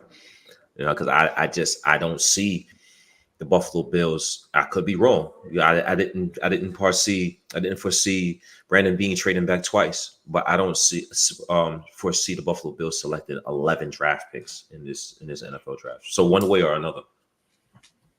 Well, yeah, I agree. Actually, with that, just real quick, I do agree with that. I don't think they will take all 11. I think it even go before the draft. I'm pretty sure they had. I'm blanking on the exact number, but they had a pretty good amount of bodies already on the roster. And when you do look at the depth chart, there isn't many spots that are necessarily open. And then do you want to end up in a situation where you have to put a guy in a practice squad like last year with Alex Austin, who got scooped up then by the Pats, or, you know, obviously Isaiah Hodgins got stolen. That was a different scenario. But do you want a guy to get stolen, one of your 6th, 7th round draft picks, to get stolen off of a practice squad because you don't have a room for him? I think that will come into play with Brandon Bean. You know, he doesn't like to waste picks, you know, and every time he loses a player, it obviously stays with him. He's talked about Hodgins, and he even talked about Alex Austin a little bit last year. So I'm interested to see. I agree. I don't think that they keep all 11. I think they should move up and get moving, or as Aqib said, get picks next year, so you could be prepared to even move up next year. Interesting. Yeah, they could go that route as well. They certainly have that collateral, and I think we're all on the same page that they're going to use it in some way, shape, and form and not end up picking all of those guys. One of the things we mentioned earlier was that Ryan Talbot put out a short list of, hey, the Bills pick is upcoming. Let's pay attention to these guys, right? And the first 2 guys on his list got taken before, and the third guy on his list was the one the Bills took with that pick, which was Bishop, right? So on that list for him currently, linebacker Peyton Wilson, wide receiver Jalen McMillan, edge Jalix Hunt, and then Troy Franklin is the 4th player he lists, who obviously had a 30 visit and a private workout with the Bills and obviously at the combine. So they had a lot of interaction with him. You have to believe that they at least know their evaluation of him. So if they don't trade up for him or they don't pick him if he's there at 95, then you have to believe that they decided that it wasn't the direction they were going to go. Interestingly, 2 other edge players on, you know, listed at 5 and 6, Isaac and Booker. And then we go back to the wide receiver change. He has Des Walker, Javon Baker, Roman Wilson on there. And then the one running back he listed was Jalen Wright. So Adisa Isaac still available? No, he went early, didn't he? Oh, he went. I thought he did get picked. You're right. Okay. Who'd you say again? Adisa Isaac. Adisa Isaac. Yes, I do believe I saw his name actually. Yeah, he went in the 2nd round, so he's on his list, but I'm double checking. Well, there goes a running back just went to the Rams there. Blake Corum just went over to the Rams. So there's an offense. There's one running back that's starting to go. Maybe that starts the run on running backs there. Blake Corum. I like it. Because there hasn't really been a run on running backs too much yet, so I'm curious. Maybe it will start Right. now. Or He's the going third. into He's the that. third. Isaac He's is the still third on the running back. board. Isaac is still on the board. as Yeah, far as Isaac is still on the board. I just double checked that. Yep. Mhm. Thank on the you. board. Let's go. I really like Adisa Isaac. I really like him. When I pop in, it's important, son. Let's go. So that's, again, the picks, the guys that he nailed it last time. Ryan Talbot hit the nail right on the head in terms of he's been on top of these 30 visits as well. So he's been a reliable source for those, and certainly nailed it with the Bills' last pick. So you have to imagine as the pick is approaching here, obviously a longer list now because we were further away from the pick and we're deeper into the draft, which means there's a lot of these guys who are probably on or at the same level. It's just a matter of which position do they go and which guy do they have higher. A little bit surprised that another running back went here to the Rams, although they probably needed the help, right? So they must have saw something in this running back, Blake Corum from Michigan, obviously with the national championship under his belt. That's going to be a duo over there in LA with Kyron Williams. I'll just say that. I mean, Yeah, I like that a lot. Kyron Williams with Blake Corum. I like that with to go with Matthew Stafford and Sean McVay's offense. I pose a question to the board. Could Braylon Allen be in play for the Bills? And I'm going to. What was the question? Braylon Allen, right? Is Braylon Allen in play at 95? Braylon Allen be in play at 95 for the Bills. Let's go. Personally, I would say no because I think there's value tomorrow with someone like Audric Estime from Notre Dame, or I'm big on Isaiah Davis from South Dakota State on probably round 5, round 6, especially with all those round 5 picks that we have as of right now. So I would say the Allen to Allen connection would be a no for me.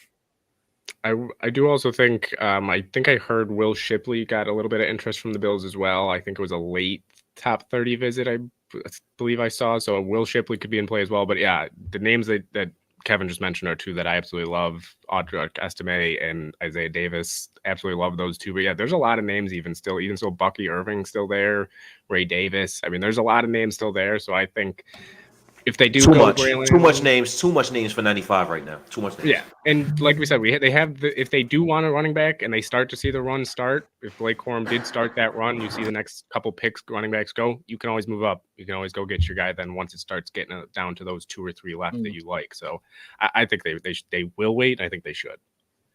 Steelers just got a wide receiver. There it is, Roman Wilson.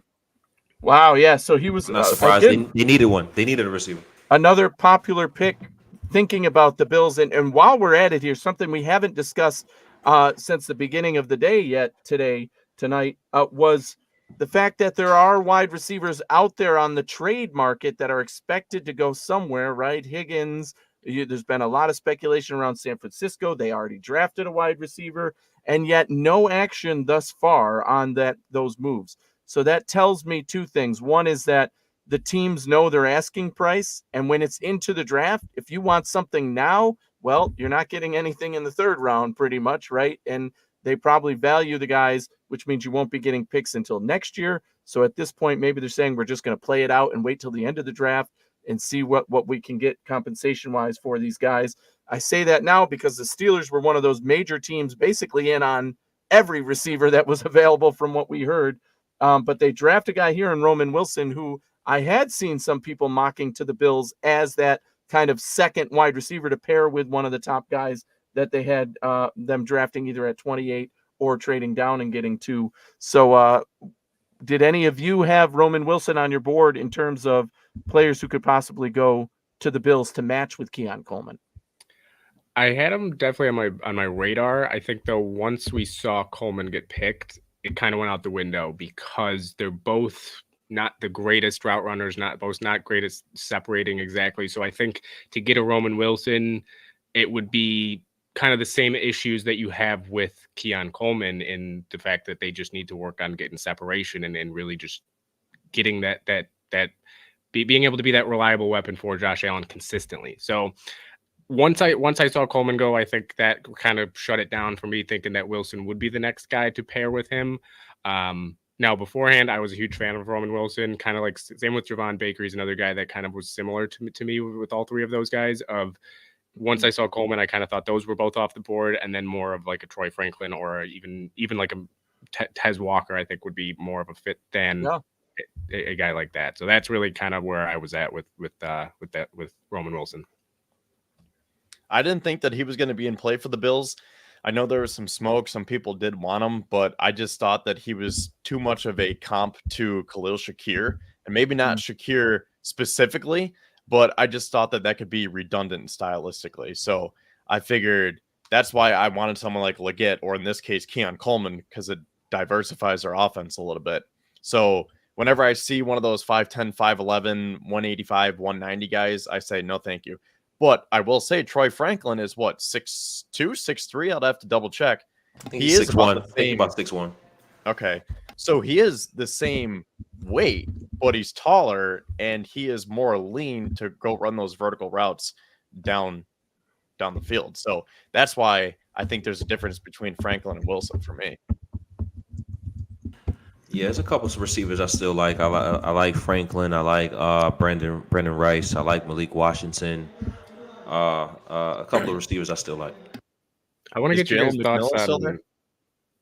McMillan is still there. Yes, he is still there. I was going to ask about your thoughts on Brendan Rice. I mean, he's another guy, 6'3". Obviously his dad, we all know. But, you know, he's another guy that kind of been floated around. Not so much with the Bills, just kind of floated around in this range I've seen of third, fourth, maybe even pushed to the fifth, a little bit, mostly third, fourth. I just want to see what you guys' thoughts on him. I would be interested in him to kind of pair up with a guy like Keon Coleman, even though, 6'3", get that other guy that can kind of do a little bit of everything. So what do you guys think about Rice? Yeah, we talked about him just slightly a little earlier in the show when we paired him with a guy like Luke McCaffrey. Similar things, family bloodlines, all that. Where do they go? They've been kind of all over the board within this range or lower, right? And what is the fit for the Bills and which one would you see? I could see them saying, you know what? These guys are going around later than a Troy Franklin, and we still like both of them. And what we need on this team is a, speedier, smaller build guy who can still have good hands and catch. I would put McCaffrey and Rice next to Keon Coleman and feel good about it. Do I expect that they're going to come in and contribute something day one?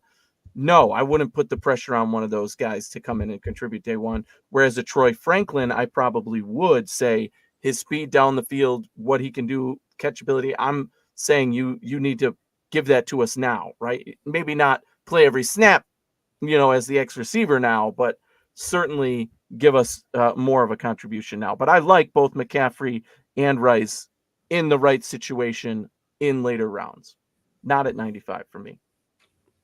Would Rice be too redundant to Coleman? Was that in general? I mean, I would say no in my mind.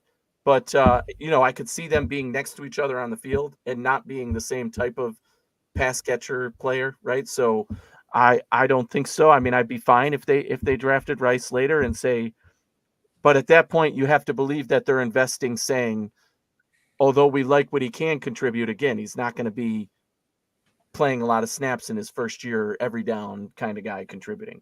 But they like the potential there to develop him. Well, the Browns are picking now. They could get a wide receiver. Oh, they went. Nope, pick is in. They went guard.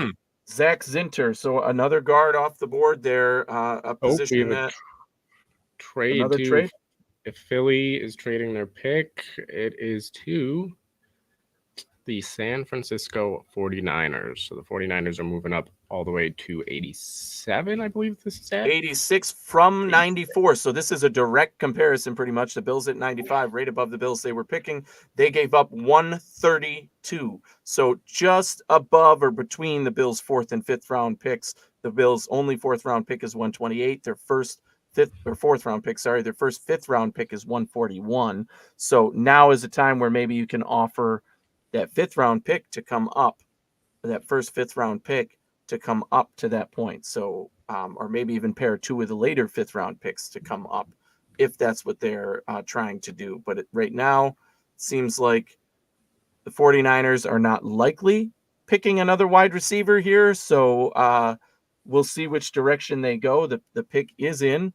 Could they pick Luke McCaffrey just for family ties, right? Probably not at this point, trading up for another wide receiver, but trying to look at my board here to see who I think they could be going with, which direction they could be going. Yeah, there's a few corners still out there, but I don't know that safety we talked about earlier with them, they could go. Does anybody have the pick yet? Yep, they got Dominic Pooney from Kansas, offensive tackle. Offensive tackle. Okay, so they go with the tackle. We've talked about the depth at the tackle position this year, especially.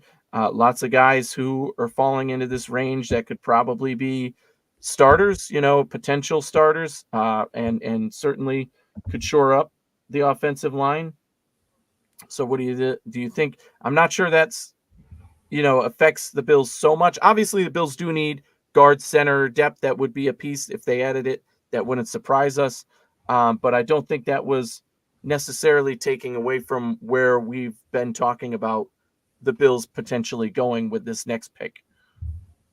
Yeah, I saw a lot of people talking about the Bills in mock drafts going first 3 rounds, getting a tackle or even a guard too. And I think they have enough depth at those positions. I think, people saw Mitch Morsley, right? They saw, especially then moving McGovern down to center. I think they were a little bit skeptical, but I think the signings that they've made, even to bring in, I'm blanking on his name right now, tackle, came over from Cincy. They signed as a backup. Oh, the Bills, yeah, are the depth tackle, yes. Oh my goodness, It's getting that late. Lyle Collins, thank you. It's getting that late in the day, isn't it? We've been here 2 nights now. The brain is going foggy. So yeah. Yeah, so they brought him in. I think can play a little bit of guard if they need him to. So I think they're fine depth wise. Maybe in the 5th round, 6th round, you try to snag somebody, but. I don't think offensive tackle is going to be a huge concern for them right now. But yeah, I did see that a lot before the draft. A lot of people mocking them as a tackle and getting somebody. Last year, I think everybody would have said 100%, yes, go get a tackle. But Spencer Brown, I think played himself into that starting role pretty nicely. So I'm going to say offensive line's pretty much off the board unless they go somebody late in 5th, 6th, maybe even 7th. So. Yeah, it's picking up tackles late is always a good idea, right? That's one of those positions where you take a shot in the 7th round, sure. 6th round, yeah, get a guy, bring the body in, see what he could be. And the Bills have hit on some of those guys, right? So you could definitely see them doing that later in the draft as well. And I've been on the board of similar position where 5th or later, a guard center, somebody who plays both positions, that would literally check both boxes for the Bills in one spot. So I think that's more of, give me one of those late round guard center guys, and with one pick you've added to the depth and given competition where you need it, right? And so I think that's more likely than picking one at 95. Seems like we're all still on the pick another wide receiver train. At least that's where my head is at for sure, because we want to know by the end of tonight where that pick is. And I'm a little surprised that the Bills they didn't use, obviously, in the last round, that 2nd rounder next year, our 2nd rounder to go. We also have Minnesota's 2nd rounder. I think they would have tossed into play our 2nd rounder, which is, later, to try and trade back in today, either late 2nd or 3rd round. But that did not happen yet so far. And Brandon Beane has shown patience in sitting and picking. And we're not used to seeing that from him. He's the trade up master of, I'm going to go nab my guy. So a little bit of patience this year from Brandon Beane, still bringing in a haul, could still land the guys that we wanted to see him get, even in the 2nd round. If Troy Franklin is still on the board at 95, I think that would be an absolute steal at that point. So yeah, I mean, where's your head at coming toward the Bills pick now? Some trades happening, but I think they're going to stick and pick and just say, okay, which one of these guys that we like is here. The only other position I could see, if it's not wide receiver, is edge. If they're like, you know what, this is our guy, and we do see a drop off after this, then they need to go and get that guy, because we could use edge depth. But yeah, what are you thinking? I think you could also see defensive tackle. I think, especially seeing last year with injuries, you never know how they're going to happen. Daquan Jones is a little bit older.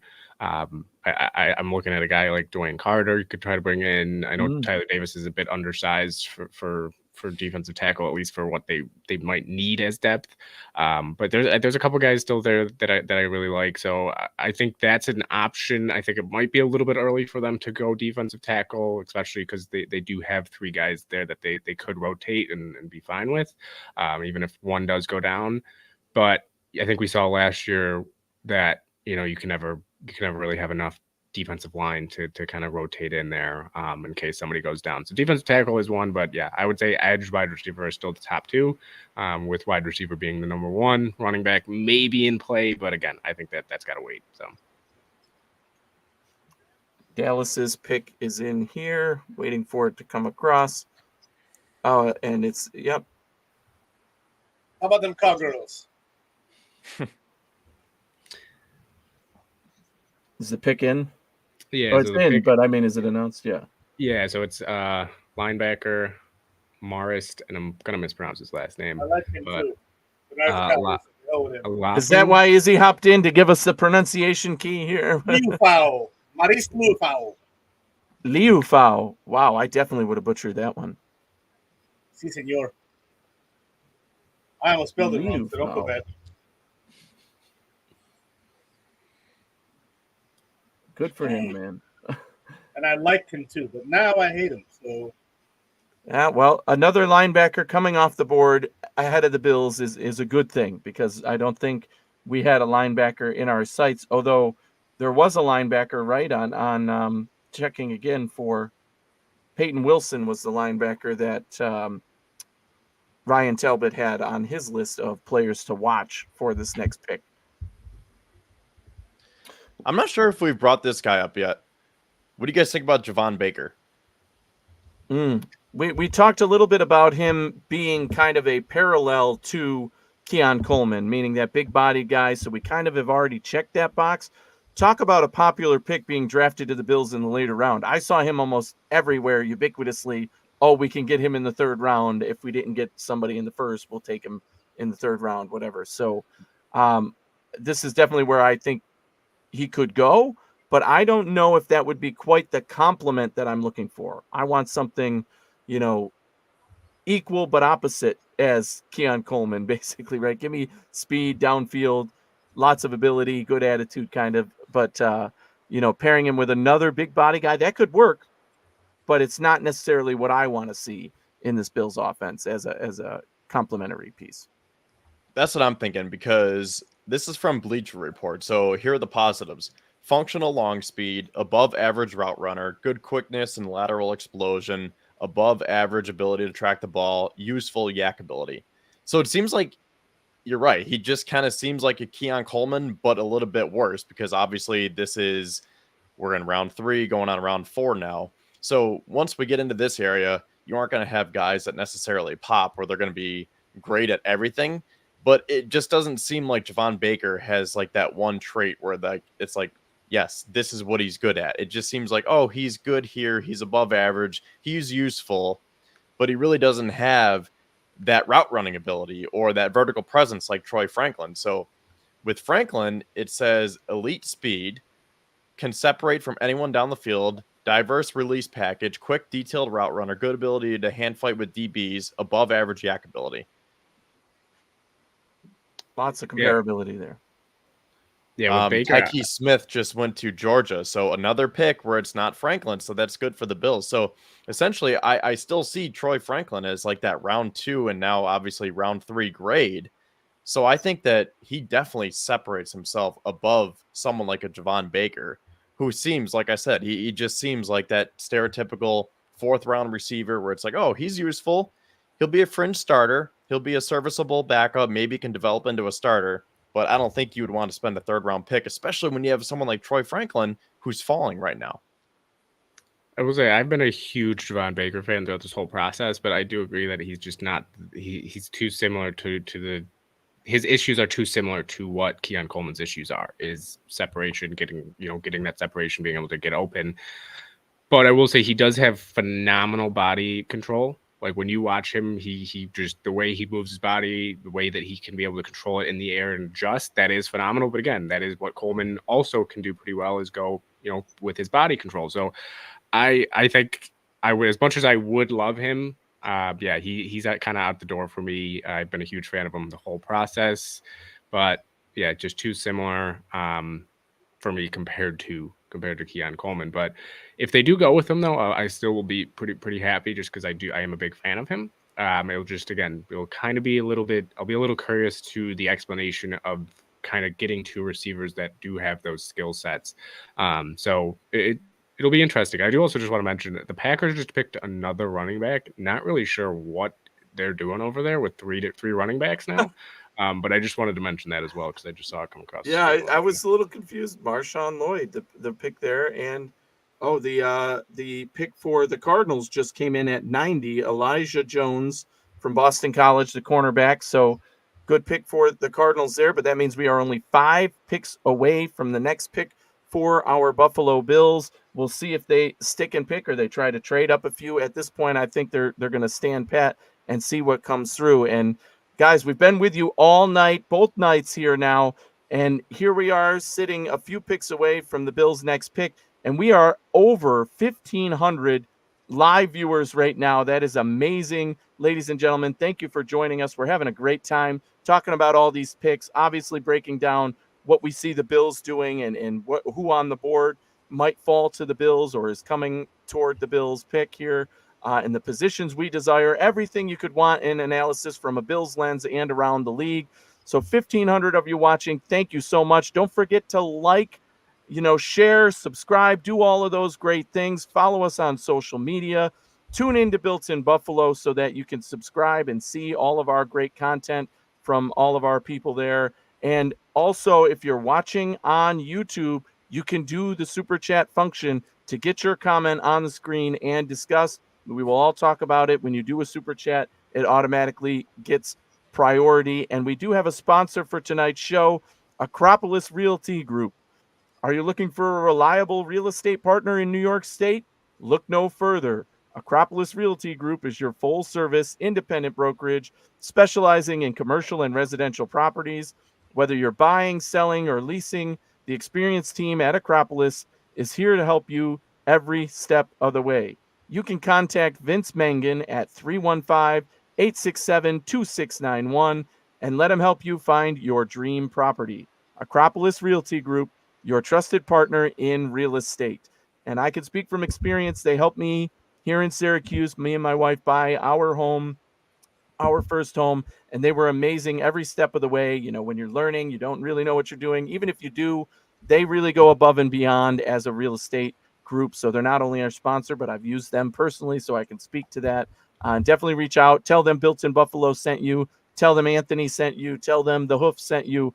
They'll definitely be happy to hear it. So thank you again to Acropolis for sponsoring us tonight and giving us the stamina to get through this long night as we're waiting now with the Packers pick in at 91 here. So just a few away. It's coming. And as we say that, we get a super chat coming in here that, again, super chats get priority. So when you do a super chat, we will put it on the screen from Carl. Why is everyone staying away from Troy Franklin? This is a great question. We've discussed a little bit the things we like about Troy Franklin, his ability to get down the field, get open, create separation. He's fast, he's tall. But I think the one downfall for a Troy Franklin is his size, right? He's a small-bodied receiver. And at the NFL level, that could mean getting bullied by cornerbacks, right? If you can't find a way to avoid contact at the line of scrimmage or deal with contact down the field, then, that could be a knock against you. And I think that's the fear that teams have. Now, he can, obviously, players, when they transition to the NFL, they can put on bulk, they can put on build that might be able to help him. But I think the risk is worth the reward in the case of Troy Franklin for me. And I've said that consistently from the beginning when people had him mocked at 28 to the Bills, that this is a down the field threat. Yes, I liked other options. I had BTJ I'd like ahead of him for a lot of reasons. But for me, down the field, Troy Franklin is the guy, especially now that we've got the big body receiver that seems to match perfectly and that we've been talking about most as the best fit to go at 95. So what are your guys' thoughts on, is there something else about Troy Franklin that you think could be excluding him from coming in, and why hasn't he been picked yet by a team? I think it could kind of piggyback off what you were saying, is just because of his size, he won't be able to go get the ball, and he won't be able to fight with corners, or he'll be out muscled continuously. Especially contested catches. That was something that was kind of up and down for him. He wasn't exactly able to be consistent ever with contested catches. So I think that could play a factor, but I think that's most of it is just the fact that he is what he is size-wise, and that scares some teams away. When it comes to just being that skinny, there's receivers that, yes, sometimes it does work, sometimes it doesn't. You've seen Devonta Smith work out at his size, but there's been multiple receivers that don't work out at that size. So I think that's really the main thing, unless there's something behind the scenes. I mean, that's part of it to me. I think there's got to be something behind the scenes that we don't know, because for him to fall this far, that is a little bit shocking to me. I think, I thought latest would be early third round, right? Early third round, I thought maybe for Troy Franklin, but now we're getting towards that fourth round area, right, by the comp pick. So I think that it's mostly just either the size or there's something else going on. Yeah, I'd have to agree there and piggyback off that a little bit. Size, strength, physicality, probably struggling against, the stronger defensive backs in the NFL, press coverage, things of that nature that he can possibly struggle with, along with his size. People probably think, even though he ran a 4.4 40, he should be probably running faster for that size. So you're not running as fast as we think you should be running at that size, at that slender size. Then I think all of that couples into the slide. The lack of contested catch abilities. He does have that slender frame. He has small hands. So I think, all of those factors is probably why he is sliding. But whoever does get him at this point, in my opinion, would be a steal. Wow. To complement that, now we got a wow from Kevin. What's the wow? Something. Tampa just took Jalen McMillan. Oh, I was literally just about to ask about him. So I'm wow. Okay. So I was just about to say, do you see somebody that could go there and use his name as a potential spot there? But that was Tampa at 92. It has not come across my feed yet. But now, two things. Take your word for it. Two things. One. Oh, there it is. Yep. So we have Baltimore coming up at 93. Philly at 94, then Buffalo at 95. Baltimore is a team that concerns me. You might want to think about jumping them real quick. They could potentially like Franklin. The other thing that I'll say is you guys were saying his weight could be a concern. And while I agree, I don't know if that would cause him to slip this far. I mean, Xavier Worthy is 20 pounds lighter, and he got picked in the first round last night. Above average skill set, though. I think True. with James Worthy running a 4.2 40. So, but I agree. I'm also interested to see if the Bills go after somebody maybe like a Tez Walker, a guy that is more there you go. of a Yeah. refined route runner. He's not exactly he is something that we might even have already a little bit, but a little bit more speed there and fourth fastest 40 time. So he can get up in the air. He's a pretty good athlete. Polished route, or he's not the best polished route runner, but he can kind of fit that mold to kind of be a guy that is a little bit better route runner maybe than a Keon Coleman when it comes to separation. But I'm interested to see if Tez Walker kind of comes into play here as well. There's a lot of guys here too. Like even Akeem, you were talking about Malik Washington too. I think a little bit that you were a big fan of him as well. But I'm interested to see Jalen McMillan going, because it's just there's something that's got to be going on with Troy Franklin that's either medical or there's something that's going off the field with him that is making him drop this far. Because especially if Baltimore doesn't take him. Baltimore, I know they just extended Bateman and they got Zay over there, so Zay Flowers. So that would be kind of a guy that would fit for them. Troy Franklin would be a fit for them, as Kevin mentioned, but if he does get past him, I don't see Philadelphia taking him at all, unless somebody jumps the Bills to go get him. Yeah, my Now, other worry one with thing that I- Baltimore, picking here is the edge position, right? We talked about the players available. If that's the direction the Bills go, and it's not Troy Franklin at this pick, I think it would be a good spot for them to pick their edge of choice. And now with Baltimore picking ahead of them, could they take an edge here? Possibly. You know, it's Baltimore. They love their defensive guys. So we'll see. We'll see what happens here. Kevin, didn't mean to cut you off there. What were you going to say? No, you're good. I just wanted to say, let's not forget, Joe Brady could get his guy here because he recruited him years ago to LSU. Or he You're at least right. tried to. There is a connection there to Franklin, and the Bills have, 3 rounds of meeting with him now, and through the Senior Bowl top 30 visit. interview, top 30 visit, they did their due diligence for sure. And again, that tells you that they know where they stand on this player, if this is a worthy investment or not. And you have to believe that Joe Brady obviously has an influence on that decision as well. Trying to see, I still don't have the pick in here, but yeah, so we'll see if the Ravens pick here goes in a different direction. The Eagles with their next pick, unless they choose to trade out and somebody's trying to jump the Bills, again, don't see them going wide receiver. So the Bills would have their choice of what's left on the board. At that point, then for me, I think it's, do we weigh the Troy Franklin move versus the edge move? And I think that's going to have to come against how far the drop-off is for them in the next round. We know this wide receiver class is deep. What else are they looking for at wide receiver? We already brought up the names of McCaffrey and Rice and guys who might still be available later. But then who do we bring up to match that, right? It's a question of the drop-off at edge. Again, not knowing who their top edge is on the board right now, seems like it might be a little bit bigger in terms of what's coming up in the next round. So, and we're all assuming that it's an investment they want to make, right? Is an edge player, bring in an edge player now while Von Miller is still on this roster to get under his wing and then come in, not necessarily contribute immediately, but be a rotational guy. And then next year already have some training and be ready to go. Do you make that investment with the 95th, the top 100 pick? So pick is in now for Baltimore, just waiting for it to be announced. Thoughts on? There you go. Go ahead.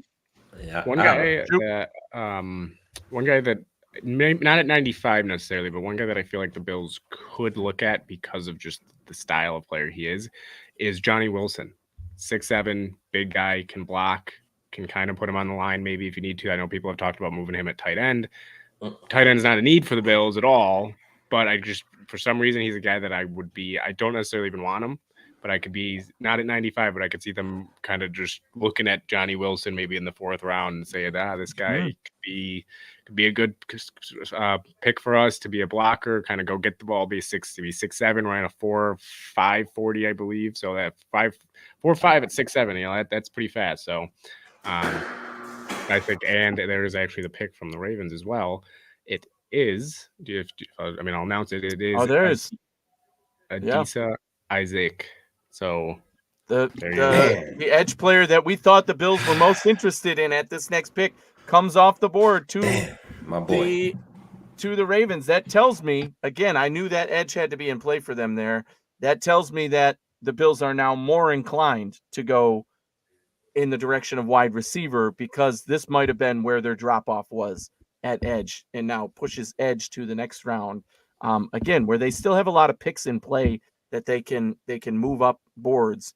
A trade down scenario doesn't seem likely at this point because we're not seeing a lot of action to come up and trade anymore, right? The top of this round, we saw a ton of it, and now it's just kind of fading away as we get later in the rounds here, where teams are like, you know what? There's enough players on the board. There's enough talent there. We're just going to wait and see what comes our way. So one more pick to go ahead of the Bills. Although the Eagles, I don't think Philly's going to take Troy Franklin, right? Because they essentially have a Troy Franklin in Devontae Smith. Yes. And even they have, it's their third Quez Watkins as well. I think Quez Watkins. He went somewhere else. I don't remember the team Quez Watkins went to, but he's not on Philly. I think Pittsburgh. Yep, he is Pittsburgh. But still, it's a couple of receivers. I like Rice here. I listen. I'm probably higher on Rice than most. I like Malik Washington. Yeah. Malik Washington. I like. Obviously Troy Franklin. So it's a couple of receivers. I like here. All right, so the Philadelphia Eagles are announcing their pick. I don't want any spoilers, so I want to see it live. So please, in the chat, I'm away from the chat now so that I don't see it, and I'm going to go to waiting here. So the Eagles pick is in. They take Jalix Hunt, the edge from Houston Christian. Now we've got a run on edge, 2 players right ahead of the Bills. Do they feel the pressure and go with the grain here and take the next available edge player? Who would that be in your mind for the Bills now? Now I have to check my board. I don't see it. I don't see it. Yeah. I'm like, who do you like better on you? Who did you like better on your visit? Jalen McMillan or Troy Franklin? That's how I'm looking at it right now. Who did you like better on your visit? Well, no, McMillan went. Yeah, McMillan's now off the board. Oh, right? he went. So Sure. He went to he Tampa. did. That was the he did. surprise pick by Tampa. And I was literally just pulling him up. I was going to talk about him in conversation when he went. So that was the pick is. He did go. The Bills' pick is officially in now. And again, they sprinted to the podium. I love Jalen Hunt, by the way. The Bills. You loved what? I love Jalen Hunt. Oh, Hunt, yeah. Love yeah, him. I know. Yeah, that would have been a good pick there, I thought. But oh my God, they seem a little here now. Oh, coming up already. There we wow. go. Yeah, I told you, pick is in, man. Is quick. Pick is in. This is the fastest pick of the night. What the pick was. The fastest pick of the night. They're sprinting up there for our guy Troy Franklin. It's got to be. It's got to be. Well, and it was a different guy that we had talked about a little bit earlier. Oh, yeah, okay. The defensive tackle, Dwayne Carter, is the pick here from Duke. Wow. Okay, so that tells you, Troy Franklin still on the board, though, right? So maybe the Bills know something about where other teams evaluated him as well. But we get a defensive tackle. You can't be mad about that. We know this was a position of need. We know this was a depth position. They're showing his highlights on ESPN now. A 3-time team captain. Could anything get more McDermott than that right there? They like the leadership quality, clearly. Somebody who gets after the ball, that's always a good thing. What do you guys think with the idea of they sprinted to the podium for this guy? So I will be very interested to hear what Bean has to say about this pick, because this was the fastest pick of the entire second day right now. That there was like, okay, oh, nope, next pick is ready to go. So they clearly feel a very certain kind of way about this player and feel very confident that him being here at pick 95 as the top 100 player was the absolute perfect fit for them and fell right to them. Yeah, I almost forgot about him, and I thought that he was a guy that could go in the 3rd or 4th round, and we're at the end of the 3rd round. Okay. So, I like the pick. I think that's a solid pick. Defensive tackles have been going so much in the 2nd round, and then in the 3rd round, they kind of died down a little bit. So, at the end of the 3rd round, I think it's a great pick. The other thing I like about him is he's you can kind of line him anywhere along the line. He's not just a one trick pony type of guy. So I think I like that about him as well. I mean, defensive tackle, I thought, especially because of last year, they were just going to look to add some depth there. I mean, you had guys go down left and right, especially on the defensive side of the ball. This is the 2nd team captain, by the way, that the Buffalo Bills have chosen. Cole Bishop was also a team captain. As you mentioned, Anthony, that they love it. They absolutely love it. So, I mean, I like the pick. Now, not exactly. I still think I would have went Franklin if I were them. But, I think adding to the defensive line is never, ever a bad move. Adding in the trenches on either side of the ball is always something that you need to do. And you see the best teams in the league usually have very, very good defensive lines or offensive lines or both. So I'm a fan of it. Then with a deep dive, let's go. You said me? No, I think Dwayne Carter, the defensive tackle, again, you can line him up. I like the possibility of pairing him with Ed Oliver in third down situations. I think that's the most attractive thing. This was a need. We know that Sean McDermott likes to implore a heavy rotation along the defensive line, and you can't do that if you don't have those resources. So you have to build those resources. And we've seen Daquan Jones. He's 33 years old. Even though he signed that 2-year contract, he got hurt against Cincinnati. He tore his pec last year. So you're going to need insurance policies like a Dwayne Carter, and you could now throw him in the rotation, and he can be an impact player in terms of being a heavy rotational guy that can make starts if God forbid Ed Oliver or Daquan Jones goes down. So I really like the insurance policy, and the Buffalo Bills continue to add depth and along with impact starters surrounding their football team. So it was a quality pick for the Buffalo Bills. And I'm about to tweet this, so I will just read it as I am thinking it and tweeting it. So I like Dwayne Carter, but I saw the value with defensive tackle in rounds 5 through 7, especially with Troy Franklin sitting there. So, I mean, there's got to be a reason why Franklin is slipping so much for the Bills to pass on him again for what I thought they could have addressed, a position in defensive tackle that they could have addressed tomorrow. Especially with the collateral, right, that you're talking about. When you have 4 fifth-round picks, you could have come back in the 4th. You could have waited in the 5th. They sprinted to the podium for this guy.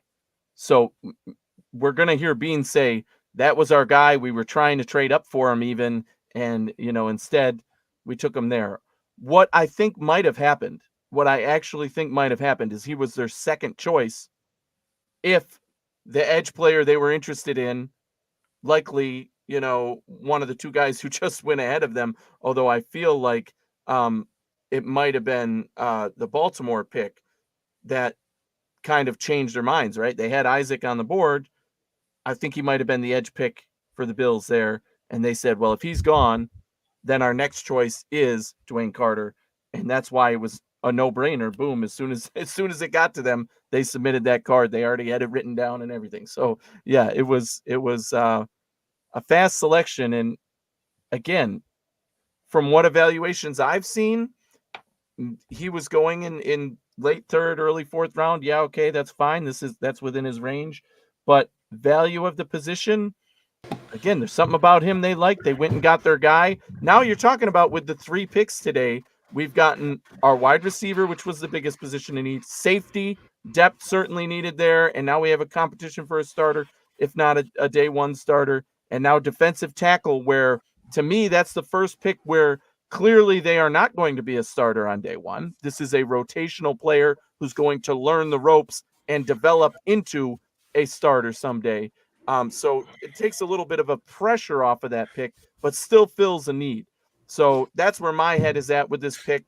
Again, I'd probably put it more at like a B- for me, or maybe C+, because I liked some of the other options there. Not super satisfying, thrilling, amazing, exciting, but certainly fills a need and checks a box in terms of, that depth at the position and future after, Daquan Jones and some of the guys on the line. Sorry, go ahead. Go ahead, Game. When Terrell Bernard got drafted in the 3rd round, he was a 5th, 6th round selection.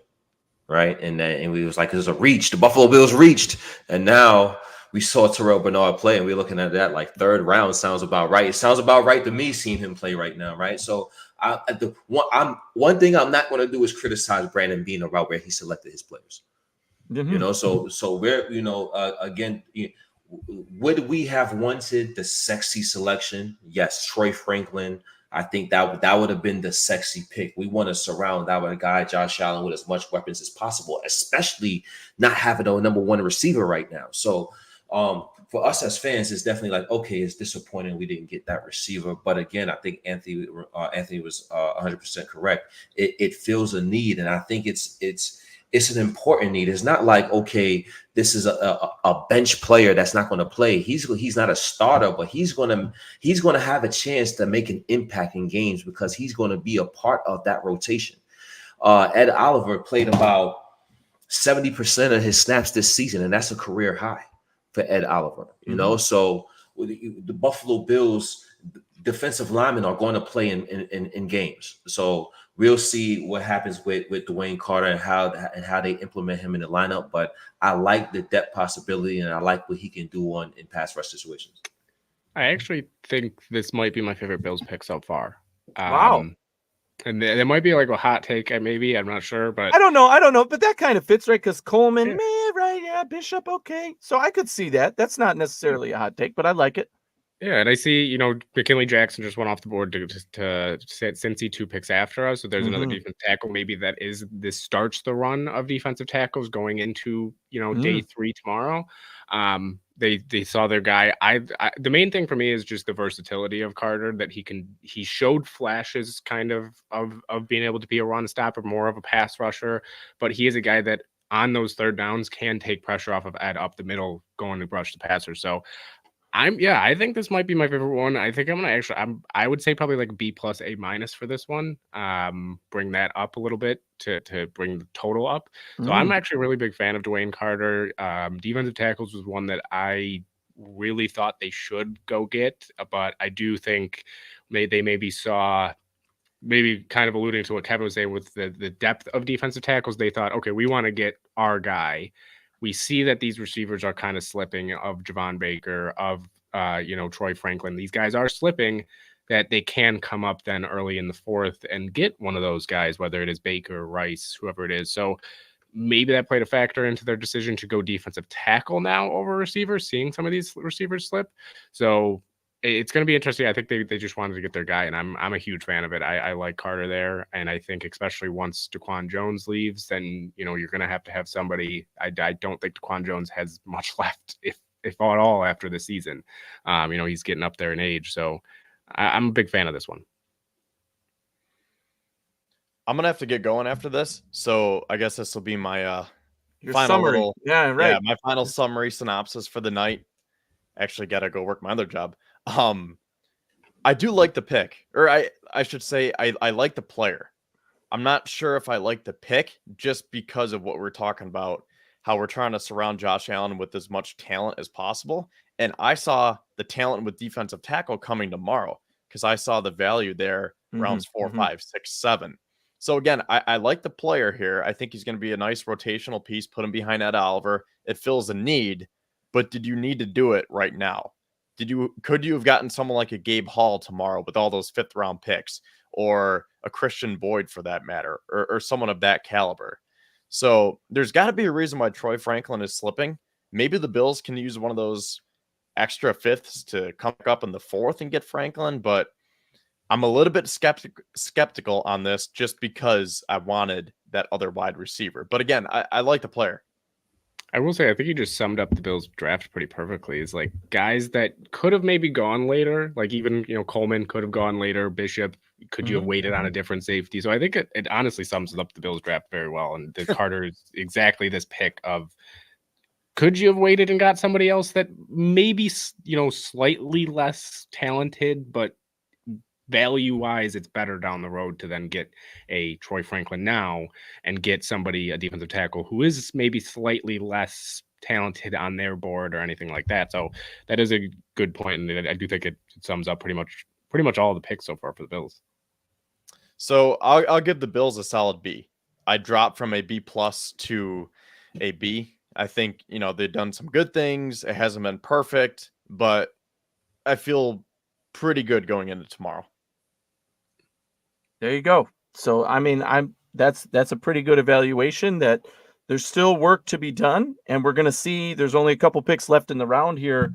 If another wide receiver isn't taken off the board, I think that's going to be, shooting a star to McDermott and Bean, saying, hey, look, come up and get your guy in the 4th round, because you have the collateral to do so. At this point, 2 5s will get you up there, right? So, I think that is likely to be the case tomorrow. I'm a little shocked we didn't get 4 picks today, because I was preaching that all week, and ever since we got that 2nd round pick for Diggs, basically next year, that maybe that 2nd round pick would be in play to move and get more picks today.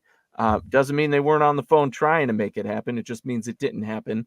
And the same could happen tomorrow, but I find it less likely. I think the Bills will find a way to use the collateral that they've built to move up the board and make something happen, whether that's at wide receiver again or just, playing it out. But like we said, there's a few more other guys at wide receiver that we could have. So Kevin, thank you for joining us tonight. It's been a pleasure to have you on for so long. And, your input has been awesome. And we didn't always agree on these 2 nights, but I'm glad we've both come around to kind of saying, okay, this is a good draft, right? This is a good Beane draft. He's taken his guys. We're on the right track. It's not over yet. It's not complete. There's still work to be done. But so far, so good. It's solid. It's not great. It's not terrible. It's a nice, solid draft. And we'll see what tomorrow brings. Sounds good. Thanks again, Kevin. All right. Thanks, guys. See ya. Now, the Rams were a team that I thought could go after Troy Franklin to get, that speedster kind of guy, but they ended up going Cameron Kitchens. Oh, wow. Yeah. Guy that I was somewhat interested in late in the draft if they wanted to go safety and wait on it, but goes to the Rams. Got one more left. Is that right? One pick. Yep. The last pick of this round now is on Washington at pick 100. The top 100 guys, right, will be off the board officially in 2024 here after this pick by Washington. So, yeah, so Kevin, before he left, said he was at about a B for the Bills. Where are you guys feeling with the movement we've done so far? The one thing that is kind of on my mind and pressing is like, okay, you got Keon Coleman for Josh Allen, but it should be a Josh Allen focused always draft, right? Especially after what we lost. So not getting that second wide receiver, I'm not in panic mode yet because we've looked at the board. There's guys there, right? It's in motion. So I think I'm at like a B- C+ right now because I have to look more into Carter. But again, for what value he would bring to the team and what he could do now, they obviously saw a lot of potential future there. But I'm probably would have wanted to pick my wide receiver here and move forward. Even if that was like a Des Walker or somebody that wasn't Troy Franklin, I would have been happy with it. So again, where are you guys at in terms of grade? Same area as me? Are you a little more excited? Shoop, it sounds like you were higher on that last pick. So does that boost you up a grade a little bit? Are you in the B+ range now? I was at like that B- C+ ish range. I was kind of leaning towards C+, but I was gonna give it a B-. So right now I am right around, and there's actually another receiver that just went, by the way, but it is not wow. Yeah, it is Luke McCaffrey, the guy we have been discussing, and he comes off the board here to Washington at the end of the round at pick 100. So not somebody I saw going quite this high. Again, we had discussed him. Akeem, you mentioned that you thought he might go a little higher, I think, right? And along with Rice. So McCaffrey gets picked in the 3rd round here. I mean, I saw him going as long as 4 to 6 maybe, but 3rd round is certainly high. But they obviously saw something they liked, the pedigree. They're building from the start there in Washington, so he's going to have a few years to get used to the league and maybe get some experience before they are, considered true contenders and competitive there. But he's got that pedigree. He's got that grit and determination. He looks a little bit like his brother too, obviously, which is interesting. But if you can get half of his brother out of a player like that, certainly worth the pick there. But interesting pick. A little bit of quote unquote a reach. I hate using that word because it's all about where a team feels they like that player, but not where a lot of people had him mocked. We'll say that much. So the reality is we don't know until we see the production on the field. Yeah. We are going based on our personal feelings and assumptions right now. So am I overly thrilled with the draft? No, I'm not overly thrilled with the draft. I don't think it's an A+ draft from my perspective. I'm going to go ahead and still give it a solid B. The reason I'm going to give it a solid B is because we fill necessary needs, and I think we got 3 players that can come in and be that can fight for starting positions or heavy rotational roles in the on this football team, and I think that's the goal for the Buffalo Bills right now. So I'm gonna give it a B, but again, we're not, we have to see. This is all preliminary right now. This is all before we actually see the production on the field and the progression on the field. None of us knew that Terrell Bernard was going to be talked about as one of the core players for the Buffalo Bills at the time he was selected. None of us knew Christian Benford was going to be talked about as one of the core players for the Buffalo Bills when he was selected in the 6th round, right? So we have to continue to wait and see and look at the ending result in this process and see what happens from there. But preliminary, from going off face value right now, I like what we've done because we filled necessary needs with players that can come in and play right away, in my opinion, whether it's starters or rotational roles. So I give it a B. Yeah, I was gonna say I'm around that too. I think B, leaning B plus now because of that this past pick of Carter. I will say though, I'm more of a what's the ceiling and what is the floor for this draft class. So far, I think the floor is like a C minus C. I don't think you're going to get much worse than that from these guys. I think you already are getting, at worst, a Gabe Davis-esque player, at least talent-wise, when it comes to the level of receiver they are. I think that's the floor pretty much for Keon Coleman. And then you get Bishop, who at worst, I think is a rotational guy, can be a guy that's a depth guy for years and years to come at worst. Now, do you want that out of a 2nd round pick? Absolutely not. But I think his ceiling can also be that guy that can turn into, as long as he can just get a little bit less aggressive. I think that's the one thing. He can definitely get a little bit too much. He can get very aggressive and overplay plays a lot. If he can just kind of calm it down, which I think Sean McDermott, we all know, gets the best out of his secondary, gets the best out of his defensive players.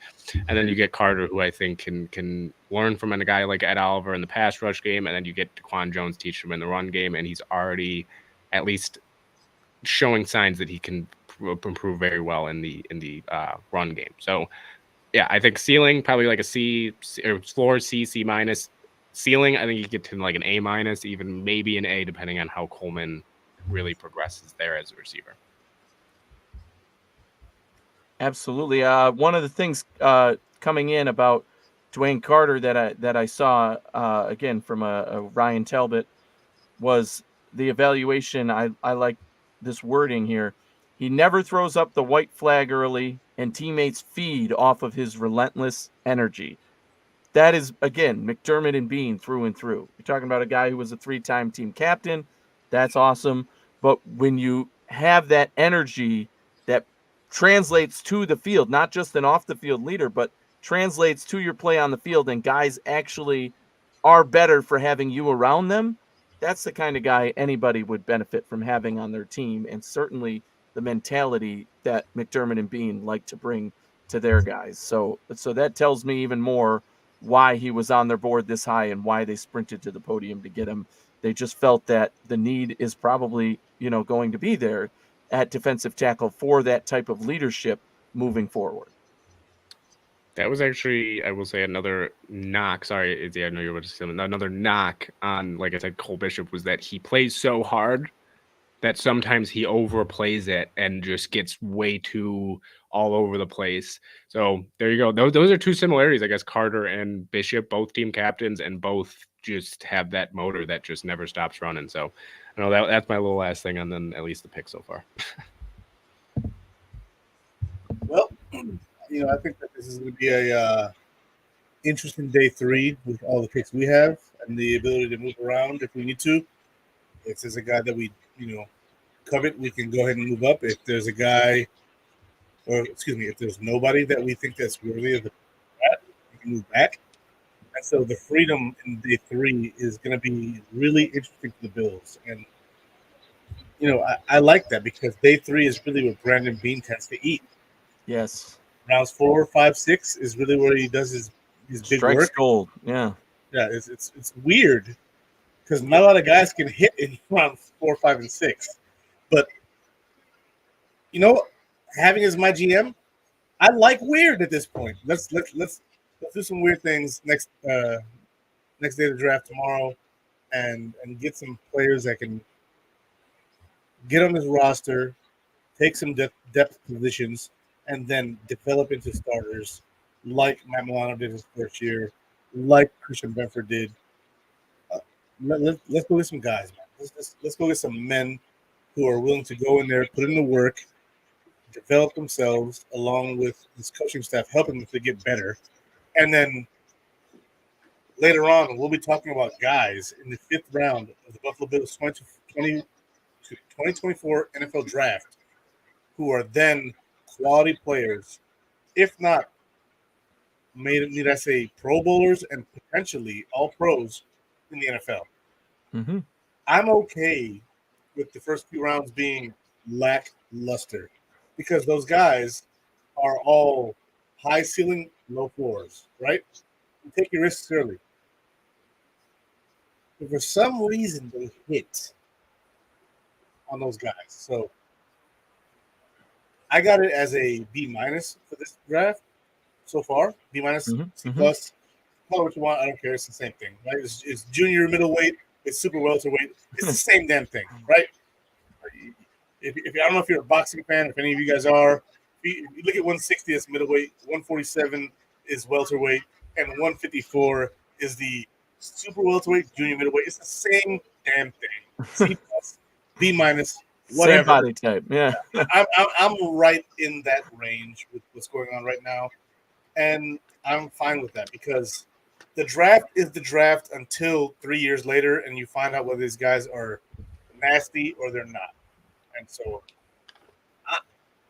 I'm a patient guy. 17 years, of drought. One thing I learned is patience. So we're going to see what happens. I like Joe Brady. I love Bobby Babbitt Jr. And we're going to see how they do with these guys. I like the picks we got. I wasn't in love with any of them, but I like them. I'm okay with them. That's it right there. And so that's what I've been saying the whole time. It's like, oh, we're laughing funky, but if we didn't take him and they had a different plan, fine.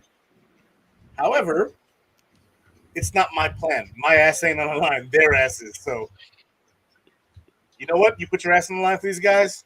Go out there, train them up, let them become great. If they can't become great, it's your ass, not mine. Yeah, I mean, I think that pretty much summarizes it very well. You know, what we've seen go down, there's been a lot of emotion in these Bills picks. We hyped up Troy Franklin because we thought maybe, man, if he makes it there, it's definitely going to be that pick, right? Like, man, the 3rd round, we thought he could go in the 2nd. In the beginning, in January, he was going in the 1st of mock drafts, you know? So, like, come on, man. And now he's fallen all the way to the 4th round. Unless there's some kind of medical red flag there, which also would be confusing as to why the Bills would string him along in all of the interviews, right? Again, starting with the combine, the private workout, the 30 visit. There has to be something in their evaluation there that they were like, okay, we want to see this again. Okay, let's see how this translates. And okay, let's refine this detail about him. But unless something came up in their post research that they're like, oh, he's got a red flag from his personal life or something, we could only speculate. But I think Troy Franklin is still the target on the board that I would most like to see become a Buffalo Bill and match with what we've got now. And that would definitely move the needle for me in terms of my grade and what I'm thinking. By the way, did we get an RAS score for all 3 picks again? So Keon Coleman was an 8.8, something like that. It was higher. Coleman was the one who was higher. 8.1. I think it was 8.18. Coleman, I think, was 8.18, and then I had just had Bishop's right in front of me. Bishop was a 9.88. Oh my gosh, yeah. Solid. Let me try it. Well above average. No. So he said 8. Let's see. Dwayne Carter 8.18. was a 7.67. So not 7.67. too bad. Very, very, very good composite speed grades. He was in the top percentage for 40-yard dash, 20-yard split, 10-yard split, and vertical, which was another thing. He can get his hands up in the passing lanes. He will be able to do that as well. So. You know, I see a question in the comments. Can any of us see us competing for the AFC East, let alone the conference? And I can, because even before this draft, I was like, all right. Exactly. We did not need to add a thing. I'm sick of this talk between Bills fans. They don't know how good we are. Even in our chat, Built-in Buffalo chat, I was arguing with people saying, stop it, right? Even this morning, I talked about my podcast partner and good friend Eric, who I'm telling him, just shut your mouth, okay? Enough is enough already, because come September, you all are going to say the same damn thing. This roster is Super Bowl ready right freaking now, and that's because it was before this draft started. It was Super Bowl ready. Bean has had it the plan in place. McDermott has had the plan in place. Forget about every other team. Think about this team and what this team is capable of with McDermott and Bean at the helm. The team will be ready. The roster will be ready. You can't take things like health into consideration. There's things that happen. Last year, we were an injury away, one backup player away from beating the Kansas City Chiefs, and we would have been in their spot. This roster is already better than the roster we had in the playoffs for that reason. This roster going forward is going to be even better. You could have just added depth in this draft. We already got a starter in Coleman. We already got more depth and potential starter in the second round. We got a guy who's going to get snaps because defensive tackles on this team get snaps and is going to have an impact. So you got three guys who are going to have an impact on this team, at the very least getting snaps and seeing time on the field and having an impact. But even without any single one of them ever touching this field, the Buffalo Bills are a Super Bowl team, whether you like it or not. So you can talk all the shit you want right now, but come September, let's go. Come September, you will be on board. You will all be on board. So start looking objectively at what's happening now and not thinking, oh my God, I wanted this guy and they didn't get him, so the Bills all of a sudden suck. Because that's not the case. You are wrong, my friends. And I've said this to many of my friends starting last night on the air right here. I had to be a therapist for everybody. And this morning Not me, though. and all last night, that's right, Izzy. You and I, Izzy, were on the same page. And everybody else was so downtrodden and like, what is happening? And I'm like, look, Bean, it's Bean. Let him do his thing. He knows what he's doing. This roster is getting better. The confidence in these picks is better. Are they the guys I wanted? Absolutely not. They're not the ones I picked, but I do have faith that the team we put together in September will be a Super Bowl contending team, will beat the Kansas City Chiefs, will beat the Cincinnati Bengals, will beat, the Baltimore Ravens. Whatever team you put in front of us, the Miami Dolphins, the Jets, get out of here with that. They have a lot more to prove than we do. So do the Miami Dolphins. Who's better right now at the end of the season? The Buffalo Bills are. They're chasing us. So enough of this nonsense. Don't buy into the ESPN bull crap. Don't think about the guys we lost because it was age. We got younger and better. We knew that Poyer was on his way out. We knew that some of those guys, it was time to move on from. We didn't want to give up Trey White, but he got injured, and he was a detriment to this team and this roster with his contract. We couldn't move forward with him anymore. So continuing to harp on this team isn't good enough is absolute insanity at this point. We are a Super Bowl roster. You have Josh Allen. You have a damn good team around Josh Allen, and it's because we have been making the decisions in that front office and McDermott leading the way on the field. All the crap talk during the season, all the crap talk in the offseason, that is what matters in the end. Come September, this team will be a Super Bowl team. I don't care what ESPN tells you. I don't care what any national media tells you. We know this team, and we know that through and through.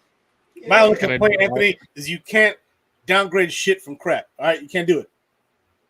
And I'm just looking at some of the comments as well. Last year it was every team got better, the Bills got worse, and same type of things happened. The Bills won the AFC East. They were a high seed. We were told the Bills were not going to be good. Yeah. Same thing happened. You saw the AFC West get hyped up. You see every year. You've seen it. You hear even if the roster got worse, guess what? There's only one team in this league One team in this league that has a guy that's put up 40 touchdowns 4 years in a row. One guy, actually, one team in history actually has that guy. Not just in the league right now, in history. So I get everybody, oh, we lost him. We still have him. Half the time half the time people were also calling for half the guys that left to leave. Yes, I was hearing Poyer, get out of here after last year. I was hearing Hyde, get out of here after last year. Troy White, I was hearing he doesn't play, get rid of him anyway. That's all I've been hearing. And now all of a sudden now it's an issue. Well, it doesn't make sense. Nope. We got one guy in the league that has been a top tier guy in the league at his position, at the most important position. You got a head coach that knows what he's doing, whether the team is supposed to make the playoffs or not. And you got a GM who continuously gets dogged on, yet year after year, when you look at his drafts after that year, they're great. When you look at the signings, yeah, maybe some of these small signings don't work out, the low risk ones, because they're low risk for a reason. That's what he does. He knows what he's doing. He knows how to manipulate the cap. He knows how to move up and down the draft board. He knows how to do everything. It's like, I get it. I get why people are necessarily like concerned, but to go as far as I see some people, I not necessarily even saying the people in the comments, just people that I've seen going as far as they have, even the national media with this team, it's going to be the same thing year after year. And yes, Brandon Beane's drafts are good. You can go look at the hit rate. You can go look at other GM's hit rates. You can go look at anything. Yes, you can go look at any stat you want to about drafts. Brandon Beane is a top-tier drafter in this league. Just look at our roster. Who wouldn't want to have Matt Milano? Give me one team in this NFL league who said, I don't want Matt Milano for 5 years, the past 5 years, even plus. Since he stepped on this field, any team in this league would beg for Matt Milano as a 5th-round pick. Christian Benford, we've already talked about all of the leaders on this team, the day 3 picks he's had. Why? Because he missed on a couple of 2nd-round picks, because Kyrie Elam is yet to be proven. There's a couple of mistakes, but you could look at any GM and you're going to see those same things. And when you compare it to Beane's record and what Beane has done, my God, you should respect Beane as one of the absolute best GMs in football. Period. End of story. There's like a tier where it's like Beane and Roseman and Veach and a few other guys, and then there's everybody else. Yes. Right? And I just think 3 guys, even Chiefs, Bills, Eagles, and then who? And even those guys missed. Look at Veach with their receivers history. Look at Sky Moore. He's missed multiple times on receivers. If Brandon Beane missed that many times on receivers, people would be calling for his head. Yes. And it just blows my mind that we drag him every year for no reason. He puts a top 5 team together every single year. And and again, you say you're being realistic. They beat Kansas City in the regular season just because they lose to them. They beat them in the regular season. Houston, what is Houston? Houston has, again, more to prove than Buffalo this year. Way because more. If they don't do much, what's going to go on there? Same with Baltimore. Baltimore every year. I hear every year Baltimore's been. And they can't do anything. They can't win a playoff game. The product of a beaten up division that had 3 quarterbacks out. Come on. And Andrew, 31 teams lose every year, dude. 31 teams lose every single year. For the past 2 years, then every team has been trash except for one. The Bills, since Josh Allen took off, right? And we got Diggs. Let's be real, right? Okay, we'll say it. Since we got Diggs, since that takeoff of Josh Allen and that growth, the only teams that have beat us in the playoffs are the Chiefs and the Bengals. That's it. Where are the Bengals this year? Not in the playoffs. Yeah. Right? Joe Burrow's been hurt, injured, season-ending twice in his career. So good luck, Bengals, with that. And they've got chaos going on too. They're losing T. Higgins and Trey Hendrickson. Hendrickson. They lost. There's nobody on the Bills who wasn't Diggs saying, "I want out of here." There was nobody. Nobody ever. When players leave, they want to come back. They say, "We love Buffalo." They don't say, "Oh, I hated it there." Shaq Lawson, Jordan Phillips. Those are 2 alone that have come back. You got Milano signing extensions. You got Deion Dawkins signing. You guys got people signing extensions over and over and over. And we've lost because of coaching. We've also won because of it. McDermott's one of the winningest coaches. Exactly. We've also lost because it's football. Here's the other thing. I think exactly. It's football. At the end of the day, you do need luck to go into the game. You can look up Tom Brady saying the same exact thing. The guy who is the ultimate winner in the game of the NFL has even said you just need lucks a lot of times. Exactly. The timing of the playoff game against Kansas City, we literally pulled a linebacker off the street to come in and start because we had no depth. And Kansas City attacked it the whole game. And they had two more days of rest, right? And they barely beat us. So I mean, come on. They had two more games, 2 more days of rest. Here's nothing that pisses me off about some Bills fans, right? Here's nothing that aggravates the hell out of me. So we can't get past the Chiefs. Well, who the hell can? Okay, 2 quarterbacks, 3 coaches. 2 quarterbacks, 3 coaches. Tom Brady with Belichick, Tom Brady with Arians, and Joe Burrow. The 1 year he was healthy enough to do it. And his defense went on an unbelievable playoff run that year. His defense was lights out that entire playoff year. And what happened in the Super Bowl? Mm-hmm.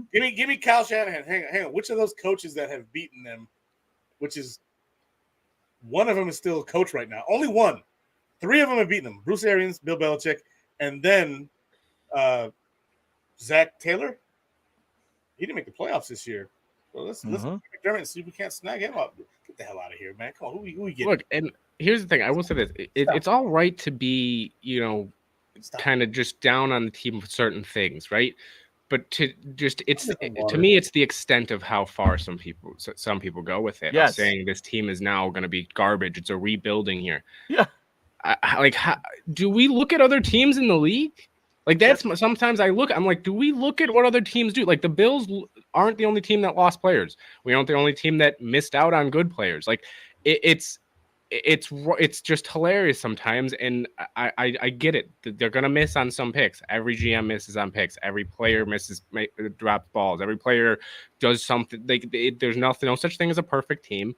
There hasn't been since the Dolphins I can't even remember what year was it, 73 maybe, but whatever. There's been 1 or 2 perfect teams ever, and it hasn't happened since however long ago. It does not happen. Things happen, and people lose. That's what happens. And it's just at the end of the day, it's football, and I think sometimes this isn't basketball, right? In basketball, yes, majority of the time in basketball, you have the top players. 100%. Your team's going to do well. And that's what I'm saying. It's not that way. All we can look forward to is September. Will this team be a Super Bowl contender? Can they get us over the edge? And I don't care what happens between now and then. This team is a Super Bowl contender, and we'll get there. Okay, so September is what matters. That's when the season starts. This roster will be a Super Bowl contending roster. And then, yes, what Shoop is saying, it takes everything coming together at the right time. Timing is everything. Super Bowl depends on the playoff run. This year, we got injured at the wrong time and dealt with that going into the playoffs, and that's the reason we lost. You can look at the excuses before. I know you're bringing up in the chat other things that have happened, 13 seconds, all that. Yes, there were mistakes made there, but I'm telling you, those teams were playoff ready too. Those teams were Super Bowl ready too, and they've learned from their mistakes, and Beane and McDermott have continued to grow in every single way, in a positive way, and that only can carry the momentum forward. You have to get over the hump. Kansas City is there, but yeah. The only other thing that I would want to say as well is everybody's saying the offense got worse. We don't know what this offense is going to look exactly. Like. We have no idea. For all we know, the Joe Brady. You've seen addition by subtraction time after time, but team after team. You've seen it happen. I love Stephon Diggs as a player. I thought he was a phenomenal player for the Buffalo Bills. He was the best receiver in Buffalo Bills history. But who says that Joe Brady's offensive scheme now, bringing in a guy that maybe fits his offense a little better? Yes, Diggs would probably be phenomenal in a Joe Brady offense. They probably could make it work very well. But it's like, what are we really doing here when it comes to offense? And there's no, Justin Jefferson, by the way, I keep seeing that we traded out of the first round. We traded out. We could have got other guys. Justin Jefferson, by the way, was the 5th receiver taken in his draft. 5th. People probably said the same thing about other teams. The Philadelphia Eagles. Jalen Reagor got picked before him. That was an awesome pick. Some people were probably thinking it was great. We don't know until it gets to September. Yeah, maybe all these guys are misses. Maybe every single one of them is a miss. Maybe Keon Coleman will drop every football. Maybe Cole Bishop can't tackle for a thing. Maybe Dwayne Carter gets knocked over every other day. But it's just, we don't know. And to be able to say that this draft is horrible, yes, you could say, oh, well, this draft didn't go the way I maybe wanted it to. I wanted other guys here. I wanted this guy. But you do not know until it gets to week 1, until you see them put the pads on and start going at each other. And I'm going to try to be optimistic. Yes, there were other guys that I would have wanted over Coleman, over Cole Bishop, over Dwayne Carter. But the picks aren't like they're even any analyst that's out there is saying that they love the pick. Dan Orlovsky loved the Coleman pick. Dwayne Carter was a guy, I heard him talking about it, as soon as they put it up there, they were raving about how this guy does a little bit of everything. So you don't really know until we do get to week 1. Do I wish, yes, they do go do a little bit more on offense? Yeah. But we don't know. This offense could look completely different. We could be a run-heavy team for all we know. I doubt it, but we don't know. Here's another thing, right? Like, the arrogance it takes to be a fan, like one of us. We're all fans here. All 4 of us are fans here. But the arrogance to sit here and believe that we know better than a GM who has done nothing but produce playoff teams 6 out of 7 years. The arrogance it takes. For me, I was a Lai McConkey guy. When we took Coleman, I was like, well, I mean, McConkey was there. He went the very next pick. But for me to be arrogant enough to be like, well, I mean, Bean done fucked up now. Like, no, I don't know any better than he does. If I'm gonna sit here and be like, yo, I know better than Bean, take my guy, you stupid son of a. You know I said it. Hey, you know what, you stupid son of a bitch. Take my guy. No, he's the GM. It's his ass on the line. Like, I don't know why I have to sit here and explain the arrogance it takes for fans to be like, I know better than him. I watched the film. You think he didn't? How many Bills fans didn't watch the film and be like, well, our new offensive coordinator says we need this, so we're going to go get this because that ain't it. And then the arrogance it takes, it's I tried my best to not be arrogant, right? And and I know most people aren't even thinking about it being an arrogant thing to do, but to be like, I know better than you, and this is your damn job, and you've made the playoffs for 6 years out of 7. I'm smarter than you. No, you're not. I'm not either. I'm not. No, I'm just not. And I wanted other guys, but I wanted. Here's how I know I'm not smarter. When Josh Allen was drafted that year, I wanted the Bills to stay put and draft 2 offensive linemen, Billy Price and Hernandez, in that first round. I wanted James Washington in the second round, and I wanted who's the Steelers quarterback we beat the playoffs this year? Randolph. I wanted him in the 3rd round. That was my 2018 draft class dream. And I think I know football pretty well. I hope everybody here agrees with me somewhat within the either quality amount of interactions like Rich and Ben, and then the few I've had with you, Anthony, that I've actually given a good rapport of myself to be like, you know what you're talking about, at least generally. Like, you're going to be wrong sometimes. And I was wrong as hell that year. I was so wrong. Where's James Washington? I have no idea. Billy Price sucks. Hernandez I don't know where he is. And Rudolph is Steelers still, maybe? I don't know. Oh, he's over. He got traded somewhere. Vegas, I think. I was wrong all 3 rounds. I'm just saying, it is what it is. Well, so, I do also want to say we've already mentioned other guys too that we've been wrong about: Josh Allen, Terrell Bernard, Matt Milano, like Khalil Shakir, Dane Jackson, like guys that be like, why are we choosing this guy? And we're not saying that you guys can't have opinions. It's just even us, like we have opinions. Everybody's got their opinions on what the team does. The thing we're saying is the how deep that we're taking our opinions, and how to the extreme. Yeah, how solidified we are on our opinions. That's the other thing. Is it's like we're saying fire bean yesterday, right? We got a lot of fire beans. We got a lot of angry people, angry messages. All those people. It's just you're completely overreacting and not seeing the situation for what it is, right? We got pieces today that help this team because of the decisions we made yesterday. And tomorrow, when we make moves with the other assets we got, it's going to impact the team in a positive way. And you can make that judgment years from now and then say, well, I wish they would have taken this guy. But you can do that all day with every team, no matter what. Patrick Mahomes didn't go number 1 overall. Okay, there was a lot of teams that didn't think he was the best player ever anywhere, right? The Bears. Same thing. Josh Allen was the how many quarterbacks went at him? 3 quarterbacks at him. I mean, that's it's you can have hindsight every single year. You're making the team better, and that is ultimately what matters.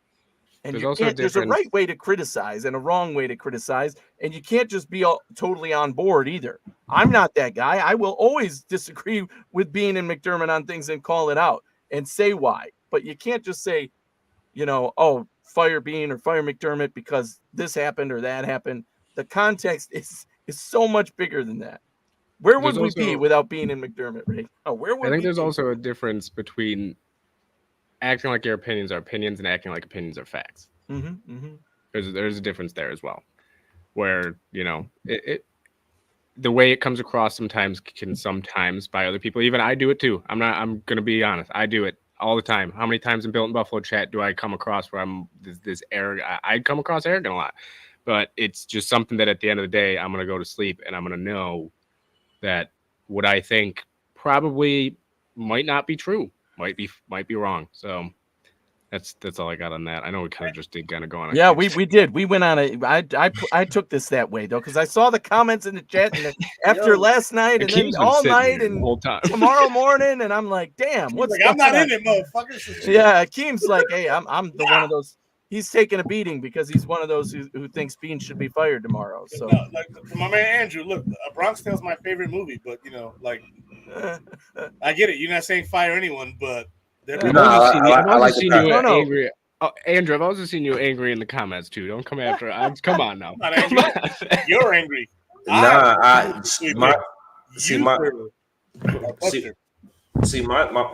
thing is like, as far as the draft, the reality is, I alluded to it earlier. The reality is we have to see the production on the field. We have to see these players on the field to see what type of players we actually got. I don't like Dr. Pepper, but it doesn't mean if I have a store, I wouldn't put it in my store. I'm pretty sure there's people that's going to like Dr. Pepper. So just because it isn't, just because I don't like it doesn't mean that it's not right or it's not going to be successful. You know what I'm saying? So I think we have to take a step back and see how these players perform. At the same time, I do feel that I'm a Super Bowl or bust guy. I'm one of those guys that's like, listen, every year we're at that point now is like, okay, my expectation is to win a Super Bowl.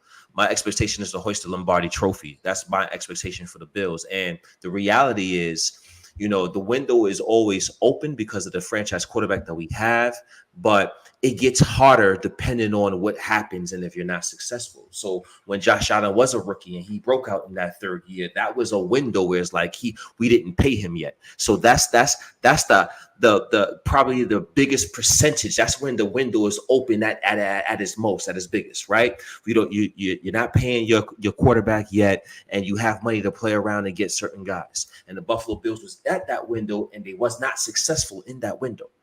Now Josh Allen's got paid, and it's not going to get any cheaper. It's $40 million, $50 million is going to balloon now, right? So that the window is now still there, but I'm not sure how big or small it is now because of stuff happening. Jordan Poyer and Micah Hyde, they're no longer here. They was in the prime of their careers in 2021.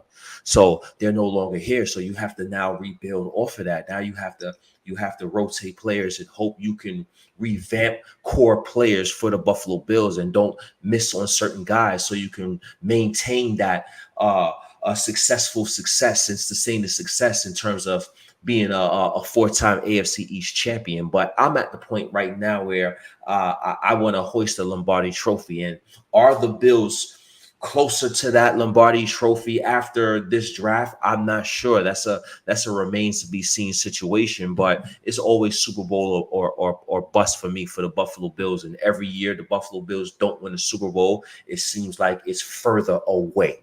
So that's just how I look at it in hindsight. I do have one question for you, A-Rich. Yeah, so I got one question. Mm-hmm. When this year, right now, do you feel more confident about the next 5 to 6 years of this team now or before the last season? So I believe there are situations now. I believe that the Buffalo Bills are in a situation where this year Brandon Beane is a guy that he's not just looking. He's not like this. You know, he's not narrow-minded. He's a guy that's looking right now in the present future, and he's looking in beyond. Right. So we have to understand that even though we say the cap is a myth, sometimes we like to joke and play around, the cap is indeed real. And in 2024, the Buffalo Bills are in a spot where they cannot spend the money. They don't have that cap flexibility to go out there and be big players. So Brandon Beane is now have to think, OK, how can we remain competitive while we go through this lull in terms of not being big spenders in free agency? So I think that's the point we're at in 2024. And I think he's looking at it and attacking this draft as, you know what, we have to get as much players we possibly can that can be high full floor players and be starters or rotational guys for this team now, because this is the biggest proponent I have to invest on the team in 2024. Now in 2025, because I built these players up in 2024, where now again, we're not conceding a Super Bowl. I'm not saying we can't win. We don't know what happens throughout the course of a season. Players go down and change the entire course of an NFL season. So we don't know who's going to be available from who's not going to be available from all 32 teams. So as long as the Buffalo Bills are competitive this season, they definitely have a chance. But we have to think about next season as well in terms of 2025, where it's like, okay, we built a team in terms of 2024 where we didn't invest in terms of money. We invested in terms of development and draft capital. And next year in 2025, we're going to have enough cap flexibility to go ahead and be a bigger player in free agency. And now we can probably get those above average players or star players to align with the players that we hope can develop this season. And maybe 2025, that window may expand. But I think it's levels to the certain situation that the team is going through. And I think 2024 is a cap strap situation where the Buffalo Bills have to learn to be able to sustain success while not having the money that other teams have to go out and make these big free agency splashes. I have a question for you, Akeem. What did we expect from the Texans last year? We expected we didn't have those type of expectations that the Houston Texans showed us. What did we expect? Like before the season, it was like they're gonna be like 6-11, possibly 12, and them fuckers won the division. They went into the playoffs. They won playoff games. They got to the freaking divisional round. They lost to freaking Baltimore, who then got smashed by the Chiefs. Right?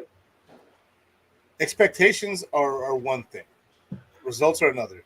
And one of the comments here I'm seeing is like, if it's not Super Bowl or bust for you, then you're accepting mediocre or you're okay with it. It is Super Bowl or bust. But just because it's Super Bowl or bust does not mean I can't recognize how good the team is, even though we didn't make the Super Bowl. Like it's not black and white. There's still a gray area in there. Like the Bills are Super Bowl or bust. The Chiefs are Super Bowl or bust. The Ravens are Super Bowl or bust. The Texans are Super Bowl or bust. There's like 4 or 5 Super Bowl or bust teams. And just because those teams didn't make it or didn't win the Super Bowl does not mean that those teams aren't good or should fire everyone. Like the Texans lost, right? But they didn't have any expectations, right? So who cares? They weren't supposed to be there anyway.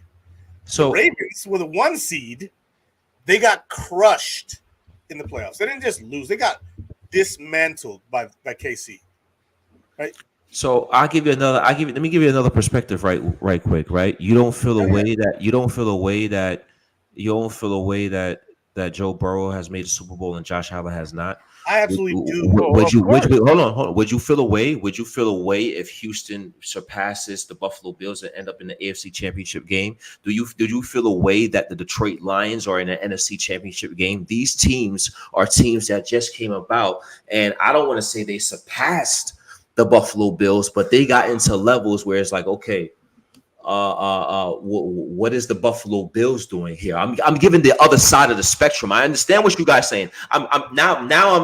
We're not against you, man. Yeah. Now I'm turning the page and thinking about. I'm seeing some of these comments, so I'm like, okay, let me give the flip side of the coin.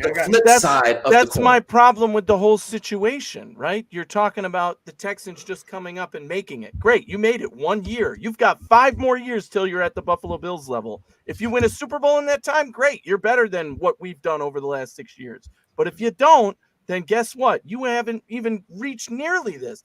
The whole point of what I started ranting about was that Brandon Beane has made this team what it is. And Brandon Beane has consistently made this a Super Bowl contending roster and made the roster better through what he's done. It's not every single thing he does that hits. Of course not. That's not the nature of the job. That's not the nature of football. But he has made this team better every single year and closer every single year. And this year is no different. He has done the hard things, gotten rid of the players that needed to be moved on from, and taken this team to another level with as little to work with as he's had yet. So to me, that's almost, you're giving more credit to Brandon Beane and then saying he should be fired. How the hell are we 5 years now away and still contending, winning the division, getting here, whatever? It's because Brandon Beane is doing that. It's because he's making this roster what it is. It's because he has done the right things to make this roster better and move on from the right guys and make the right moves. And again, come September, that is where we will all be.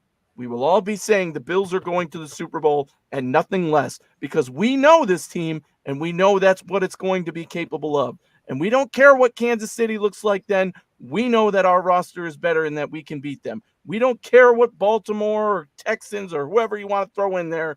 Our roster will be better than theirs, and we will be the team to beat. I don't care what ESPN tells you. They're wrong. I don't care what the national media says. They're wrong. I don't care what players who have left said. They're wrong. This team is going to be right there competing for a Super Bowl next year in January when it counts, playoff time. And that is what that's because Beane has worked his magic and made it happen. Even in a year where you take the big dead cap and you don't have free agency like you were talking about and you can't sign big names, you still improve this roster by pushing the right buttons and making things happen with less to make more from less. So that's more of a credit to Brandon Beane than anything the Lions have done, than anything the Texans have done, because those teams scraped the bottom of the barrel for years upon years so that they could blossom now in these couple of years. The Bills have been consistently good over the time the Texans were bad and the Lions were bad to even get a chance. Okay, and the Ravens, look at them. Would you rather be the Bills or the Ravens?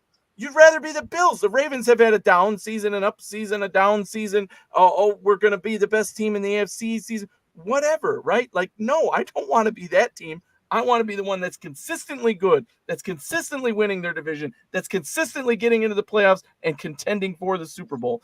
The pieces haven't all fallen together yet because of injuries and mistakes and whatever you want to say, but Beane has put this roster in a place to win a Super Bowl every single one of those years. I do just want to bring this comment back up real quick. I know you put it up here. I want to talk about specifically the last sentence. The draft is all we got. This year, right? It's this year. What I thought, man. What we got is, this year is all we got is the draft. He has to hit.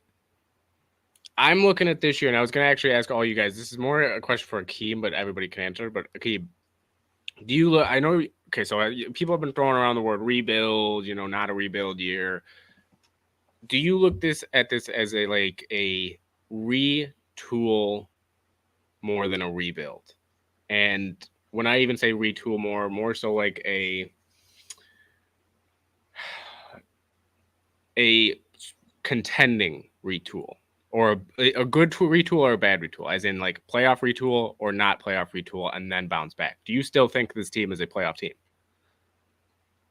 Oh, you're muted. Hold on, I got you. Oh yeah, absolutely. The Buffalo Bills are still, a playoff team. The foundation is in place. You know, it's about the foundation now, right? The foundation is having that good coach. We know our coach is a good coach. We know our GM is a good GM. We have a bookend left tackle. We have a franchise quarterback who's a top 3 quarterback in this NFL. So we have core pieces in place. We have still a solid defense ran by a defensive-minded head coach. So once we have the core pieces in place, the main core pieces in place, that's going to sustain our success as long as we continue to implement those necessary role pieces and hit on those role pieces to complement our core players. And this season, I think the Buffalo Bills have done a good job doing so, in terms of adding pieces and adding depth pieces, Austin Johnson, and adding the draft pieces we added tonight, and adding Curtis Samuel, and adding guys that we've added. In my opinion, we've been able to hold that fort in terms of remaining at least at minimum status quo in terms of what we're expecting the Buffalo Bills to do this season. I expect a very good football team come September. So I got another follow-up after that is then, so you think they're a playoff team. What are they missing that would make them a contending team, in your opinion? I think there is still a piece missing on the offensive side. I like the addition of Keon Coleman. I think there's more to be desired at that on that side of the ball in terms of getting Josh Allen more weapons. We have to score points in this NFL. We have to have the players to do so. We lost Gabe Davis. We lost Stephon Diggs. I think we lost 2 starting receivers that, in my opinion, provided a dimension. Say what you want about Gabe Davis for the Buffalo Bills in that offense. So adding Keon Coleman is a nice piece, but I still would like another piece to go along with Keon Coleman. And I think in Joe Brady's offense, the way he likes to throw these short passes and check down and throw the ball to the running back, I think running back 2 is another piece we can afford to get in the 5th round and can be an impact player for the Buffalo Bills. On the other side of the ball, it's all on Von Miller in terms of pass rush. Who's going to make that play when we need a play to be made? 3rd and 6 and the game is on the line. Who's going to make that play? It's going to be Ed Oliver. It's going to be Greg Rousseau. Can Von Miller get back to form? So I still have some questions in terms of who's going to make up for that pass rush. There's no more Leonard Floyd and his 10.5 sacks. So I have some questions there. But beyond that, it's more about filling in depth pieces for the Buffalo Bills, because I like our starting unit. Just on that last answer, when you said that, it rang a bell for me. I wasn't a huge fan of the 3rd pick today, but when you say that, that's immediately what came to mind. Okay, 3rd and 6, who do you want on the field? You want a guy with high energy who's going to bust his ass, get through the line, make a play. Wait a minute, we just drafted that guy. We just drafted that guy who can do that, right? Like, on top of having the pieces in place like Oliver and Daquan Jones, we just added a piece who is that kind of difference maker and would come in exactly that scenario to me. The other end, the wide receiver side, the part that is annoying me is that people are like, well, you lost Diggs and you lost Davis. Look, nobody can replace Diggs 1v1. Nobody. That's not going to happen. But Davis, we added another receiver. Yes, we just drafted Coleman, but where is the respect for Curtis Samuel? You want to talk about short passes or what he can be? The potential for Curtis Samuel in this offense, he was a tier above where I thought we could afford. I did not think the Bills were going to get a level of a Curtis Samuel, and they were able to, because Brandon Beane was able to make it work, bring him in, and I think he is a contributing factor. You look just at our wide receiver room now versus last year, and I am much happier with where we're at now. Nothing is going to replace Stephon Diggs, but overall, in terms of spreading the ball out, in terms of who's going to make a play, in terms of what can you rely on, Kincaid, Knox, those 2 guys are going to be there. We know what they're capable of. But even just at wide receiver, you know Khalil Shakir is going to be better, right? I don't see him falling off. The guy is a catch machine, right? And he's only improved from everything we've seen so far. You brought in a Curtis Samuel, a difference maker, a playmaker who you can line up anywhere on the field and can run any route and make any play. That immediately is an upgrade, right? Sure, you lost Gabe Davis. I think Curtis Samuel adds more dimension to this offense than Gabe Davis ever could. And that's just going off the stats alone. What did Gabe Davis have? 8 games without a catch just because he had 4 with 2 touchdowns? That's not making up for that. I'd rather have that dynamic player. And we just added a Keon Coleman, who is that big bodied guy who can make those catches and everything. So the wide receiver room, the pass catching room is actually better overall. I had a question. Like luck. Yeah, it's been like 1 or 2 plays. Feels like at least to me. 1 or 2 plays. Look, I'm not taking away from the Chiefs. 1-2 plays I can get by. Luck I can kind of get by, but it's less. I'm not taking anything away from the Chiefs. They're very well coached. They've got the best player in the league. Yeah, exactly. I think Andy you're Reid. Oversimplification, Anthony. Which I'm looking for, like something more specific, because I have it in mind, and I think that when I drop it, you may kind of Travis Kelce. No, a guy that just I don't know. The trust I was going to say players this who aren't supposed to make the play, making the play. That's a good point. The guys who aren't got a week supposed to 18 be there and make the play in the Super Bowl, like who won? Who made that Super Bowl winning catch? Mecole Hardman.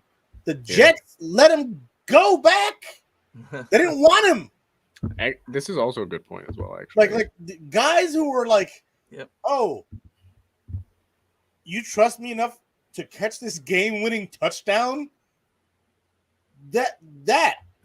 The trust in your lower end player, in the Chiefs' case, yes, Mecole Hardman was their lowest end receiver, in my opinion. He's just one of the fastest. But when the game was on the line, 12 seconds left in the game, who'd they go to? They didn't go to Kelce. They didn't go to Rice. They didn't go to Pacheco. They went to freaking Mecole Hardman, the guy that to got win cut the by the goddamn Jets. game. That's the difference between the Bills and the Chiefs. Is the Chiefs are willing to give the guy who's lowest in a goddamn totem pole an opportunity to win the freaking game. Okay, That's so it right there. On that point, especially, you're highlighting what I just said about the wide receivers and the pass catchers on this team. Agreed. Because we had 2 guys on the team last year who were completely useless all year long and into the playoffs and whatever. Never saw the ball, shouldn't see the ball, shouldn't have been on the field, could not be relied upon. Okay? We were just talking about position. we were just talking earlier about wide receivers' playoff performances. Sherfield and Hardy, Can they show up? Gabe, or not Gabe, Shakir, who didn't see it early and then saw it late. No. So Shakir came on, right? Yeah. I'm talking about your Trent Sherfields of the world, right? I'm talking about Gabe Davis when he doesn't show up. You can't have those guys like that. He made mistakes. That was the problem with Gabe Davis. I said, I love you. Thank you for your service. I never want to see you on my team again because you are unreliable, period. Just what you just said. Unreliable. Curtis Samuel is a reliable guy. He's not a Stephon Diggs by any means. But what is he? Reliable. He can get open. He can run routes. He can make a play when you need it. And we already have 5 guys like that on this team now. And that's what you need. So from your standpoint, that's what my argument is. If you look at the full roster of pass catchers, this team right now, and even though we still want to add another one, as we all said, this team right now has better pass catchers than we did last year overall. Because, yes, we lost Diggs. Gabe Davis, that is well overblown at this point to me. Kincaid's going to be in second easily year. replaceable. Emphasis on catchers, though. They catch the ball. Yes. Well, Kincaid will also be in his second year. Hey, next Knox level. now, and they're going to find Healthy, a different way to yep. use Knox. Hopefully. And he's more healthy coming off his injury. Yeah. So, and that's what I mean. And you look at you don't have Trent Sherfield holding down your roster. You don't have all these guys holding down the roster there. Bean has made it so that this team still moves forward with a better wide receiver core around the quarterback, around Josh Allen. Josh Allen can put that ball anywhere on the field now and succeed. Same thing with a James Cook. You know, that's you have a guy you can get the ball to now. You have a guy you can hand the ball to now because you're going to have 5 fast guys spread out, and if you give the ball to your running back, he's going to have an open lane straight up the gut, wherever he wants to go. because you have to pay attention to those pass catchers. Gone are the days of just find Diggs and we're good, and it's cover Diggs and this team can't do crap, because we have playmakers at every level of the field, everywhere on that lineup from today, from right now, from before we got Keon Coleman. I would argue you could put guys on the field to make that play happen. Keon Coleman only boosts you up even a little more. And if we get another guy that could be a factor, like a speed factor, Troy Franklin, great. Because that's only going to add another level of, we could put speed on the field. We could put strength on the field. We can do that. So this team is better now than it was then. Again, I think people get sucked into the ESPN saying, oh, this is what happens. Oh, the Bills are shitty now. Yeah, Akeem, it's been great working with you. No, he's a doctor. That's right. Top salesman. I wish, man. I wish I was at 500s. I hate sales, to be honest with you. I mean, I'm technically part of a sales team now, but I'm not. I don't do the actual sales. I am the support. So I'm not that. But yeah, that's right. It's Dr. Romeo to you. That's what I say when people piss me off. Anthony, no, Dr. Romeo to you. Thank you very much. Yeah, but that's the point. The team is better already right now, and we still have a whole nother day of adding picks where Bean is freaking come up smelling like roses all the time. So it's only going to be up from here. Yeah, and it's this roster has been built in a way to contend for a Super Bowl, still is. All this nonsense talk about, oh, this is a rebuild year, or, oh, look what the Bills have lost, is just ignorance, and it should not be coming from Bills Mafia. It should not be coming from those of us who know this team and talk about this team and are educated about what happens on this team and the leadership like Bean and McDermott on this team. Because the national media buys every story about, oh, look who they cut. Forget who's there. Forget what they've been planning for years already. Forget what the plan is moving forward. Look who they lost. Look what the dead cap is. There's no way they're going to be able to recover from this. Bullshit. Because we already have. We already had. Before we got rid of Diggs, there was a plan in place. And it's here. And this team will be better for it. So, yeah, again, tonight was a good night for the Bills. Not my favorite players picked. I'm not touting every guy as like, oh, that's an A+ home run pick. No, none of them were the guy on the board that I would have picked.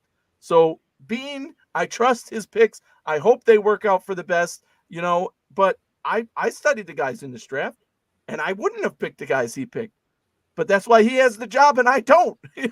That's it. Who else is the criticism going to come from? I don't know. Everybody in the media, like Nick Wright. I don't know. Everybody. Oh, my God. Bayless. I mean, the list goes on of who's going to come from. Look, everywhere. I'm somebody, like, I feel like we're all definitely critical of the team, too. It's like not like we're all, like, that's we're what critical I of mean. the team. Yeah. But it's just, it's again, it's all about how far are we taking it. And how far are we like, and I think it goes for all sports too. I mean, it's not just football too. It happens. I mean, not just Bills too. But it sometimes I'm like, yes, geez. We love it too, Andrew. Don't worry. I remember we love it. 2017 when the Bills went to the playoffs, and some dude kept telling me, he's like, "This isn't because of McDermott. He took Rex's team to the playoffs." I was like, "Fucking Rex couldn't take Rex's team to the playoffs." What the hell are you talking about? No, that's a new one. I had not heard that one before. And also. No, that's not even true. Like half the team was traded or cut. Yeah, and right. There were new guys brought in. Scrubs, man. That was the scrub year. They traded the playoff with scrubs. Ronald Darby, Marcel Darius. Like, what are you talking about? Let's say this is Rex's team. That guy couldn't take him to the goddamn playoffs, but this guy could. What are you?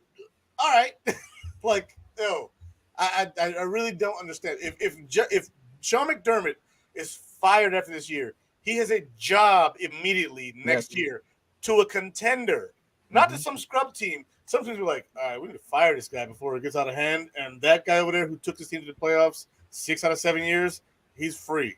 Let's look at Andy Reid. Yeah, that's exactly what happened to Andy Reid. And what did he do?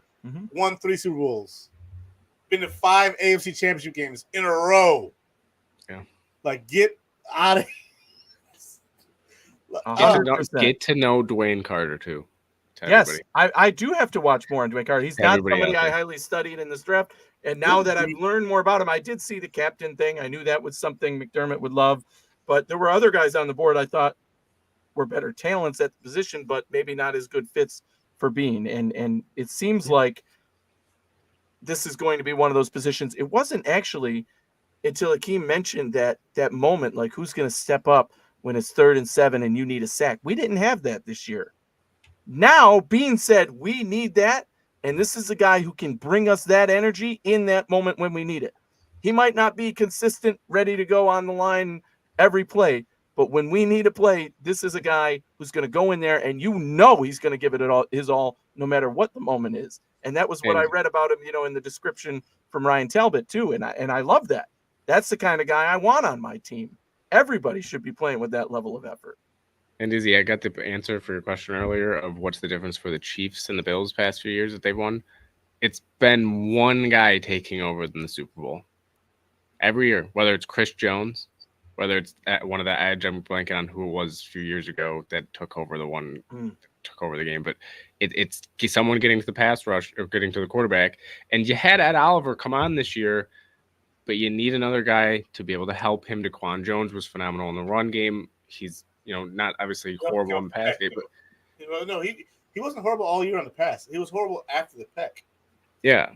So now you come in, you get DaQuan Jones back, you get Carter as well to cycle in. You get Von Miller, who's coming off now, hopefully to be able to more rest, get that pass rush.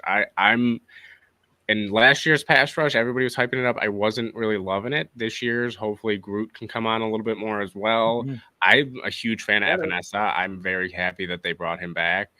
Hopefully he can stay healthy. So I'm excited to see this pass rush now, because I think if they can stay healthy, if Von can come on a little bit, I think it can be a pretty good pass rush in the league. Maybe not top tier in the league, but one that can make enough of a enough noise in the league. That was a great comment there. Who criticizes the Bills? Yes. Purple. It's purple. The answer's purple. Yeah. Fucking yeah. Absolutely right. Yeah. I am beyond reproach at this point.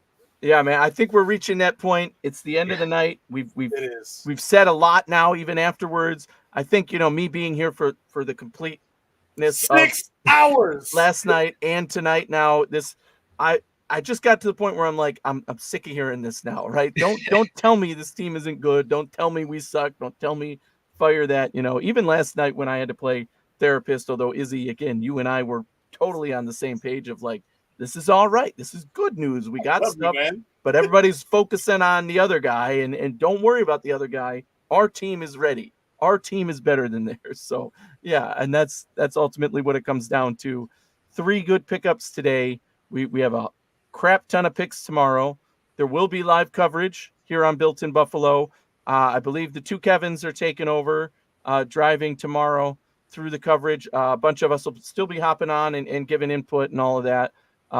But they'll be here throughout that coverage. What time does it start tomorrow? I should have double checked that. 12 midnight. It starts at noon, I believe.